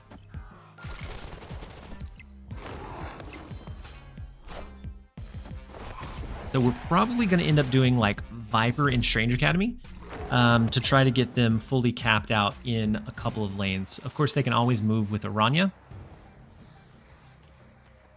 So something like Viper. Viper pulls it over right. Demon Beast pulls it over left. And then we have a couple of on reveals to trigger on that last turn. Oof. So the the multiple man. The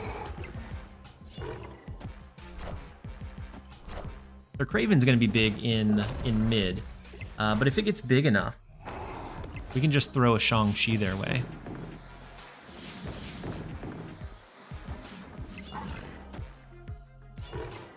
Yeah, easily within Shang-Chi range.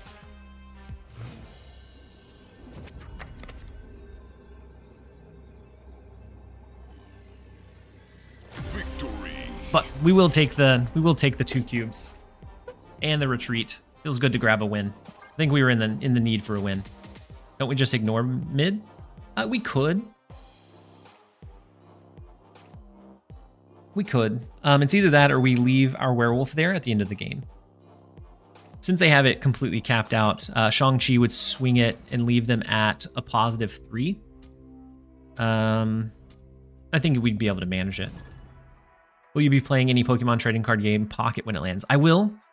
Or I guess as long as the game is engaging, definitely. So I plan on moving to New Zealand tomorrow. It's going to be a quick move when it soft launches to get a feel for it. I don't know that I'll do any content on it until global release, because that's where a lot of the like traction would typically come in. And so I may wait until global release to do any kind of like videos or streams on it, but I will be playing it to kind of generate and build my collection. And so it's something I'm really excited about. I'm a little bit weary because there's not a really big focus on the battle mechanics or the battle side of it. It's much more on the collection side. And so that's the only thing that's a little bit scary to me. But I have heard good things. The devs said that they're definitely open to adding like ranked mode if that's something that the players want in like added into the game. And so it definitely seems like they're willing to kind of help morph the game into what wants to be seen or what the players want. Wait, you're moving to New Zealand? No, we're gonna look to see if we can get a access to it because it's gonna do a soft launch in New Zealand tomorrow, and so we're gonna see if we can get some access to it. We can do Nico Falcon. That destroys, draws 2 cards, and so maybe we don't do the Nico. Maybe it becomes Falcon first and then Nico, so we can play out our cards after that. So if that's the case, I think it's Falcon, Nico to pull Werewolf back into mid. Will Pokemon Pocket be heavy pay to win? I don't know. I think there's going to be a battle pass similar to Snap, so that you get a card. There's also going to be a crafting system, which if you draw extra, so it's leaning heavily into like the gacha side of it. And so I don't know. It could, depending on how generous they are, but we'll see. I missed another set of ads. I apologize. They did say that there's going to be a trading system, but it's not going to be in the game at launch.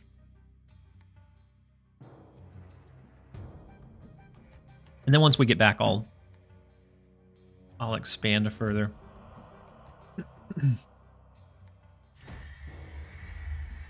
So Demon Destroy, always great.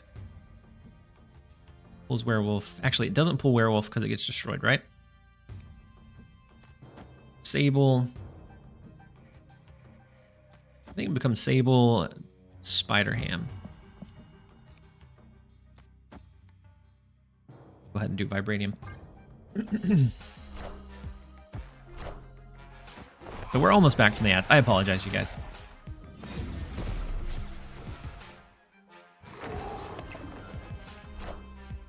I'm so excited for Pocket Pokemon. CV3PO. I'm tentatively very optimistic. So I've enjoyed Pokemon since like I was little. I remember I saved up my birthday money and bought. I think it was. I don't remember if it was Pokemon Red or Blue. I think Blue was the first one that I got, and then later bought Red, and then even later bought Yellow. But played them all. The first one that I played through, I eventually got 151. I completed the Pokédex. They have a 0-10 Eliath with Spider-Ham and Mobius. Yeah, they do. I eventually completed the entire Pokédex. And I was really disappointed that all you got was a Master Ball after that, because at that point you've caught everything. But definitely enjoyed and have enjoyed the Pokemon games for a long time. So Demon, we could go Shang-Chi Rocket. I think we probably lose this one. Yeah. We'll go ahead and jump out of this one.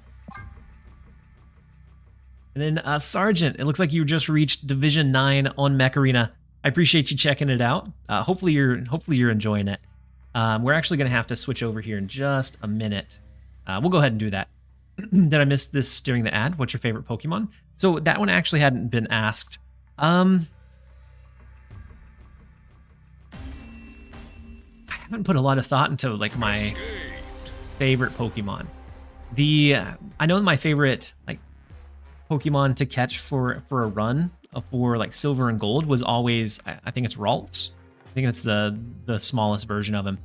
Ralts, because he evolved into like he was a super strong psychic that you could catch super early on.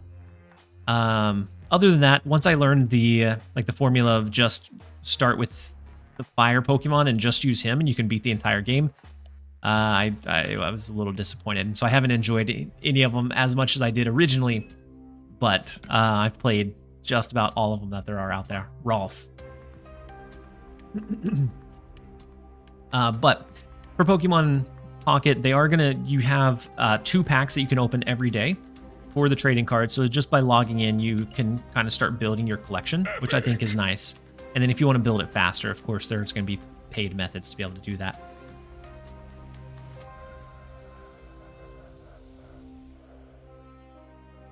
how's it performing? I didn't do incredibly well with the Bounce Wolf, but I didn't play it a lot either. So I only played it a handful of games, but I do think we went, we played it 3 games. I won 1, lost 2, and we were only a net negative of 2. So it didn't have a lot of time. And great Fox, you said, sorry, my typing is so poor. No, you're okay. Gardevoir is a nice one. When's it launch? So Pokemon Pocket soft launches tomorrow in New Zealand, and then the global release is on, I want to say, October 30th. And so I'll definitely be doing some content and like seeing how it performs on the 30th on global release, but I'll be playing it passively until then to get a feel for it. How do you see them improving the card acquisition system? I think they'll have to really I don't know. Because even at this point, had they kept up with the series drops, I feel like it would be still so overwhelming for a new player to have to complete Series 3 before getting into like any of the new cards. So it has to be something that allows new players to get up to speed faster. What's your sub count at? My sub count is at 380 out of the 1,000. So I can't quit quite yet, but we have 14 more days. Plans on playing Balatro once it becomes mobile. So I bought Balatro on Steam. I've actually played it a little bit. Super fun game, but I'm not sure, like from a content standpoint, how well it would do. But definitely a very fun one if you're ever looking for something kind of light and you like card games, or if you like poker. I definitely recommend.